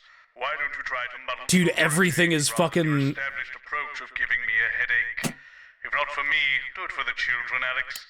It's advanced as ill-conceived. Bring your daughter to work day today, so there's even more people than usual for you to disappoint. Expect catchy tunes and scenes of an dude. nature, not one to miss. At 10 p.m. Everything is fucking advanced branded. Where the ever-popular Prime Minister reads extracts from her diary in front of a warm fire. Then, at 10:30, it's the latest episode of our drama series, Betterment, which tells the inspirational story of Emily Dennisworth and the brave doctors and technicians struggling. And this is Jenny. She's the floor manager. Hi, Stacey. That's Colin. He, do you know what, just don't talk to Colin. Not getting involved in bringing your daughter to work, eh, Colin? Nah, we don't believe in it. All right, come and sit next to Mum. Believe in what? Just days. How did it all go so right? That's followed by the territory. Atta girl. Advanced briefing. 10 seconds, everybody. All of There's no crazy Neil. Explains so much. There is Okay, no we are going Neil. in 5, 4, 3.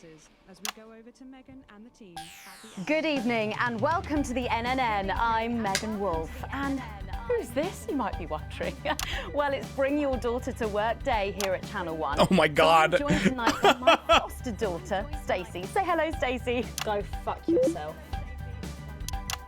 All right then, here are the stories that matter to you. First up, with Advance confirming that the nuclear fallout from the 20-week war is to blame for the drop in birth rates across the territories, we asked you, what keeps you going? I know that I, for one, was quite deflated when I heard about this, but reading all your submissions has really put the smile back on my face. This is from Sonia in Larkfordshire. I've had plenty of time to fill, so I've started a new hobby. Since I started knitting, I barely remember that 85% of the country is sterile. My record is this scarf. It's 124. Oh no! Thank you for that. And if you've started a new hobby, do write in and tell us about it. Next up, you know how we love your uncanny comestible coincidences, and I don't know about you, but I think this one really takes the biscuit. I'm not sure what I'm more impressed by, Stacey. The things our viewers spot, or the unbelievable way our menu centres are now able to feed every team member every single day. Catherine from Berkeldown sent us this, saying, I couldn't help but spot the face of poor departed Peter Clement in my 4th lager this morning. Oh, I'm not sure if I see it, Catherine. Dude, Peter! I'm only on my 3rd. Peter. Do keep those Peter coming Clement. in. Come on, can you have a go? We've just got time for one more of your stories, and this one is an inspiring story of rehabilitation. That's it, just tell us who it's from, yeah, and then read it out. Okay. So this one says it's from John in Stokely. Before I was convicted, I'd never read a single book, but since I was released from Betterment, I haven't been able to stop. I'm even working at a library, and on our lunch breaks, Mr. Wordyworth spell checks my tattoos. We absolutely love hearing the way our neighbours and team members have been able to become better people, so do let us know your stories here. You can do this bit, Stacey. No, you're all right, thanks. Come on, give it a try.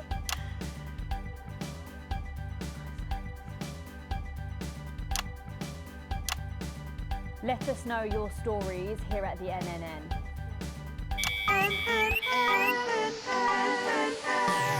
Right, bit of a change of pace coming up here. You'll need to use the SFX buttons for the next segment, but Advance have already selected when and what to use. Simple stuff. Just follow your government orders. Yes, sir.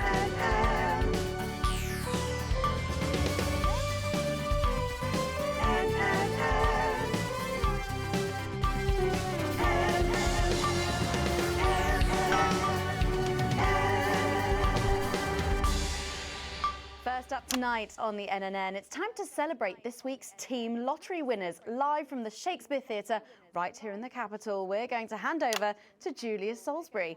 I suppose you don't think much of her either, eh, Stacey? She's got a lot more going for her than you wankers. Okay, surprising vote of approval there from Stacey. Let's go live to that right now. Good evening, everybody, and welcome to this week's Team Awards. Of all the many duties I have as team leader, this is by far the most pleasant. Hayao Miyazaki? As I so often say to you, the uneven past is now, following the demise of Disrupt, firmly behind us. This is the new future. And I say to you, it's better now. It's better now. I am delighted to be joined here tonight by one of the oldest people in Territory 1. He was born over 107 years ago. Please, damn, a warm team welcome to Alfie Touchbadger. So, Alfie, you must have seen so much in your lifetime. What have been some of the highlights? Alfie? Is he all right?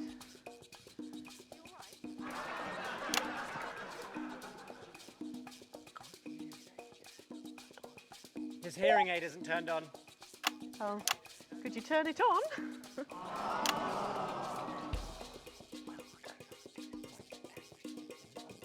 He says it drains the battery. Well, will you tell him that we'll buy him a brand new battery after the presentation?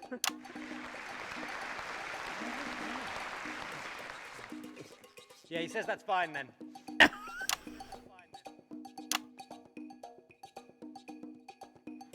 And I will help him with that, yeah. If you would. Sorry, can't get the staff. We got it. So, Alfie. What? You're 107 years old. Oh, don't bloody remind me. Would you like to tell the audience what that's like? Well, where is everybody? Out there, in the dark. Oh, bless him, it's not just the ears. Who are you? 2 sugars, please. I'm Julia Salisbury, the Prime Minister. I love this story. Who are you really? No, I really am the Prime Minister. Oh, you're a woman. Yeah, a woman. One of Women can do anything men can do these days, Alfie. Can you girl boss? I can't say I've ever tried. No, I didn't think so. 2 sugars, please, and not too much milk. Shall we get to the awards, Alfie? Sure. Are you going to ask me about my life? Well, I'm not sure we have enough time left now for that. So when I was 9, I wanted to ask. Let's go, Alfie.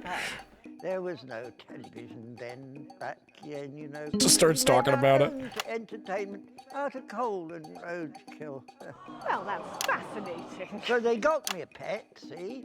But it weren't a dog. They told me it were a dog, but it were a stone. So I called it Patch, which was a popular name for a dog back then on account of the king having a patchy face. And I decided to introduce him to pretty little Gertie Thimble, who lived up the road. Oh, how romantic. She threw my dog in the river. No! That was the day I decided I'd never marry. And that's the secret to your long life? Oh, no. I've been married 7 times. Divorced 8. There was a mix-up with number 3, see? Yes, I'm just lucky. Are we going back to the home soon? Soon, Alfie. First, let's turn to the reason we're all here, the weekly Territory 1 Team Awards. First up tonight is a lady who really knows how to put in the extra hours. She works at a transition centre in Hamble-Bamblebury, and she has single-handedly allowed Hamble-Bambleberry to burden each other than any other nurse in Territory 1. In the uneven past, she'd have been locked up. Tonight, she is being honoured. Alfie doesn't give a as fuck. team player. Please welcome Daphne Snister.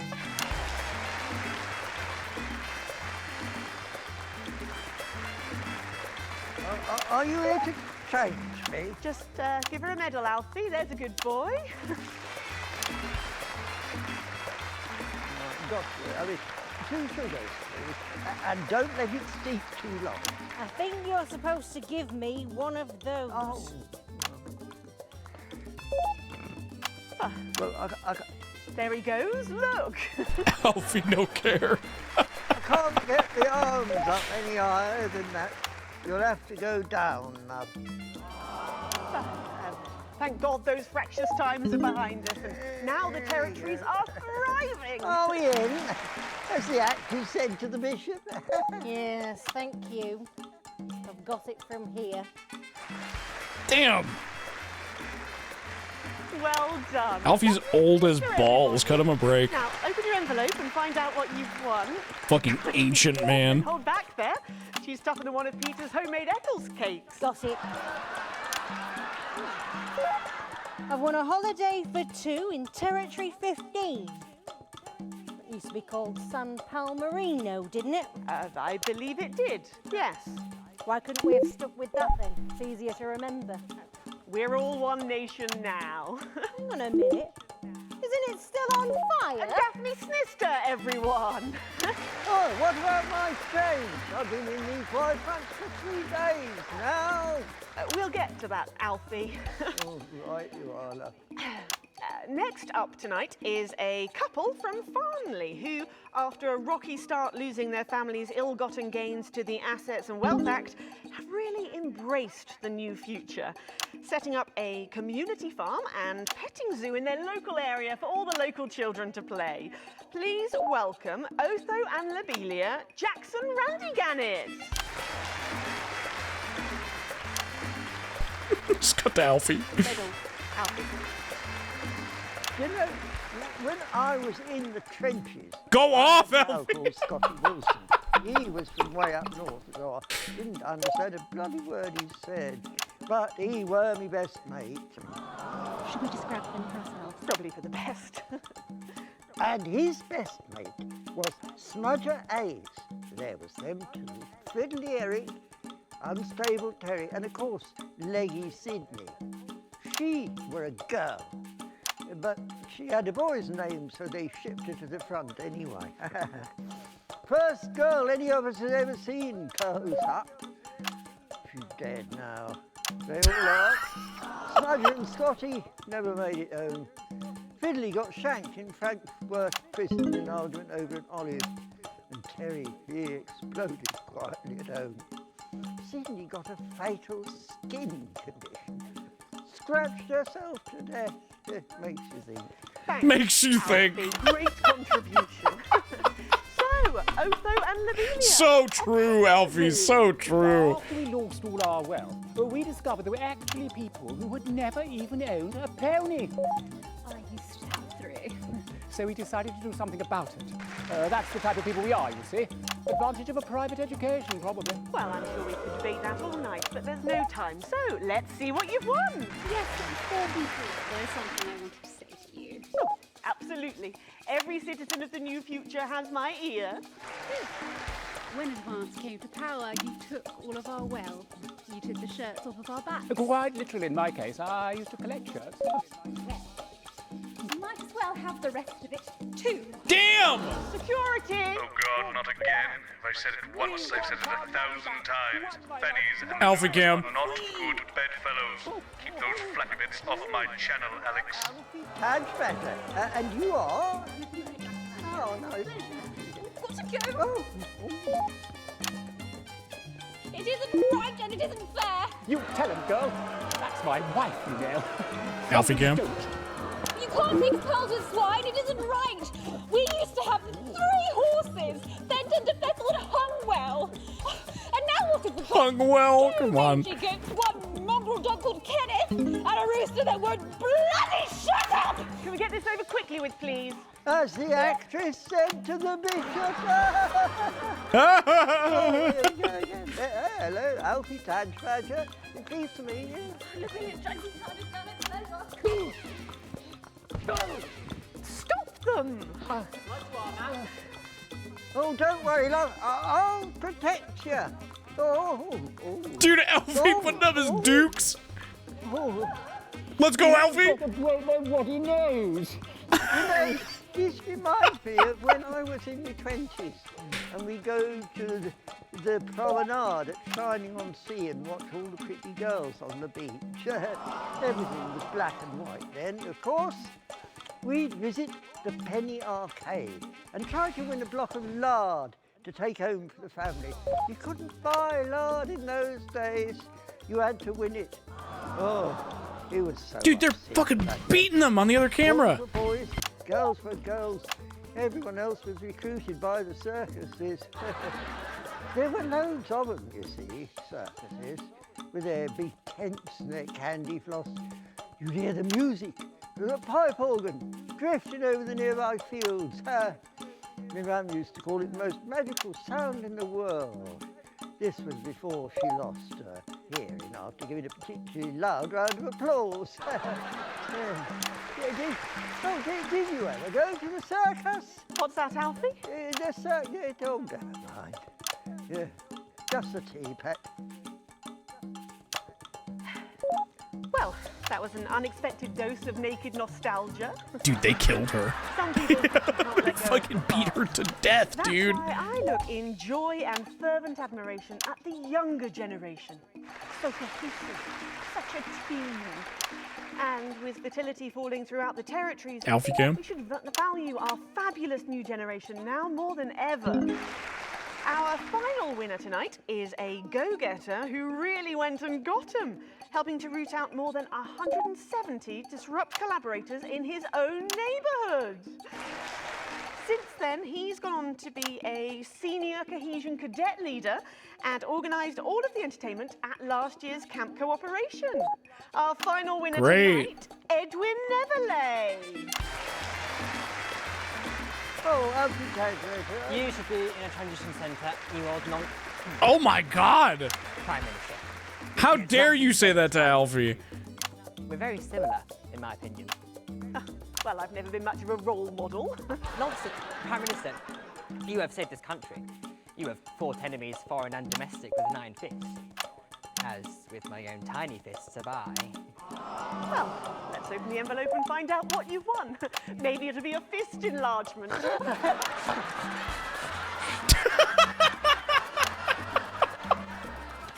Jesus Christ, his laugh. A year's internship as a behaviour coach at Betterment. Let's show the fools where they went wrong, eh? Well, actually, Betterment is about rehabilitation, Edwin. Absolutely. And if they don't reintegrate, we retaliate. Just like you did on Liberation Night. Thank you for this award. And stay vigilant. Report the non-cohesives. Be a team player. That concludes tonight's awards.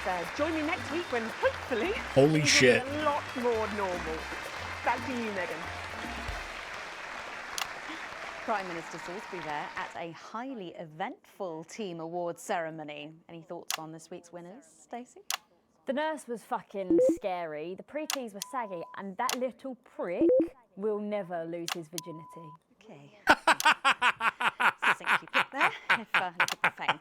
After the break, we'll be going live to a star-studded premiere. You won't believe who's on the red carpet tonight. Don't go anywhere. We'll be back after this. And we're out. You know, somewhere else. Oh, Alex, one other... What's that? You're off already? I know you had to take the day off work for Junior, but... Oh, I see. No luck still with Theatrical. I'm so sorry, darling. Do you think we could try that? Of course. I'll speak to you later. Oh, Alex, completely forgot what I was going to say. Blast it all. Still, Blast it all. lucky to have her. Tragic comic disaster. Yeah, that. What? It's like having him back in the chair. Okay. Somewhere. laughing. I think he is. Jeremy, are you watching us? Are you receiving us? Are you fucking with us? Oh, right. So she can swear. Dude, it's like full-on propaganda now. Satisfaction radiates from every metric. We are producing more and faster than ever before. We have more time to focus on our inner lives, for leisure, for art. We have less stress, So, and Patrick and we are Robin are just healthier going to than grab with a ever. pan, and then you've got these generic links on the auto cue to glue it all together. They do know I have a Queen's View degree in journalism. Bet you wish you'd studied something useful now, eh? Will this bring your daughter to People coming in now. Jeremy died. He died hours ago. Heat rash. Hotspot won it last year. Heat rash. Oh God, they're running out of names, aren't they? I hear the computer comes up with them. The songs too. Ah, there she is. He shot himself on the 10 seconds, news, everybody.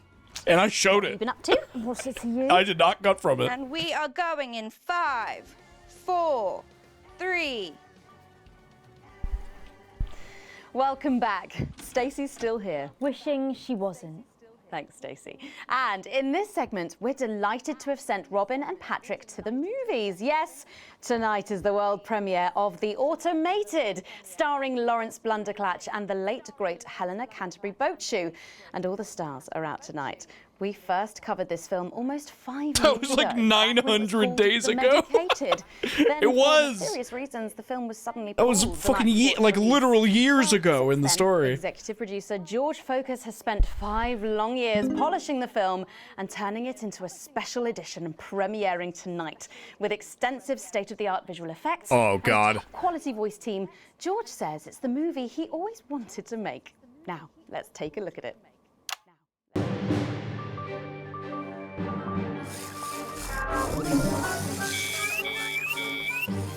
I can't deconstruct it. Dude, this is that same movie. Can't deconstruct it. We showed a clip of this on like the first broadcast. Is this a wig? You think I don't grow that? No, Dick, I'll kill you. Think of Saturn. No, Dick, they'll kill you. Something on your face, Chief Harrison.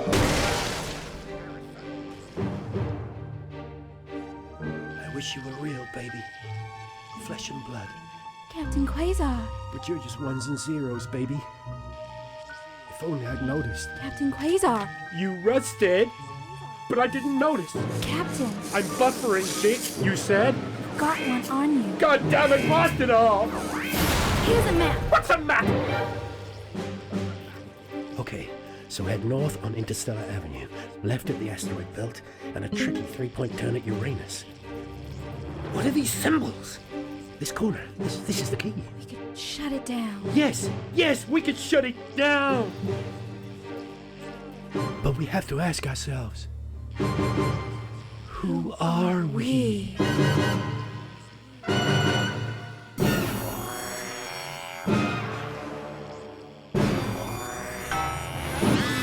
What the fuck?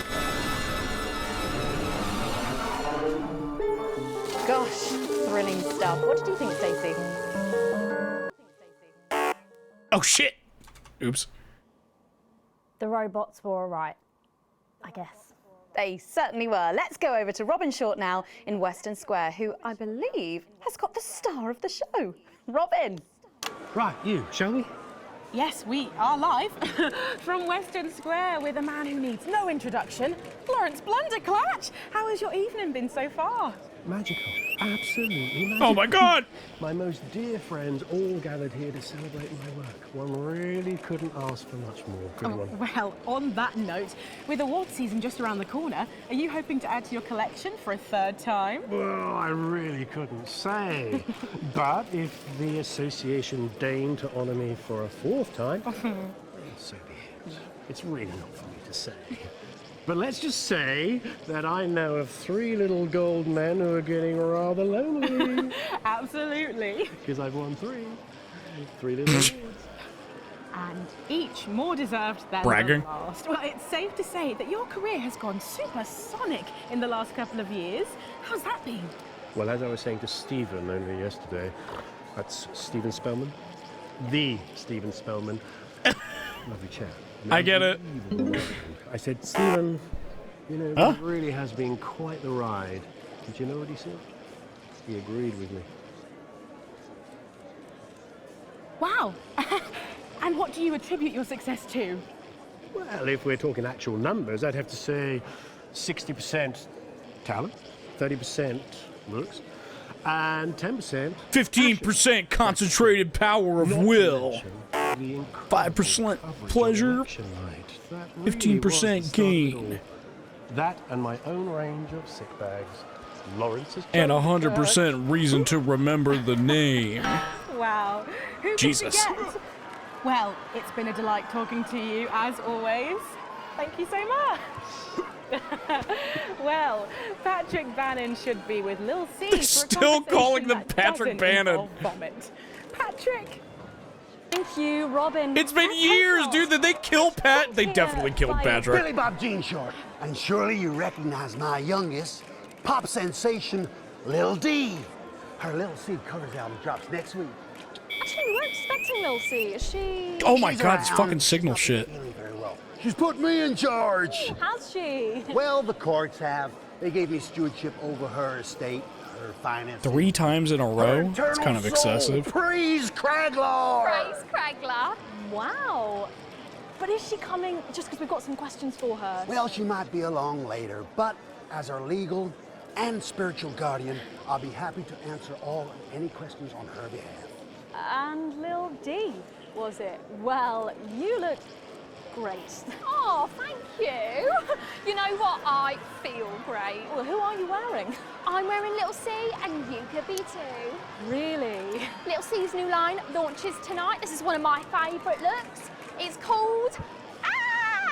Oh, what a unique name! Hard to spell that. But of course, Lil C is basically fashion royalty now with a veritable clothing empire to her name. Yeah, well, the label's gotten some strength to strength since our initial TV launch on this Awesome. show, actually. Oh, yeah, that's right. So really, we have all you to thank for all this. God, stop making me do this signal shit. My second jet. Feel that? Feel that? Yes, it's a nice hat. Gets really boring after having to do it more than once. The youngest self-made success story ever. And do you have any advice for anyone wanting to follow in your footsteps? Absolutely. All you need to succeed on your own is your family's financial backing and pre-existing fame. It's not rocket science, people. Oh, well, but in sadder news, am I right that Lil C is going to be retiring from music? Yeah. It's still going. I'm sure you can imagine. Just let me watch the freaking TV. Too old for pop music now. She can't keep up with these young stars. So her best of album is out now, and she's touring that later this year. And then her farewell tour the year after that. And that's her last chance to see her. So until Jesus the Christ. reunion tour and then the classic tour after that. But it's been a long and varied career, as you can imagine. She's very, very proud of herself. Oh, and if her health's bad, then maybe it's for the best. What's wrong with her health? Oh, yes, her health. Her poor health. And it's surprisingly expensive treatments. Curse you, Zaytan! Damn you're into galactic Oh, yeah. Well, Ugh. better be letting you get back. Those babies aren't going to sell Jesus. themselves, or possibly at all. Billy Bob, Lil C, D. Oh, shit. Thank you so much for joining me. Look who it And do is. pass our best wishes to Lil C. Who? Oh. Now, it looks like Robin is with a music legend who actually is irreplaceable. Is that who I think it is, Robin? It absolutely is, Patrick. Jesus! Jesus! I can't believe you're here. How have you been? You know, I like to walk amongst the every now and then. Annoying! It makes them feel close to me. It's like the entire fucking broadcast. Is to be human. And to be human is to be apart. Oh, that was good, write that down. Hey, Rachel, write that one down. It's good to see you've done so well for yourself. Thank you, my child. You know, I have you to thank for that. If it was never for your show supporting me and my music, I never would have transcended. Now, there are rumours going around that you might be running for office. Is there any truth to that? Yeah, that's absolutely Jesus. true, yeah. Oh my God. I'm working on it. Aware that elections have been suspended in the territories. No, I'm not running to be no prime minister. Oh, you're not? No. I'm gonna be king of the moon. King of the Moon? Yes. No, sorry. You're running for King of the Moon? I get it. No. I'm the only one who understands him. It's my birthright. And does King this of the have Moon, anything bro. to do with promoting your upcoming hip opera, Jason Space? Hush now. Cynicism is so unmoon. Okay. And how long will this last? Will it go the way of last year's Living as a Mouse fiasco? Or maybe your foray into ventriloquist beats? I don't make the moon rules. I merely live by them. So, are you looking forward to seeing the automated? You know, I don't believe in film. Thou shalt keep thine image still unholy. That's track 4, Jesus Christ Megastar. Okay. Thank you for your time, and good luck with your I new don't life believe in film. Ugh.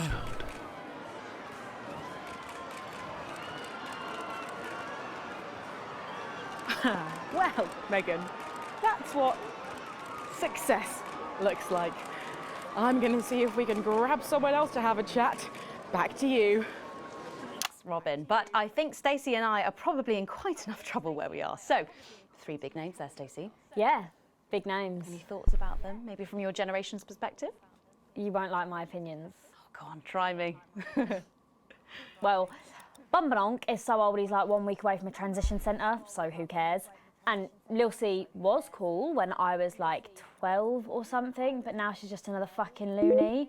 And Jesus is a disrupt-loving wanker who should have died with the rest of them 3 years ago. You're right. You agree with me? No, you're right, I don't like your opinions. But thankfully, we can go back to Patrick now, who has another familiar face to catch up with. Oh, Patrick, what's the atmosphere like there? No way. Absolutely electric, Megan. I can't quite believe it either, but he's here. It's Crazy Neil. Hey, hi. Holy ho, shit. How you doing? Neil, Stop making me do the signal thing. Really, really connected with your ads over the years. What's it like? This is suddenly so being stupid. popular? It's crazy. How fucking People monotonous. Stop me in the streets, they expose themselves, they write me threatening letters. You know, the stalker has become the stalky. A real taste of Neil's own medicine, if you know what I mean. Yeah, and what's the most Hey. challenging thing about being so famous? It's places like this, you know, being around actors and rock stars. They're real crazy, and Crazy Neil knows crazy, and I'm used to being the loudest whack job in the room. Hey. Yes, I can imagine. But I know what you're thinking. Hey, Neil, where's the crazy deal?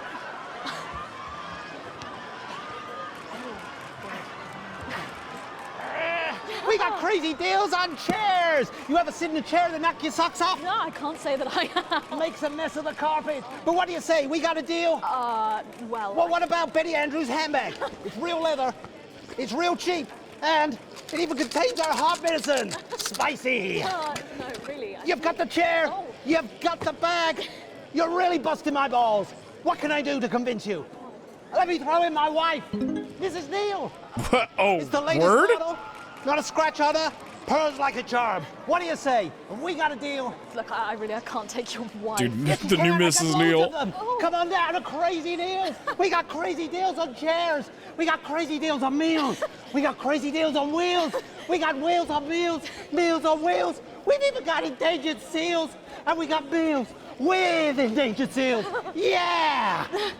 Thank you, Neil. Dude, well, Neil. It's always a dream come true to meet a hero. How about that, Megan? The man himself. Aren't we lucky? Back to you. Thanks, Patrick. What a colourful interview there on what looks like an amazing night. They certainly know how to make an entrance, I hope. And the automated really does seem to have unstoppable written all over it, because despite Boris Hawsey in Hours magazine calling it Lawrence Blunderclatch's overly long suicide note, in a review which ends with the words, "and he hasn't even had the decency to see it through," the film, which is free to all residents of the territories, has seen record pre-bookings and looks set to run for months and months. But let's go back to those lucky few seeing it tonight. Oh, I'm so jealous. Robin, you seen anything unusual there? Well, I thought I saw some leprechauns in the green room, but I think it might have been someone's kids. But I know, they just keep coming. And here are some more famous faces, or famous brains, I suppose. Oh, it's the Dr. doctors! David Wong and Dr. Ingrid is also here. We have been following your plight Say the name! on our show over the last few years. What's it like to be back on dry land? It's so wonderful. I'm still not used to it. Every time I see the sun, I want to just scream out in joy. I'm grateful every day to your viewers for their support. Without them, well, we wouldn't be here. Oh. Yeah, it's fine. Yeah, it's fine. Thinking you two have a lovely little boy together. Dante's 3 now, and he's gorgeous. Oh, what a beautiful family. Not since she left me. Oh, excuse me, I didn't mean to, It's fine. What? Who the fuck was that? Well, what happened? Well, you know, the normal story. Sometimes things aren't as easy as they were when all you had was a cave. No sooner was she able to see me in daylight than she was zooming off with a moron. Oh, she's not a moron. She's a doctor. A dermatologist is not a doctor. So sorry about this. I'm sure she's got lovely skin, but forgive me if I don't ask her to do a coronary artery bypass. If you carry on eating those pies, you might have to. Here we go again. Very good. We can't all have paws as clean as hers, can we? Dude, the beef. Have a PhD in biomechanics. You take that back. Well, thanks to you both for pushing the boundaries of human knowledge. Arsehole. Crikey! Well, the movie's about to start. I barely caught that one. We're about to share a box of overpriced popcorn. Back to you, Megan. Thanks, Robin. Lucky you, and enjoy the movie. The Automated opens in cinemas across the territories this weekend. What a star-studded event, eh, Stacey? Who cares? No one goes to the cinema these days. Of course. We'll be back after these messages. I still go to the cinema. Oh my god. Video recorder, like the one at I'm home. exhausted. Yeah, I've got a video recorder. This constant fucking fixing the signal is so boring. Even just chatting and chewing all the way through. Oh, what about a kiss and cuddle on the back row? Doesn't that happen anymore? In public? What's wrong with you? Nothing's wrong with me. Feeling better? All right, you are. Got to get set up for heat rash. I think Ronnie's on something. I know he is. It was on his rider. Apparently it's medicinal. Ronnie's always high. Give him orange juice. My God, she speaks. He's a stupid cunt. And just like that, you wish you wouldn't. E? What do you mean, E? Sorry, what? I did fine. Bunched up its end. Oh, don't worry. E? It's what now? Bro! Megan, she's going to be interviewing you. Hello. Hi. This is her... I was on that shit the whole time. Well, hello there, Stacey. Fuck off, Ronnie. Right. No, I'm sorry, but if we can't be polite, you're going to have to wait in the dressing room. Whatever. Do you want to go and wait in the dressing room? No. No what? No. Thank you. Okay. Oh my Sit god. Up and wait. You're ruining my shot. That's 10 seconds, everybody. No, Co.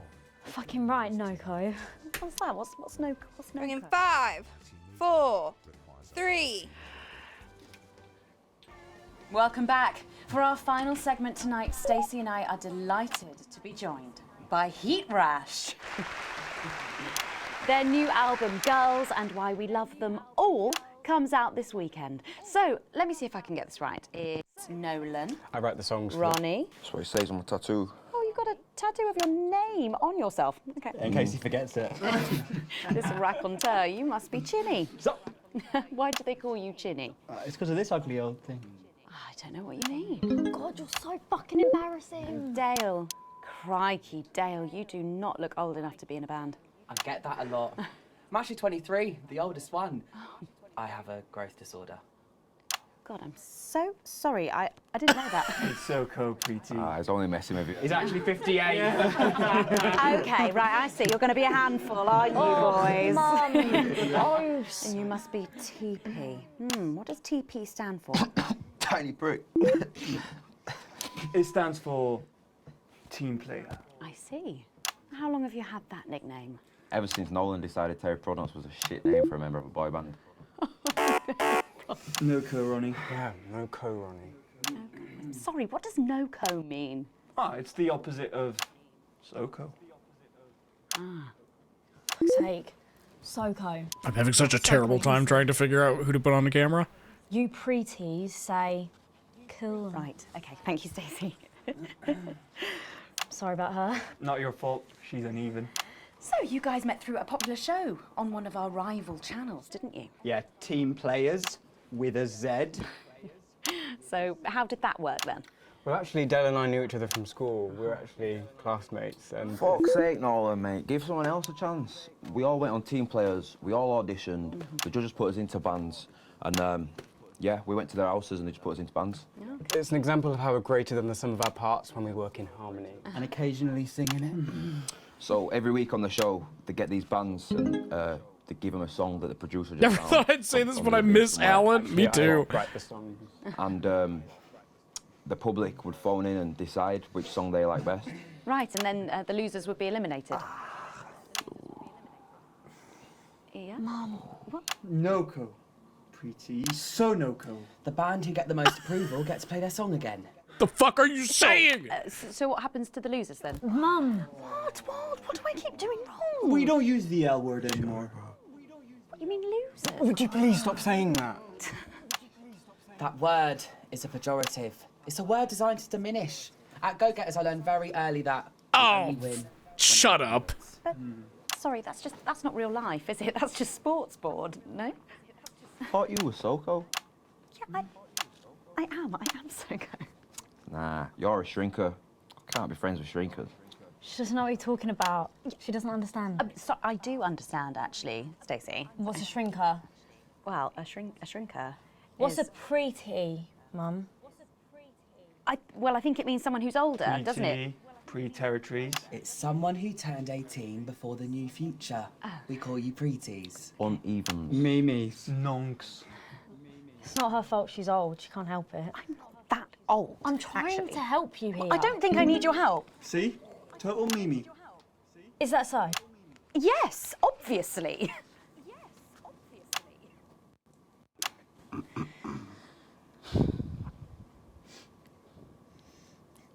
You know what the real problem with you lot is?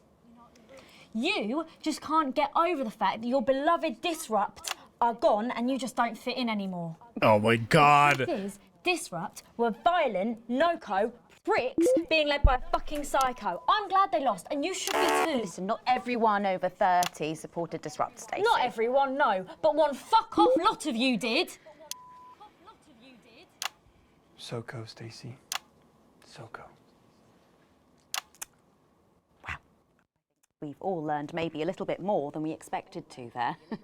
I'm genuinely delighted to have met Heat Rash. And before we end the show tonight, I think you're going to sing for us, aren't you? Yes, that's right. We're going to sing a song from Girls and Why We Love Them All called Pieces of My Heart. About a real relationship I have with an actual girl. Oh, Nolan, give it a rest, mate. No one cares.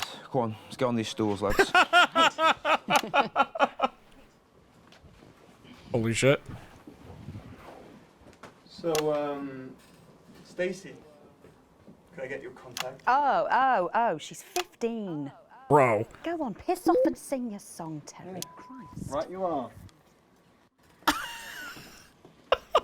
What the fuck? So, here they are with their latest single, Pieces of My Heart. Are you excited, Stacey? Not for me, no.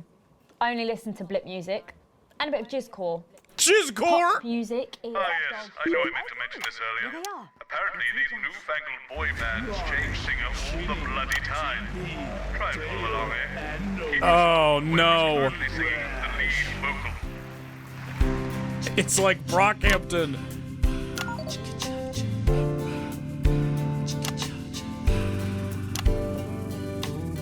I saw you standing by the menu center with a brand new pair of Lakers, baby. Do you Bizarro World Brockhampton. You took the first of the pieces of my heart.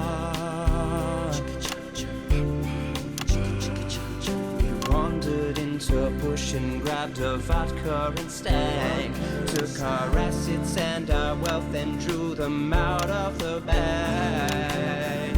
I gave you little pieces of my heart. I didn't know two hearts could ever feel like this, girl. It's like you were custom made for me by Remington's fist.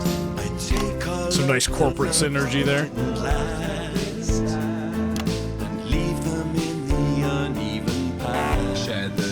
All hotter than Matt Champion?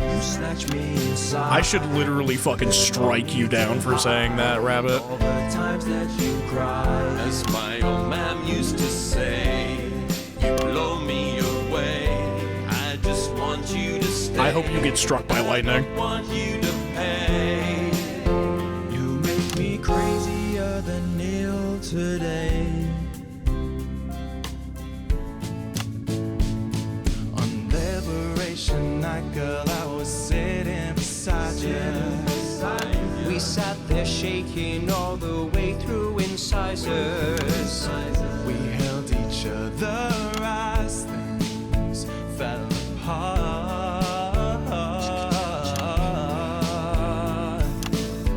We took a train through all the territories and we threw away the rules and wrote our personal stories. You took a dozen pieces of my heart. I didn't know that life could ever feel like this, girl. It's like you were custom made for me by Remington's fist. I take all of the loves that didn't last. I leave them there, the uneven path. I think this nation should be reduced to nuclear dust. There's no need to hide all the times you have cried. As my old man used to say, blow me away. Blow me away! You to play. You make me crazier than Neil. Make me crazier than Neil today. Crazier than Neil, bro. That's literally not possible. And now I'm staring at your membership card. There's your picture beaming brighter than a handful of flaws. I'm trying to find the pieces of my heart and leave them in the uneven parts. Share the new future as my bride. You snatch me inside. There's no need to hide all the times that you cried. As my old man used to say, you blow me away. I just want you to stay. I just want you to play. You make me crazier than Neil. Crazier than Neil. Crazier than Neil today.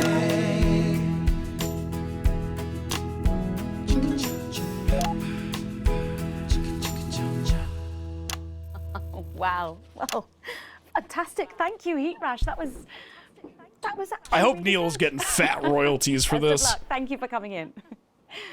Now it's almost time for final thoughts tonight. And I've actually asked Stacey to write a few, and they're just being programmed shut up. into the auto cue now. Now, I have no idea what she's going to say. So, Oops. fingers on that bleep button in the broadcast room, just in case. Take it away, Stacey. My name is Stacey. Hi, Stacey. Yes, you know that by now. Oh, shit! Don't know why I put that in there. Anyway. I don't watch the news. There's no need. You hear all the important stuff from your mates, so I don't know what's considered important anymore. But I'm pretty sure that it's not rehashed movies and fucking boy bands, so... Anyway. I'm going to talk about what's important to me. When Advance were first elected, 6 years ago, I was 9 and in a home.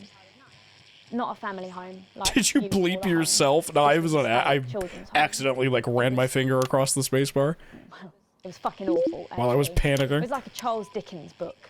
The roof leaked and the walls were damp some mornings. The food was bad. Drugs and alcohol were everywhere. No one Oops. cared. You had to watch your back all the time because there weren't enough staff to manage us. And yes, as you'd imagine, there was a lot of... Some bad stuff went down there with some of the staff. Okay. Not all of them, but the others knew, and they didn't stop it. And then Advance won the election. And like a miracle, things started to change. They got better. We had nicer food. The home was not just repaired, but redecorated and kitted out with books and sports stuff and musical instruments and video games. Most of the staff were fired, and the new Video ones, games. which there were more of, spent time talking and working with the bullies. And you know what? A second miracle. It worked. The bullying stopped. My life, got better. Because finally, there was enough money to do the good things, and Advance had the guts to do it. I joined Go-Getters, and on Liberation Night, that gave me a group of friends that I could talk with when the bombs went off and the power went out. Another miracle. I wasn't alone anymore. And that was the night I finally understood the importance of being in a team. So here's my final thought. I know the people who were doing better under the old system long to go back. You say, we were freer, but what you mean is, we were richer. But for every one of you, there is 100 of me. And even now, after all you've had taken away, you are still doing better than I am, than I likely ever will. You still have homes of your own and families of your own. What the fuck is she talking about? Love you. And I'll never have that. So maybe you should stop looking for the worst interpretation of everything this amazing government does and realise it's not for you. It's for the millions like me. And you can cry and bleat all you want, but you're never going to get your money back because it's already been spent on miracles. Oh shit! Wow, thank you. Stand. No way! Stand by. Let's keep making tomorrow better. And we're out. Holy fuck. Is that all right? Yes. Oh, the Yes, adverts. that was more than all right. Nicely done. I think you might have actually given them something to think about. Oh my god. Is he alive? Oh, I guess you're going to be taking me back to the home now then. I was thinking we could go out somewhere and, I don't know, have a meal, talk about our options. I gotta get some water. I'll be right back. I'm listening though. Okay. Of course, Miss Wolf. Security will be standing by. So they're always there then? There was a thing a few years ago now. Oh, with that Jeremy bloke? I heard about that. Everyone did. Were you here back then? Doesn't look old enough. She's growing on me. Yeah, she does that.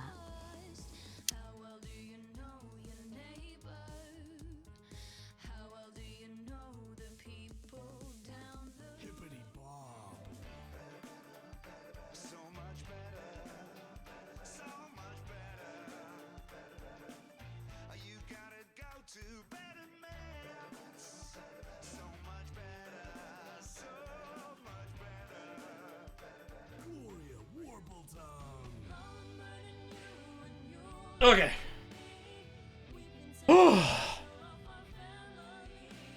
Okay, well that definitely wasn't the E again! Dude, fuck this job. Fuck this fucking job.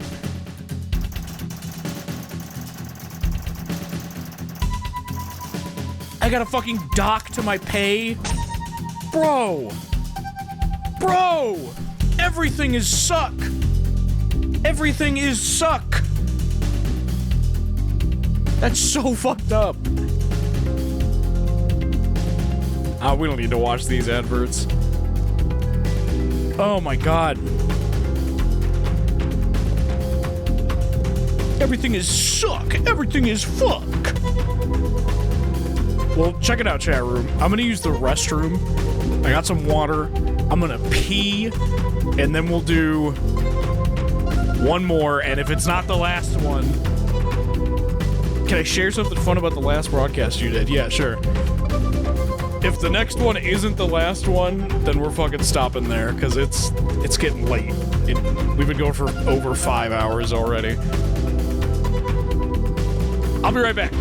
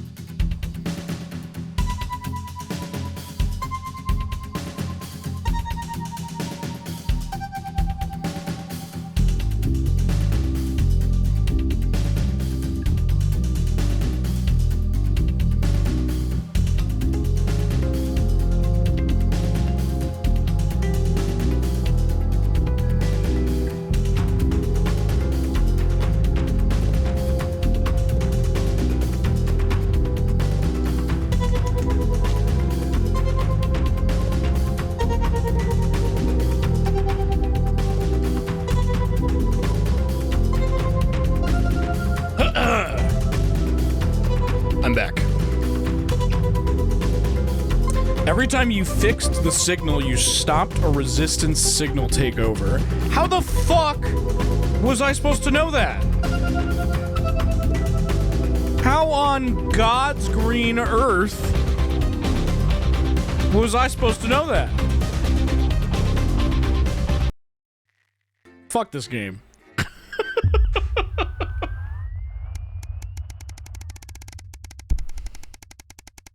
Was that why I got an E, even though I was, like, doing it damn near perfectly?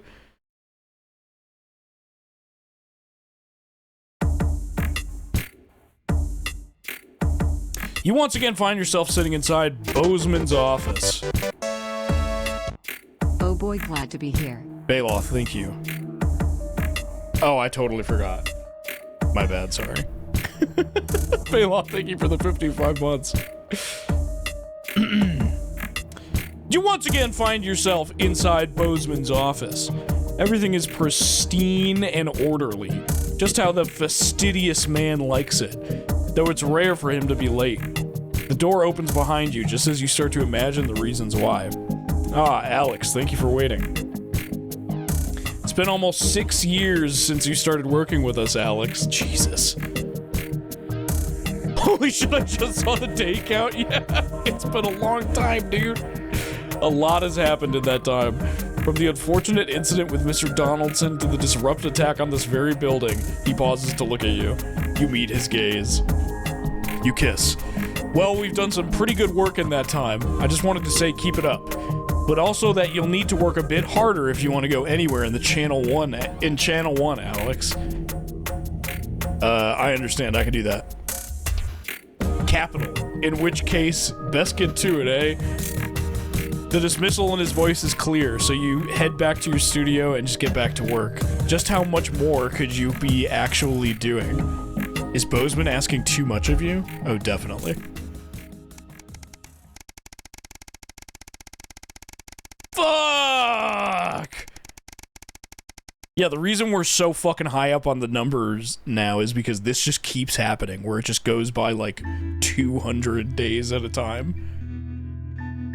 It's late. It's been snowing all day, and unlike everybody else, you've stayed inside as much as possible, keeping warm. Oh, dude, we have a shitty house now. Ugh. Normally you enjoy the snow, but today it's been nothing more than an irritant. Still, tomorrow you've got the day off and you might be able to actually enjoy it. Sam always gets excited when they see the snow. When they were younger, they'd wrap the kids up and take them out to play in it. It's been a while since that happened, though. Something about the dark nights always makes you feel melancholy at this time of year. The sound of keys scratching on the door distract you. That'll be Sam. After a couple of minutes of hearing their frustrated attempts to unlock the door, you go and open it for them. Fuck's sake, thank you. Bloody door's broken. There's... yeah, if you're just now joining us, both of our children are dead. And we moved into a different, smaller, I assume it's an apartment. They're swaying on their feet, and you can smell the alcohol on their breath.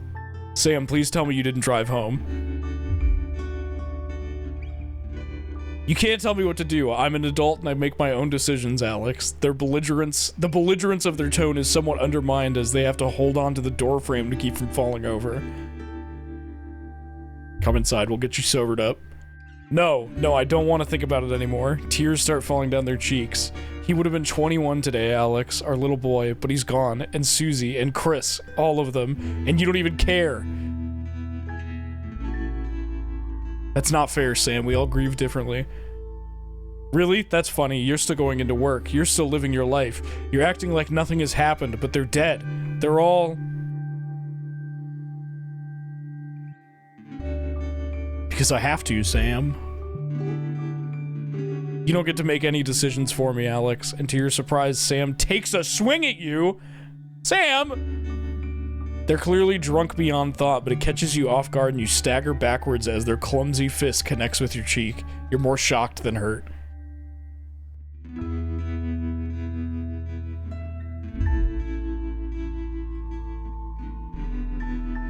I'm sorry, Alex. I just missed them all. I miss them so much. Sam collapses into your waiting arms as you carefully carry them to bed.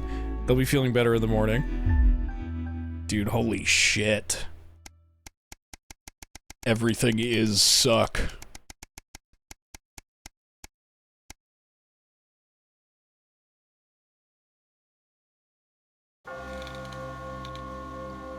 It's been over 13 years since your dad died. You visited his grave a few times since then, normally during times of stress, or when you're trying to figure something out, or when you just want some peace and quiet. Today is no different. You feel Sam's hand on your shoulder giving you a reassuring squeeze. You're grateful that they're still here with you. Just having them by your side always makes things easier. The caw of a raven catches your attention. Oh shit! Catches your attention as it flies by. A parent should never have to bury their child, particularly Charlie, who had never even had a chance to grow up. He had so much potential, so many dreams, so much he wanted to do. It's not fair. If only you could change it. Susie, poor Susie, what you wouldn't give to have her back, even just to argue with you. She just wanted to explore the world, so curious, so full of life, until Liberation Night, everything changed then. You always had your ups and downs with Chris, but that doesn't mean they deserved... If you hadn't given them your passport, they'd be safe. And Sam was so happy about it at the time, the choices we make. The best laid plans. Oh my god, and my mom too? Taking your mother to the transition center was a difficult decision, maybe the hardest of your life. You're still not sure if it was the right one, but she's definitely not suffering any longer. And at least she and your dad are together now, whatever happens next. It'd be nice to have her here with you, though. Bro, the consequence. Like, it gets so grim. Like, almost like inappropriately so. Like, the consequences of your actions. Like, everybody dies. It's insane. You turn away and wander in the direction of the car. You can't control life. What happens? Who lives and who dies? All you can do is keep going and see what gets thrown at you next. What is life if not a series of little decisions that define us, and we'll never know which ones would take us one away. Huh? And which would bring us here. Whatever. Chaos theory. Quantum break. Fucking... You can make a choice. And your choice will affect the future. Yada yada yada.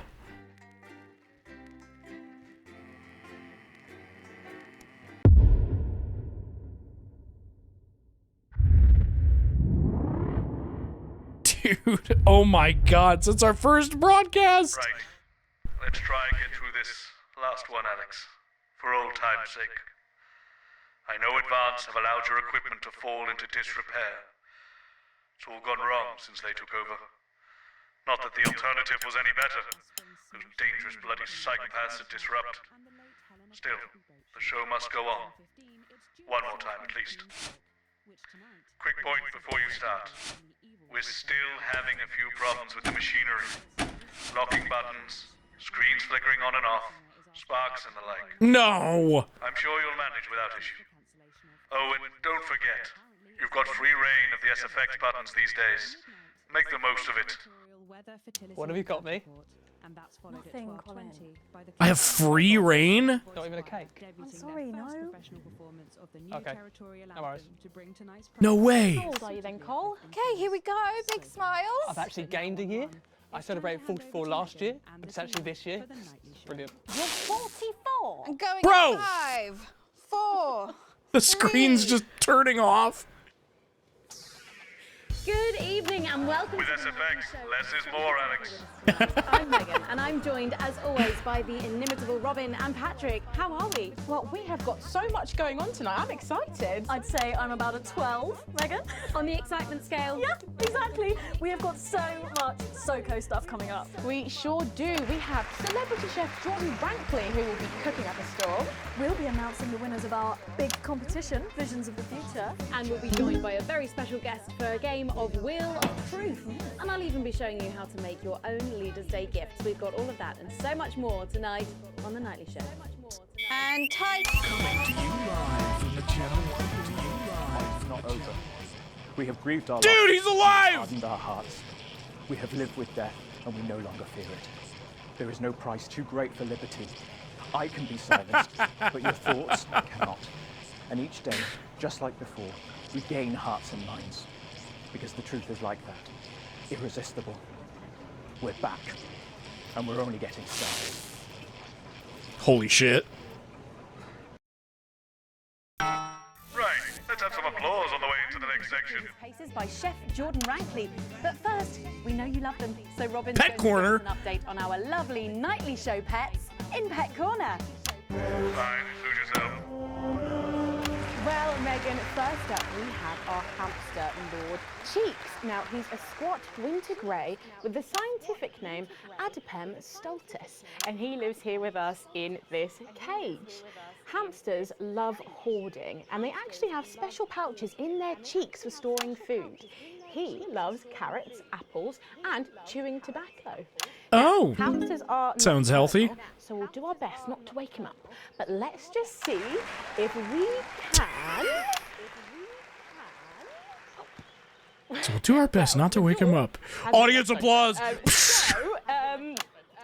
It looks as though Lord Cheeks has actually gone for a little wander, but I'm sure he will be around here somewhere. In the meantime, let's say hello to our tortoise. Now, after last month's viewer vote, she is now, of course, called Slow Barbara. And don't panic, even though it is December, Babs here doesn't actually hibernate. Let's say hello. Barbara! Oh, she's sleeping. Oh, Babs. Well. Oh no. Those are our nightly show Oh, pets, no! Megan, both alive and well. Back to you.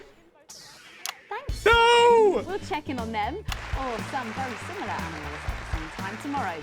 Now then, I hope you're hungry, because if not, you're about to be. Patrick Bannon is Dude, what is she doing? Rankley, and they're going to be showing us how to Don't make pick it in the delicious trash. apple pie.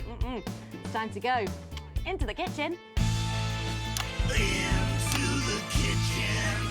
That's right, and I'm joined here by Chef Jordan Rankley. Welcome to the Nightly Show kitchen. How does it compare to the kitchens you're used to? I love the colours. It's vibrant, it's fresh. It's a shame about all the arseholes. Yes? Sorry? What?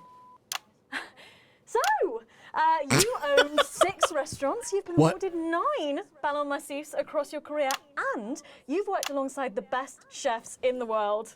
Tonight you've got me. Oh, are you worried? Am I fucking worried? Are you worried? Are you fucking worried? Yes. So, what are we making today, Chef? So, we've got a family over for Leaders' Day. Yeah. They're hungry. We're going to make them a delicious apple pie. Ooh, lovely. It's got sweetness, it's got the acidity of the fruit, and then you get the richness of that pastry. Incredible. Wow, okay, so where do we start? So, we've got to start by making our filling. So, we've got about 1 kilogram of fresh cooking apples here. Fucking beautiful. And we're going to slice these up perfectly. And then straight into the pan. So, your new show, Demon Kitchen Heart Eater, starts on Friday here on Channel 1. So, tell us about that. So, teams of young chefs come into my kitchen, and one by one I destroy them emotionally. And if there's time, I teach them some basic knife skills. Fuck me, Patrick. What are you doing? What? Shit. Is that how you cut? Fuck, you'll lose a fucking finger. Oh, don't worry, I've got spares. Right, so once Lol. we've done that, we set these aside whilst we make the pastry. Yeah. Yep. Bowl. Yeah? Okay. Sugar, butter. Yep. We mix that together, and then a whole egg. Yeah. Okay, egg. What are you doing, you fucking donkey? Are your brains the size of that fucking egg? Oh, no, Chef. No. Shit. Right. Mix that with a wooden spoon and work in Dude, that I'm missing so flour. many fucking Then sensors. work that into a nice ball of dough. They're coming at me just so like that. fast. So, what does the notoriously fierce Jordan Rankley do to unwind? Shit the bed. Yeah. What's that? What is that? Well, it's a bit lumpy. Lumpy? It could fucking pass for a sack of spuds. Touch that. Touch it. Yeah? Pathetic. That goes into chill. Now, we're mixing our filling. Pathetic. Okay. Apples, sugar, cinnamon. So, you own 6 restaurants across 5 territories. Which is your favourite? Are you mixing that or fucking it? What? Are you going to light a candle? Take it out to dinner? Fucking mix it for fuck's sake. Right, now we're rolling out 2/3 of our pastry. God. Bit of flour into the dish.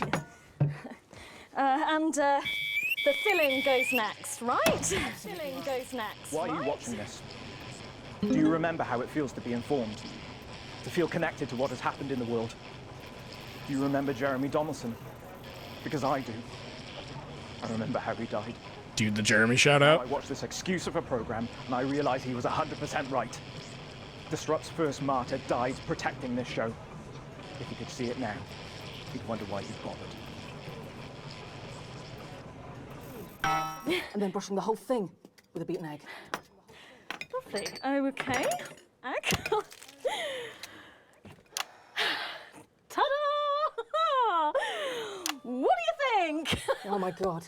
You, come here, you. That's a disgrace. I'd rather jam my eyeballs up my fucking arse than look at that. I'd rather use my tongue to tie my shoes after a fucking shit-kicking contest, do you understand? Then it goes in the oven for 45 minutes. Oh, get your fucking head in the oven while you're at it. Useless. You! Come here, you! You're the worst fucking thing to happen to food since cyanide. Do you know that? I tell you what. Fuck off! Get the fuck out of here! Fuck off! Yes, okay, well, while I do that, let's go now to Megan Dude, holy and shit. Robin, who will be announcing the winners of our competition. Visions of the Future. Spice it up with some audience responses, Alex. Wow, that looks delicious. Connor, thank you for the If raid. you want to follow along at home, then make sure you write in with a stamped addressed envelope and we'll send you the fact sheet.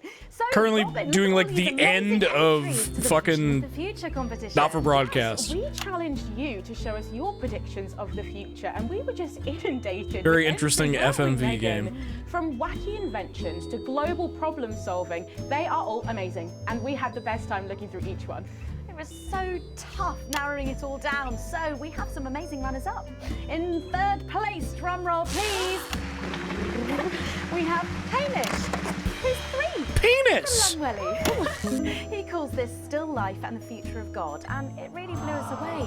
Just look at the line work here, and I can really feel every passionate stroke of the brush. If you look here, you'll see a beautifully rendered, what I thought at first was a smiley face, or perhaps a cat. But I think if you really look, you'll see it's actually a representation of the seeming futility of death through the eyes of the living. Indeed. He's also chosen to just... I love it.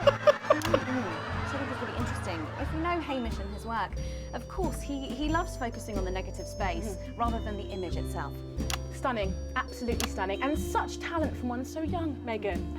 But next up, we have our second place entry. So in second, drum roll please, we have Keith, 41 from Dungleys. Holy shit. If we were sort of aiming this towards our younger viewers, but still, he has sent in his idea of the future, which he's calling Ravaged Earth.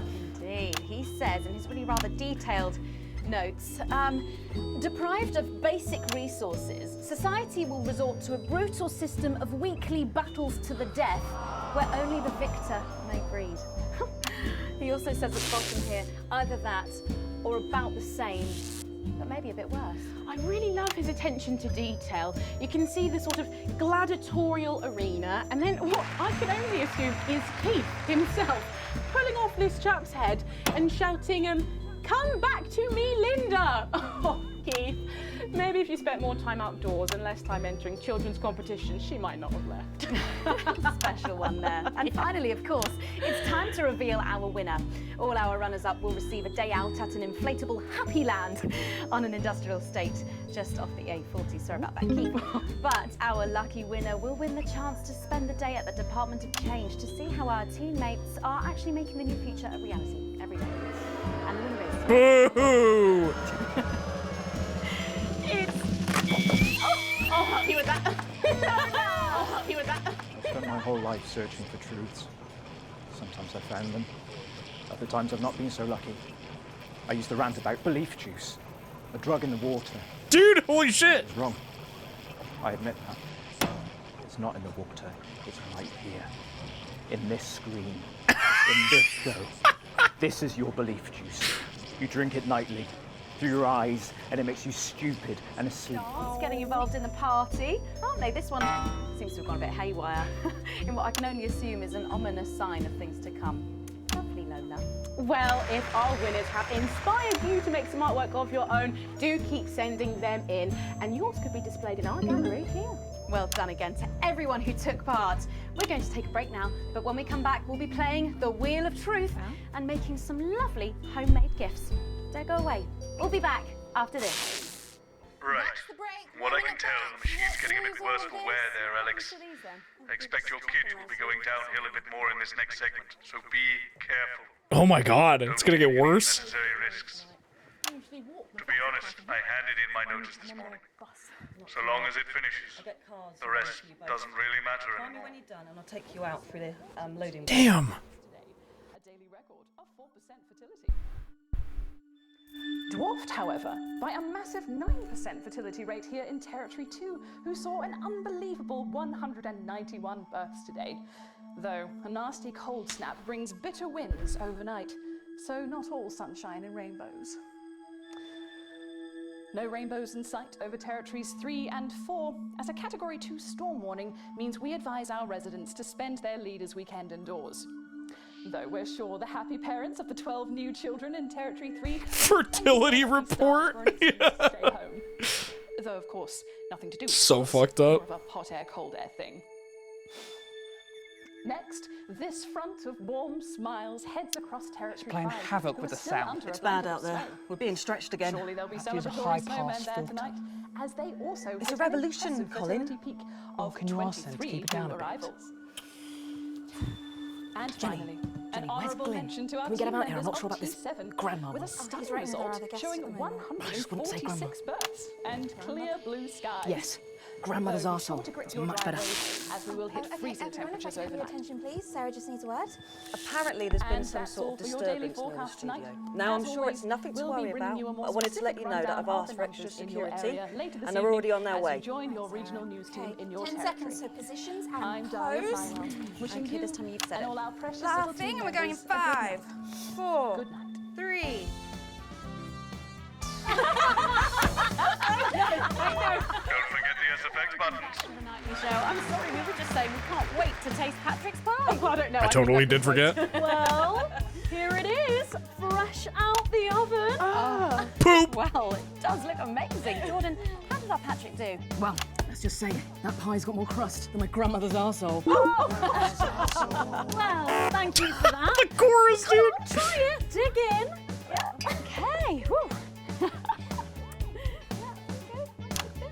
Oh my god. Oh lord. Oh, that's really something, Patrick. That's delicious. But now you better go and get ready for that next feature. Looks like shit. Every night we play a game of Wheel of Truth with our celebrity guests. But I know what you're thinking. Megan, we've only got one celeb guest. Well observed, viewers, well observed. Well then, I better bring her out. Should I? The surprise guest? What do you think? Here she is, best-selling author, lawyer and thinker. I mean, she's only the bloomin' team leader. It's Julia Thornbury. A bit more audience reaction would be nice, Alex. Oh, welcome, Julia. I'm fucking working on it, dude. See you. Oh, Megan, you look incredible. Stop it. I was just about to say the same thing. Now, don't get too comfortable. It's time to head over to Robin and Patrick as we play Wheel of Truth.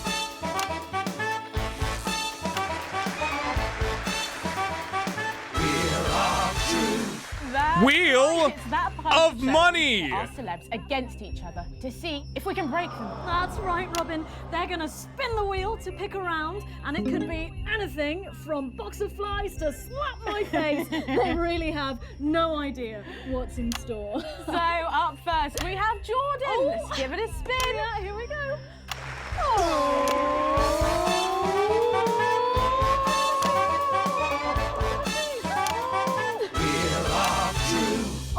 Okay, let's see what you've landed on. Okay, it's fact or fib. Jordan, is it true that you've been known to order takeaway for a dinner party and pass it off as your own cooking? It's one fucking time. One time. Well, I think if that pie was anything to go by, you did them a favour. Oh, not so fast there, Julia. Fact or fib? We've heard you've got a very interesting way of saving time during the laundry. Oh my God! Go on, why don't you tell us about it? You absolute no, I can't. Okay, Fucking shit. So don't. Okay, It's early morning as I record this. Maybe you'll see this tonight, or next week, or never. It takes a lot to even get these on the air, and many small acts of rebellion. So don't worry. The fact that you can hear this at all proves it. You can never remember. I can't win! No! Honestly, raise Alan my moment. taxes. We're clearly not paying you enough. Come to my dressing room after the show. We'll sort you out. Oh, Hey, yo. Patrick, is all this talk of bras embarrassing you? Blushing? I mean, I'm not blushing. Alright, come on then, you, Julia. Spin the bloody wheel. Let's do it.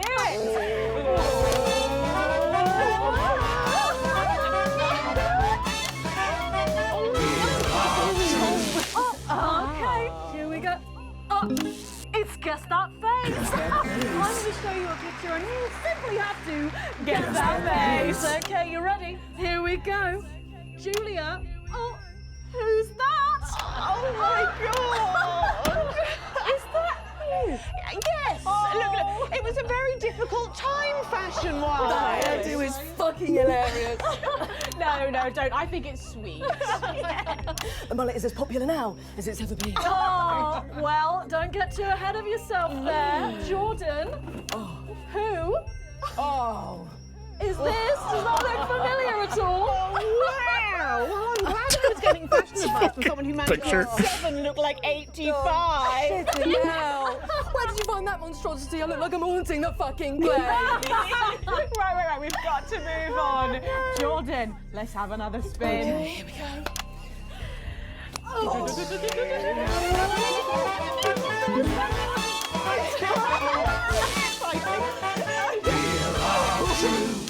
Okay.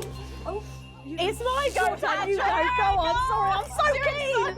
Let's go so much. Oh, well, you're in for a treat. Yeah. It's fact or fish. Okay, if you look under Fact the podium, or you'll fish? find a lovely fish smoothie. Ooh, Now, yum. I'm going to ask you both a question, and all you have to do is answer it honestly, or else you'll have to drink the smoothie. Okay? Okay. Are you ready for the question? Yes. Here we go. Which of your esteemed hosts is the more talented one? How is it? How is it? Fucking We made it extra fishy. I need my fucking mouth. Do you know how much these taste buds are worth? Well, we've got time for one more quick spin, so go, Julia, go!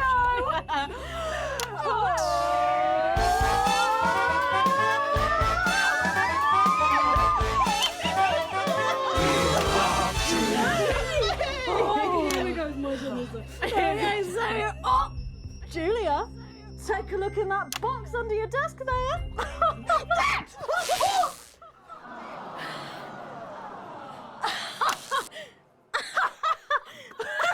What? What the fuck?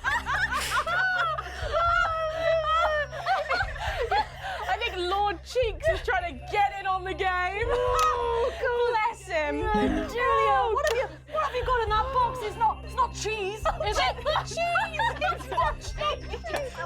Juggling balls? What am I supposed to do with these? Well, give it a go for us. But I have absolutely no idea what I'm doing. Come on. Yes, let's all dance to a tune. Dance, puppets, dance. Okay, Bozeman. She's fucking doing it.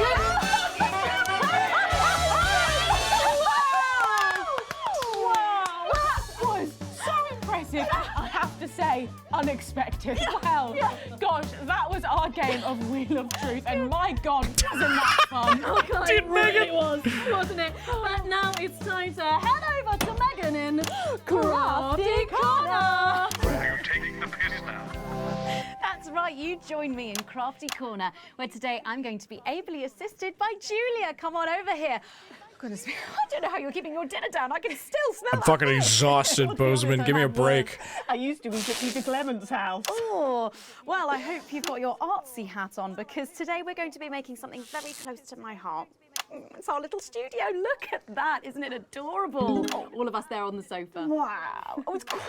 Oh, is there a new in there? Yeah, it is. If we can just get a little zoom in, there we are. Oh, I don't know about you, Julia, but I always leave my holiday shopping to the last minute. Oh, every year. I do it every year. Well, luckily these make I'm just gonna start throwing in random fucking reactions just whenever. We're going to start with a shoe box here. And Julia, that's it. Grab those scissors. I just want you to... Boo, shoebox. Perfect. Will do. Are you big celebrators in your house, Julia? Oh, yes. No, in my house we show our love through food. Big dinners, loads of drinks. Absolutely right. That's the best bit about any holiday. It's all that food. This bit as well. Absolutely right. Cutting along the line there. Do be careful with the scissors at home. Make sure you're being supervised. It's a bit if you tough. are a child. There we go. Fabulous. There we Okay, so it's going to look a little something like this, and I've got one here I made earlier.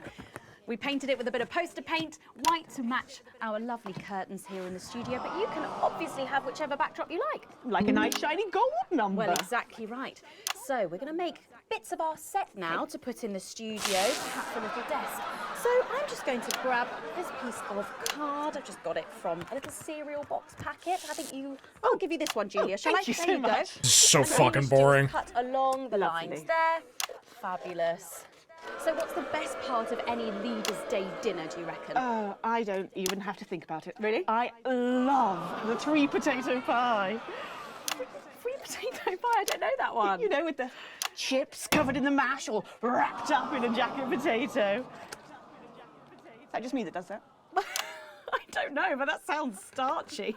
Well done, Julia. So now she's folding over a little bit there. What it's going to look like at the end is this little rectangular shape there. And we're going to pop it in the middle. Boo! Back there so it sticks down. Now we need a sofa. That's what we need next. Boo! A lovely paper cup. Knocking Having fun down everything there. Knocking it all over. I got one though, Megan. Good, fantastic. You're just going to cut along the Lovely. line here, down the middle. Boo! Right. Then when you've done that, around the bottom and again around the top. Well done. When you're done, Oh, there we go. it's going to look a little something like this. And look what I've done there. I've stuck some felt down. Nice and comfortable sofas. Yes, can't have our tiny Megan having an uncomfortable sofa, can Well, we? absolutely not. She'll be on the phone to her tiny agent and getting someone tiny fired. Yeah. Well, there's only one thing missing, isn't there, Julia? What is that? A higher calibre of guests. Nearly, it's people. So all we've done to make our little people is we've stuck a cocktail stick into a bottle cap. We just need a face for that now. I've got a good one here. I know it well. It's me. Lovely. I'm going to stick it down there. A little bit of sticky tape. Oh, my felt's going everywhere. There we go. Oh, I'm a bit lonely. Let's take Robin and Patrick over. Sitting down on the couch over there. There you go. And well, I'll make myself just comfortable just there. Yeah, there we go. And these, of course, are all made and cut out of our favourite newspapers or magazines, so you can have any guests you like. Julia, is there anyone else you'd like in a studio? Oh, yes. Well, Go on then. I'm going to be playing Wheel of Truth with Ronnie from Heat Rash. Nice. Yes, put that away. Yes, he's going to be teaching me choreography, and I'll be teaching him foreign policy. And of course, you can decorate them however you want. Perhaps you're a bit, I don't know, nostalgic for the old look of our studio. We've got the blue studio down there. Or even a bit of retro red. I've got Sheila. What's going on over here? Interviewed there by... Whoa! Oh, That's Jeremy. sorry, that's not supposed to be... Oh, well, we're out of time, I'm afraid, Megan. It's time for a break. When we come back, I'll be on the couch of chat talking to some of you, and I just cannot wait. We'll be back after these messages. Okay, before we suffer through the last... What's that? I don't know. Seems to be a little kerfuffle in the corridor. One moment. In control. What the fuck? Advancements by Julia Salisbury. What the fuck was that? You're coming with me. These stories from my formative years in the uneven past are lovingly narrated by national treasure Lauren. Should we be worried? We've got the Prime Minister here. It's good that she's here. She's the reason for the extra security. Are we going to need it? Possibly. They're back. It's not very reassuring. I know. Good thing I'm not your mum, right? After much pacing, and I confess, What the fuck, dude? I settled on the zip back box. Bozeman got fucking taken. With white blouse and the necklace Harry had given me when we'd met in the woods and I'd Looks normal outside. It's an honest account of my childhood, because in the new future, there's no need for secrets. There was just so much injustice in the world, I realized, as Portia Hamilton Mann lured my best friend into the convertible her daddy had bought her for Easter. How had I failed to predict the postgrad at Poshborough? Over the course of 3 compact It's bad, discs, Mum. or just Not like 22 before, but so much cassettes, more than we were you expecting. can experience a And childhood they're under better the organised. Bro, it's 2 a.m. I'm not gonna be able to get Taco Bell after this. Well, we stopped them before. We can do it again. It's closed. One more thing, Mum. Apparently, there's chatter about you. I've requested backup, but well, May as well be dead. stretched pretty thin, Mum. I receive death threats like other people receive post. I've learned to take it all with a pinch of salt. Of course, Mum. Thank you, Sarah. It's Jover. Deeply worrying. Oh, you get used to it. I have. I hope I don't have to. Why didn't Bozeman tell you? Tell us what? Oh, I'm sure he'll tell you when the time's right. Forget I said anything. You literally didn't. Going in 10 seconds. I don't think she likes me very much. Oh no, that's just how she shows love. 5, 4, 3. Welcome back to the nightly show where it's time to get a little intimate with the Prime Minister on the couch of chat. Prime Minister, it's great to still have you with us. Thanks, Megan. Although maybe now's the right time to tell you that you're going to be seeing an awful lot more of me. Oh, why is that? Well, I am delighted to announce that starting next week, I will be the new... Miss Salisbury, could you get ready to accompany me, please? Please remain. Holy in place, shit. Mum. This won't take a moment. Dude, it's happening. We do apologise to our viewers at home for this unexpected interruption. I'm sure it's nothing to worry Dude, about. Alan. Understood. Everyone, please remain calm. How can I help? Can you clear everyone out of that area? Everyone. Okay, everyone, if we could just clear away from these studio doors. Yep, that's right, just behind the cameras, please. Do those doors lock? Is that Colin with the headphones on? Hey, mate, can you lock the doors? Can you not hear me? Colin! Colin! You can't hear us. I'll do it. No, miss, too late. I'm law enforcement, load your weapons on! Damn! Stay at the door, lock it tight, and don't let There he is, dude! Now listen, there's no need for anyone to... Sit back down! Of course, whatever you say. Are we still live? Yes, we're live. Good. It's time for some real news. Dude, let's go! You, mic me up. Is it working? I just need to check. Is it working? Yes, it's working. Good. Over there, on your knees. Now. You, next to him. Move! You okay, Colin? Shitty birthday. Not the worst one I've had, though. Let them go, Mr. James. It's me you want. Don't flatter yourself. You're not the target here. You're just a bonus. Oh my God, is it me? We're not here to take out a person.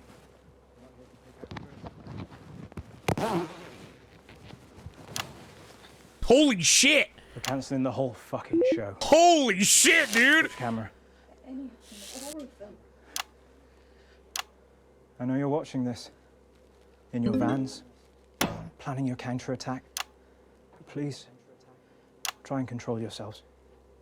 Or, well, I'm sure you know the rest. Alan, we can talk about this. Oh, we will. I have a lot of questions. There's no need for anyone to get hurt. Where was that attitude during the uprising? You know, the night your thugs killed my friends. There are innocent people here. Says the woman who killed 14 million of them. No, I don't feel any great need to answer to you. In fact, get over here. I don't take orders. Come here! You move when I tell you to! You can't still use the reactions! Alan, don't do it. You're not an executioner. What am I then, eh? You tell me, Megan Wolf, what the fuck am I? Just a man who's way in over his head. Don't patronise me, you smug bitch! I'm not one of your little helpers! Get over here! Kneel beside her! You're just as fucking guilty as she is! Guilty of what, you fucking psychopath? All of it! She sat there, smiling, and let it all happen! Oh shit, there was some orange shit. Thomason I'm died supposed to for censor this that. program. And she let it become this. Bread and circuses. Bread and fucking circuses! Don't you say his name. I beg your pardon? I said, don't you say his name. You don't get to do that! You're angry at the wrong person, love. She's the one that killed him. The first victim of her benevolent slaughter, not the last, though. All I am hearing is crazy. Then maybe you should hear it from the source. Confess. Confess. Fine. Have it your own way. Stop! For God's sake, stop! I don't even know who they just shot. Well, she dies Was that Colin? Then her. I don't know what he wants to hear. Ask your questions. Better. First question. How did you actually think this was all going to end? In a better world. Bullshit. It's the truth! When we came into power, everything was broken. The system worked for so few. There was hunger and poverty and real pain. But you never saw that, Mr. James, because you were doing just fine, thank you very much. And my side, we were too weak, too meek. It was all good intentions and second chances. Dude, the viewership is so high. By the rules.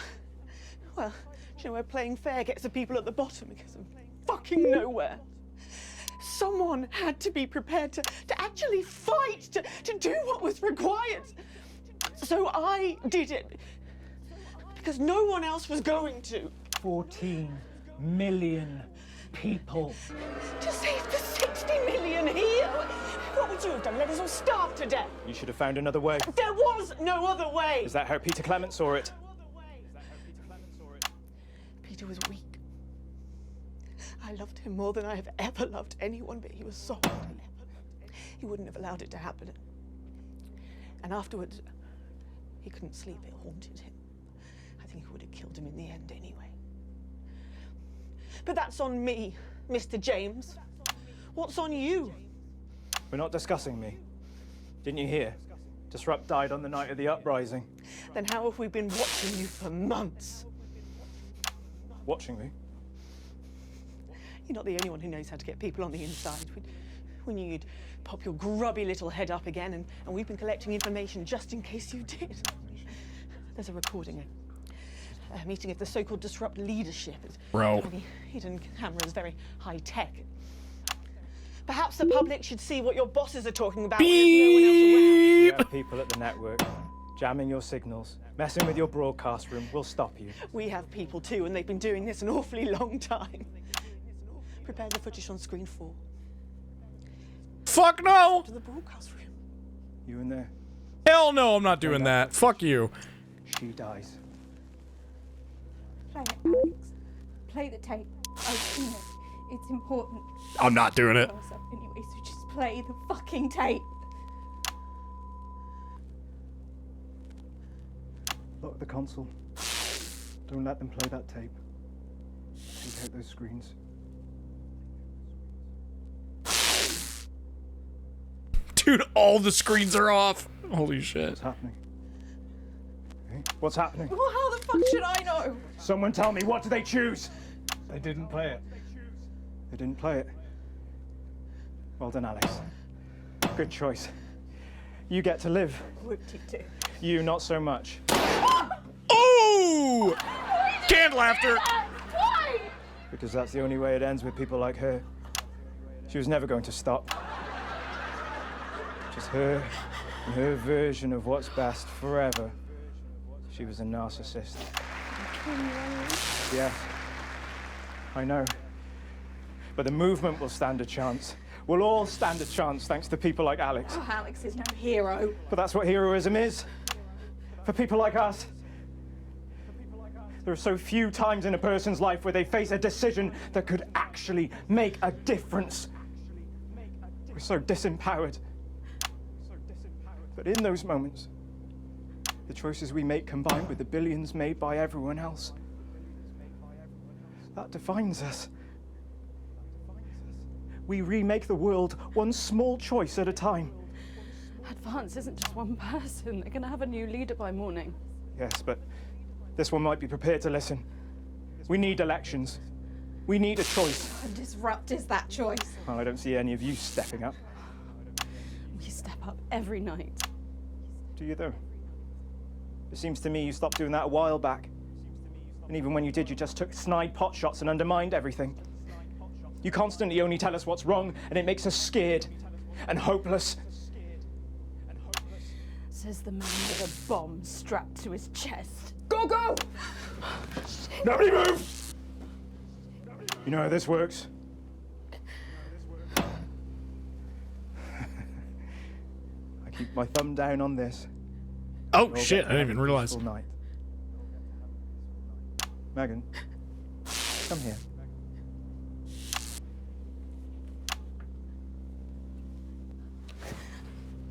Pathetic!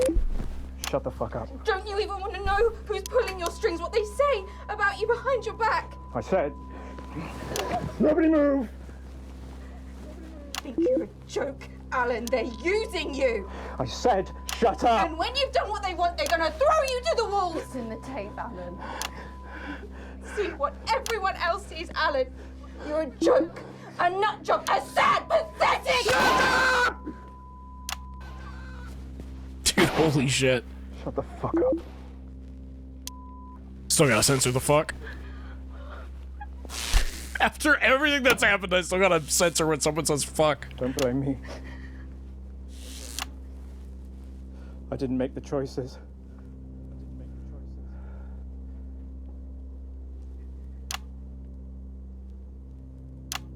I just played the hand I got dealt.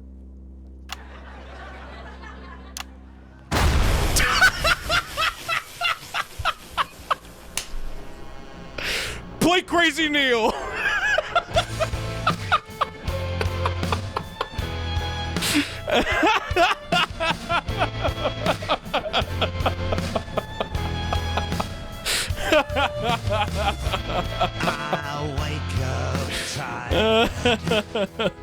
Oh, no way! Holy shit. Still seeking funding to get to the moon.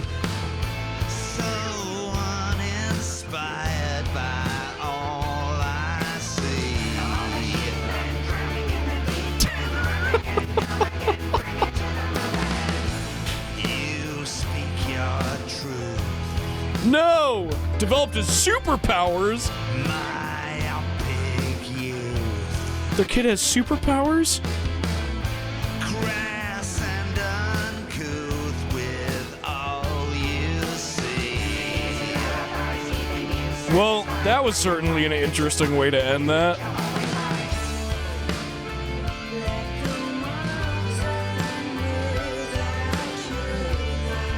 So what the fuck was the thing you didn't play? I don't know.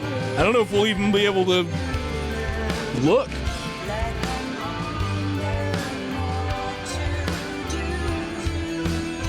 Looking at the wiki, there's loads of endings. That makes sense. I mean, even within... To get to the ending, like the last broadcast that we got, there was like so many different choices we made. And then even in that broadcast, there was a bunch of different choices that we could make. Yeah, I agree, though. The politics of this game are very, like... Well, nobody in this situation is really right. And it's a bummer.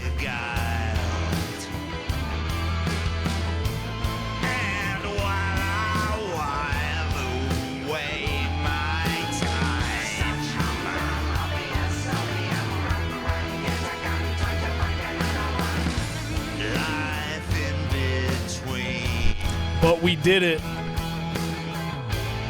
We finally finished this fucking game.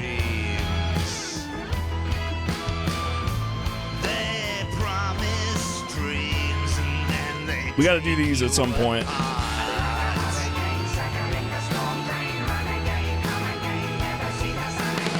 You can choose not to air the Crazy Neil ads and get a different celeb on the red carpet. That's awesome.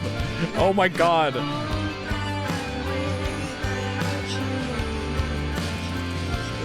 That's really funny. Please do more? Yeah, I will. I definitely want to play the DLC. I'm not going to be, like, replaying the main game, but... Yeah, even outside of, like, the politics of the game being very weird and questionable, it's still a really cool game. It's very impressively made. It's very charming. I'm glad I played it. It's very cool.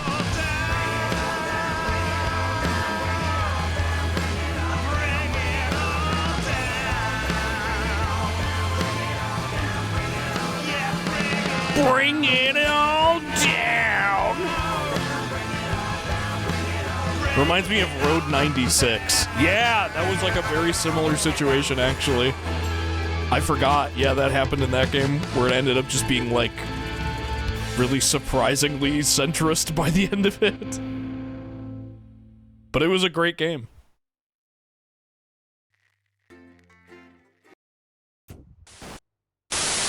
Welcome all of the boys and girls. Hello? Everybody else as well to Frankie Fun's wacky fun house of wax.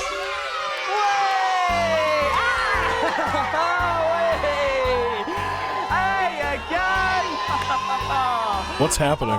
I'm Frankie Fun, and this is the Wacky Fun House of Wax! Wax! But where's Doofnut? Let's call for him. Doofnut! Hey, there he is. Are we ready for wacky, zany goofs galore? I can't hear you, Doofnut. Yes, I'm ready. That's better. Now then. Whoa! It's the bonk alarm!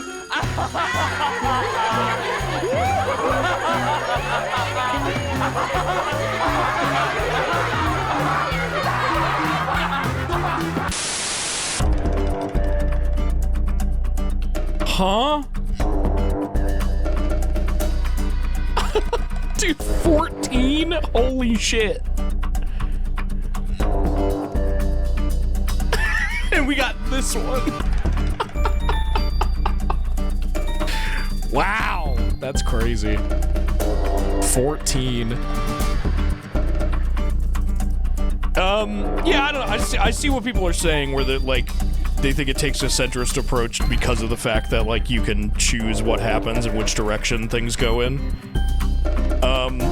I don't really agree with the sentiment that it has to be that way to have that sort of agency, because a lot of it, what I mean is like the commentary on like the events that are happening, not like the choices that you can make. Like even when you make society like the worst possible fucking situation it could possibly be, which we totally did. I feel like we ran fucking the world to the ground for this playthrough. It's like, the game will not point to anybody to be like, they're the reason this happened. Like, we gotta make sure that everyone gets their fair shake.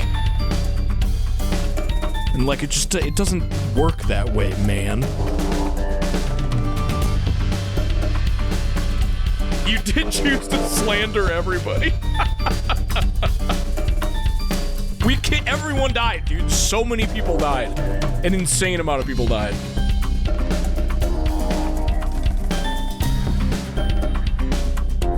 Anyway. That was not for broadcast. I hope you enjoyed that, chat room. There's some art to show, and then I'm going to go to the only 24-hour McDonald's that exists close to me. That's what I'm gonna do. Because I don't have any food in my house. I ate the last of it a couple hours ago while I was playing. I'm gonna put on Hip Shop. Bow, down, down, down, down. Down, down, down, down, down, down, down. Check it out, we got some art here. This is from Toybox. Crazy Neil gives me CNN Applebee's vibes. I don't know why. Content warning, real sad news. I couldn't stop myself.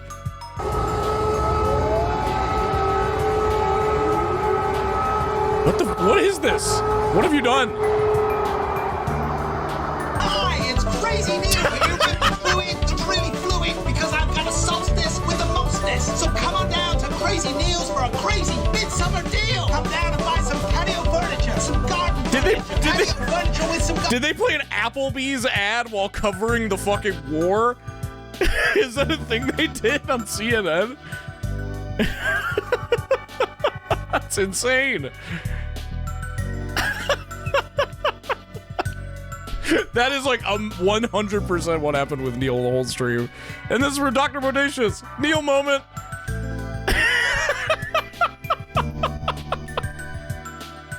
Dude, watching the worst news you've ever seen in your life. Millions are dead.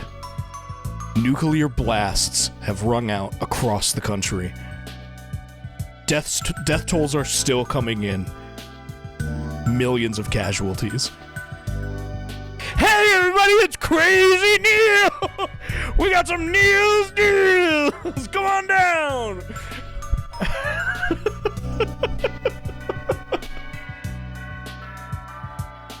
Fucking awesome. Thank you. Well, that's the stream, everybody. I guess I'll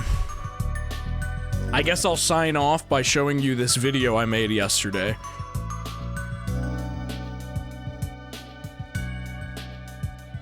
So for the last, like, week, whenever I get, like, a free chance, whenever I get a free chance and I'm not doing anything, for the last, like, week, I've just been playing Fortnite as Alan Wake, specifically so I could make this. I use the story to dive deeper. Every word I write is a step forward on this spiral in the darkness. But how do you open a door that's not a door? At the bottom of an ocean, that's not an ocean. And a lake, that's not a lake.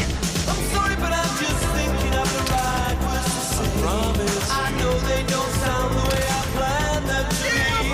But if you wait around a while, I'll make you fall for me. I promise. I promise you I need the clicker. I need the clicker. And guess what? Sam Lake liked the video.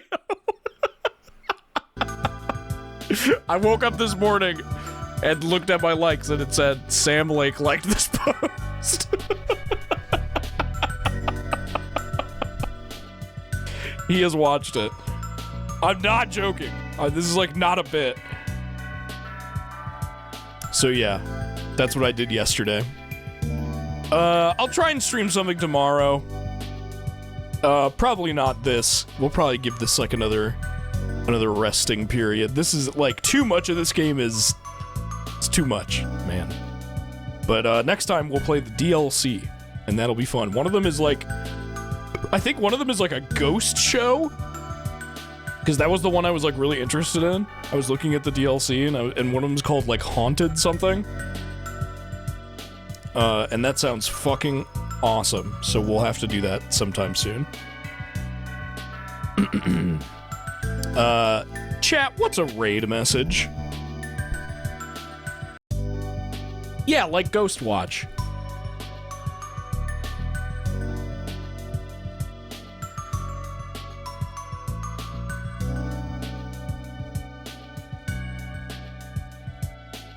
Crazy Neils! Crazy Neils!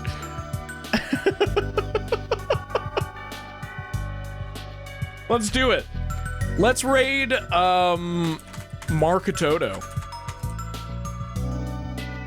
Hey, speaking of Alan Wake, my good friend Markatoto has been playing through all the Remedy games, or at least the important ones for Alan Wake. Mar played Alan Wake's American Nightmare, and I think just finished Control. And it's been very cool watching him do that and hearing his thoughts and stuff. So we're gonna raid Mar. Mar's playing Undertale Yellow. I hear that's pretty cool.